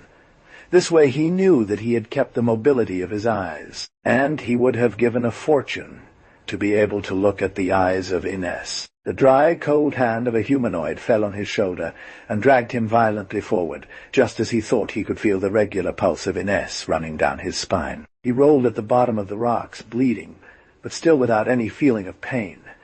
Internally he complained, he screamed.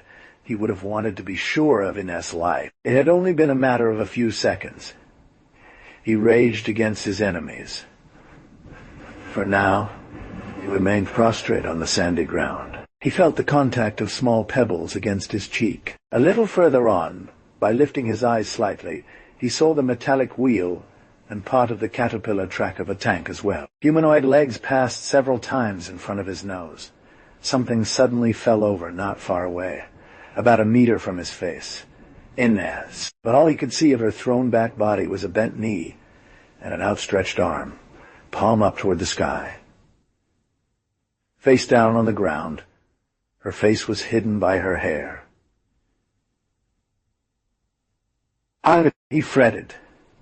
She fell hard.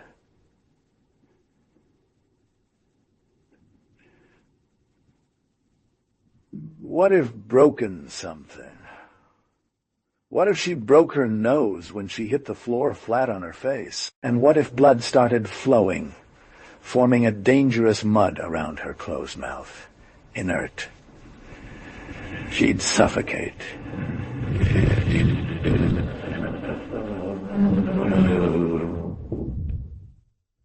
She cast an oblique glance at the bony legs of a human. "You bunch of stupid cartoons, do something. Can't you see she might die?" But another concern came to him. A small, quick steps. A bright red lizard passed in front of his eyes. A tiny lizard, as long as the little finger. But he knew its deadly bite. The lizard stopped between him and In. He rose a little on his front legs and looked at the girl's inert hand. Michelle saw his red throat pulsating, finely streaked with gold. The lizard approached Inez's hand. It seemed to sniff its thumbnail and remained immobile for a good while. Michelle couldn't see what he was doing exactly. "He's biting her," he cried inwardly. "He's making her bleed."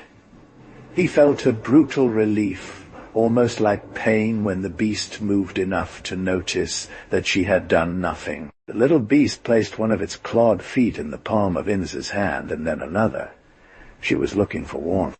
She settled comfortably between thumb and the other fingers and, thus showing her satisfaction, papillata several times of her crayfish and inverted eyelids. Michelle suffered from multiple concerns at once.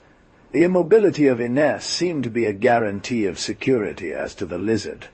But was she alive? Something suddenly came to reassure the young man about Inez's life, while at the same time plunging him into another anxiety. Indeed, he saw Inez's fingers moving slowly, as if gradually regaining her sense of movement.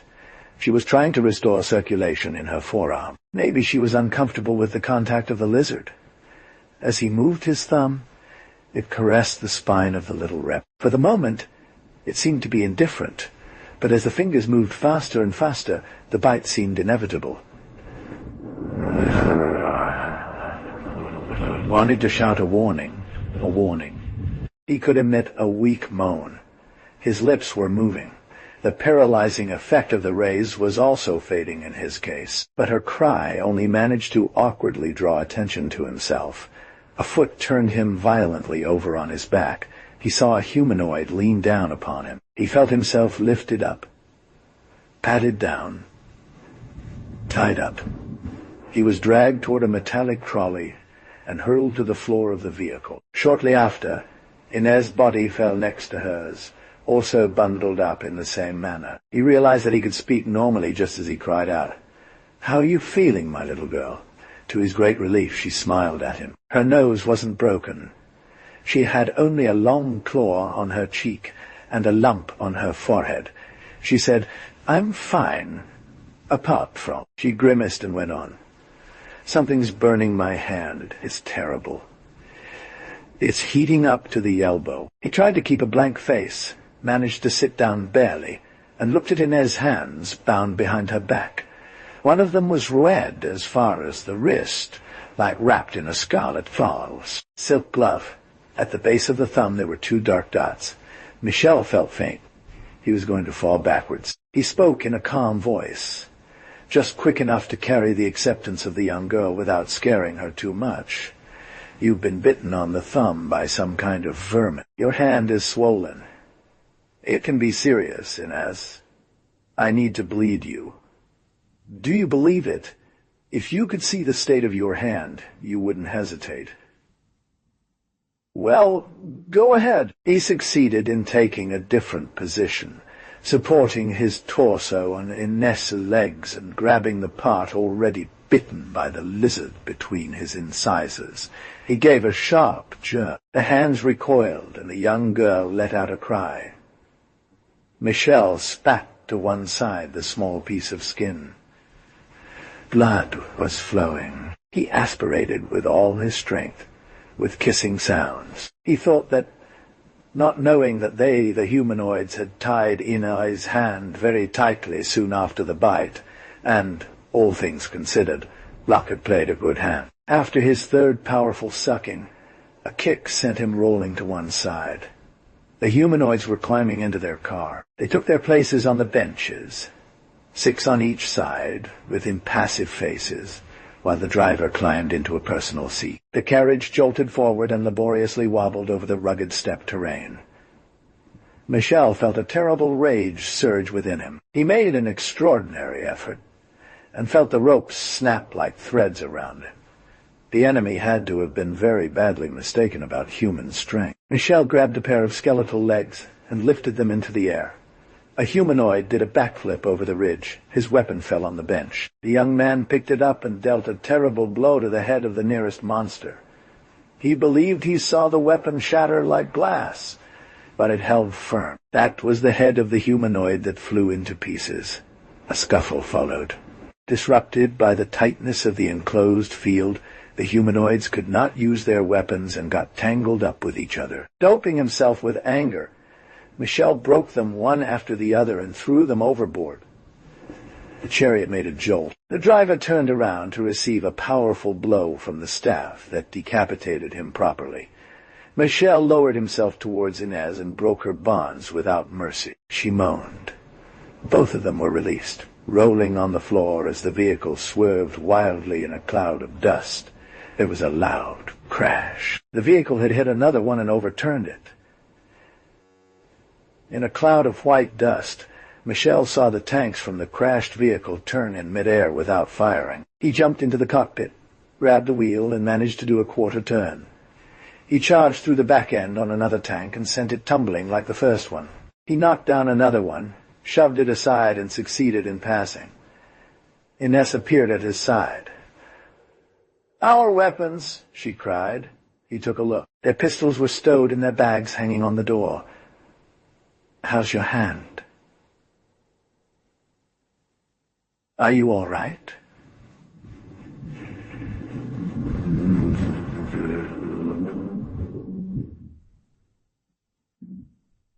She looked at her swollen hand.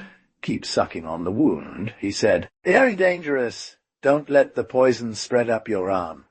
She sat down in the back of the vehicle and obeyed him. As for him, out of control, he sped off, weaving through the motorboats.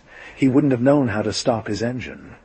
Rays whistled in all directions and seemed to erupt into fireworks on the panels. With one hand, the other holding the steering wheel, Michel grabbed one of his pistols and started sending deadly rays at the enemy. With a quasi-sporting pleasure, he saw them jump into the air one after another. Suddenly the sky was filled with a thunderous roar. Michel looked up. "Hurrah!" he cried. "It's the Earth fleet." Dozens of rocket-powered cars, with yellow and red checkerboard patterns, were raining fire on enemy tanks. Ecstatic, Michel gripped the steering wheel between his knees and leaned back in his seat. With both hands, he sent exploding suns in all directions. He bellowed a war cry. "Cavalier de rayon, cavalier d'arc-en-ciel." He shot a glance at Inez, but she was mortally pale and made a face as she clutched her wrist. Her arm had swollen to the elbow. Michel let go of everything to kneel next to her. At the same time, hell unleashed itself. He felt blinded and flung into the air like a puppet. He screamed, and it seemed to him that his voice sounded in another world. "It's the explosion. Everything is over." No, what? He was spinning in the air with surprising slowness. "I'm falling," he said again. "I am inevitably falling. It must be madness. That's it. I'm crazy." He felt, in fact, as if he had fallen like a stone into an abyss. Chapter 12. He awoke in a comfortable armchair. Dazed, he looked around and saw himself in a spaceship cabin which he thought he recognized. He looked at his arms resting on the armrests of his chair and saw the silky sleeves of his elegant jacket. He stood up, touched his limbs. "What a nightmare," he said aloud. He furrowed his brow. He recalled very vague images, but of extraordinary violence, something crazy, incredible. He said again, "But what did I dream about? I don't know any more. I can't remember." A bit dazed, he walked towards the door, thinking that he needed a drink to come back to his senses. He stepped out into the first-class corridor that he knew well and made his way towards the bar. Michel Maistre entered the bar smiled at some traveling acquaintances, and hoisted himself onto a stool.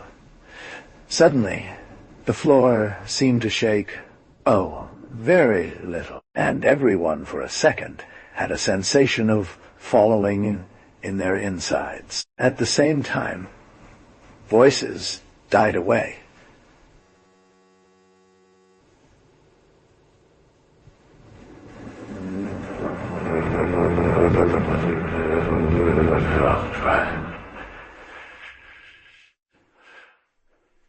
And someone's small cry at the other end of the room, and someone knocked over his glass on Michelle's trousers. Conversations broke out again, louder in a medley of laughter, relieved.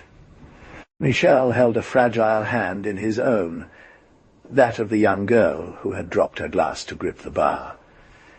It had been an instinctive movement, and now he was looking at an angelic and confused face, framed by blonde hair that flowed in waves down soft shoulders. Michel smiled. "Well, mademoiselle," he said with a cheery tone, "are you all right?" The young girl bit her lip. She murmured, "Spilled my drink on your pants." Michel burst into laughter and took out a handkerchief. He rubbed the damp cloth while saying, "I will therefore have the pleasure of offering you another one." "Oh, no, but yes. But in the future, don't be afraid." The replies flowed from Michel's lips as if he had memorized them. He was playing a role, irresistibly pushed to move and speak like an automaton. He was apparently keeping his cool, but a severe headache was afflicting him. He thought with franticness, "But I've already lived this. It's fantastic. I know that young girl. Her name is Inez. She'll tell me all about it soon. I'm getting completely crazy," or she fell to the ground, went underneath the wheels of a packed car. She awoke in a comfortable armchair, remained for a moment with her eyes fixed on a blinding pink light. The large pink lamp went out. The small room with smooth walls, like those of a clinic, was invaded by less harsh lighting, normal lighting. Inert, Inez felt that she was having a kind of helmet taken off her. She felt a sting in her arm and didn't react. But she murmured slowly, "No, no, the poison is going to kill me, Michel." A man in a white smock stood before her. His mustache looked familiar to Inez. Without really knowing what she was saying, she articulated, "Hello, doctor." Well, said the man, smiling. "It's time for you to wake up a little. This vertigo will pass." She moved her lips several times, managing to pronounce, "Michel. He's in the next room, your Michel. He's waking up at the same time as you. Wait a bit. In 5 minutes you'll be fine. You'll find Michel in my office." He turned toward a young man also in a white smock and said, "Give him another injection, my old man. I'll be back in a jiffy." He went out into the corridor and walked its entire length. He opened a door. Behind this door sat a man at a table reading a newspaper. The doctor frowned. "Well, and your patient?" "How so?" A dog's name. He's starting all over again from the beginning. It's dangerous for him." "Cut. A dog's name? Cut." The man rushed to press a button on a wall panel. "I'm sorry," he said. The end of cycle signal didn't work. The doctor consulted a glass board where lightning-fast luminous curves crossed each other. "Hold on," he claims. "The movie has been a mess from the start. He must have had a moment of clarity. You should have kept a better eye on it." He shrugged in annoyance and walked through another door. Michel was slumped in his chair, sweating. He looked pained and was rocking his head back and forth as he muttered incoherent words. The doctor gave him an injection in his arm. He cast a worried glance at some sort of dial and removed Michel's hearing aid. The electrodes left pale marks on the young man's forehead. "Thank goodness there isn't too much damage," the doctor said. "See to him. Be gentle for the relaxation. Go to my office. Take your time, now." "I don't want any accidents." He came out and passed in front of Inn's lodge. It was empty. He went up to his desk.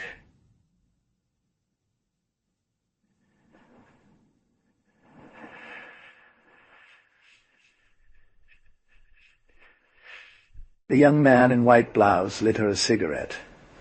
"And Michael?" she asked the doctor with an anxious air. "He's perfectly normal again." "You were afraid of him, weren't you?" said the doctor familiarly. "So, you're sure that you love him now?" She nodded positively, looking slightly embarrassed. "You see, it's not a big deal. These romantic quarrels. You don't divorce after only a year of marriage. There's nothing like a grand adventure shared to get things back on track." He sat at his desk and, stretching his legs out in front of him, lit a cigarette himself. "You see," he said, blowing the smoke out through his nose, "modern life is delicious, comfortable. There's no insecurity. But there's a downside to this. No adventures, no violent emotions, no passion. It takes just 1 year for even the most delightful marital life to become dull. The man always dreams of saving women in distress, by sword and by fire. The woman dreams of invincible heroes. But all this no longer exists. The hero is useless, obsolete, because there are no more women in distress. We showed you your Michel as he is, bold and energetic, capable of tearing down walls out of love for you. The reverse process worked in your favor in his mind. He had realized that he was protecting someone during a cascading epic, perhaps a little naive, but you were both sated of adventure and being away for quite some time, and you had relived in a different, more exhilarating way the pleasures of your first loves. He smiled. "If, in a few years, you feel disgusted by the blandness of existence, come back to see us." The door opened onto Michel, supported by the assistant. Inez stood up and rushed into his arms. They embraced with new passion. The doctor left his office and whispered to the assistant, "Let them be for a moment. Go check if the secretary's prepared the fee note and bring up the following couple."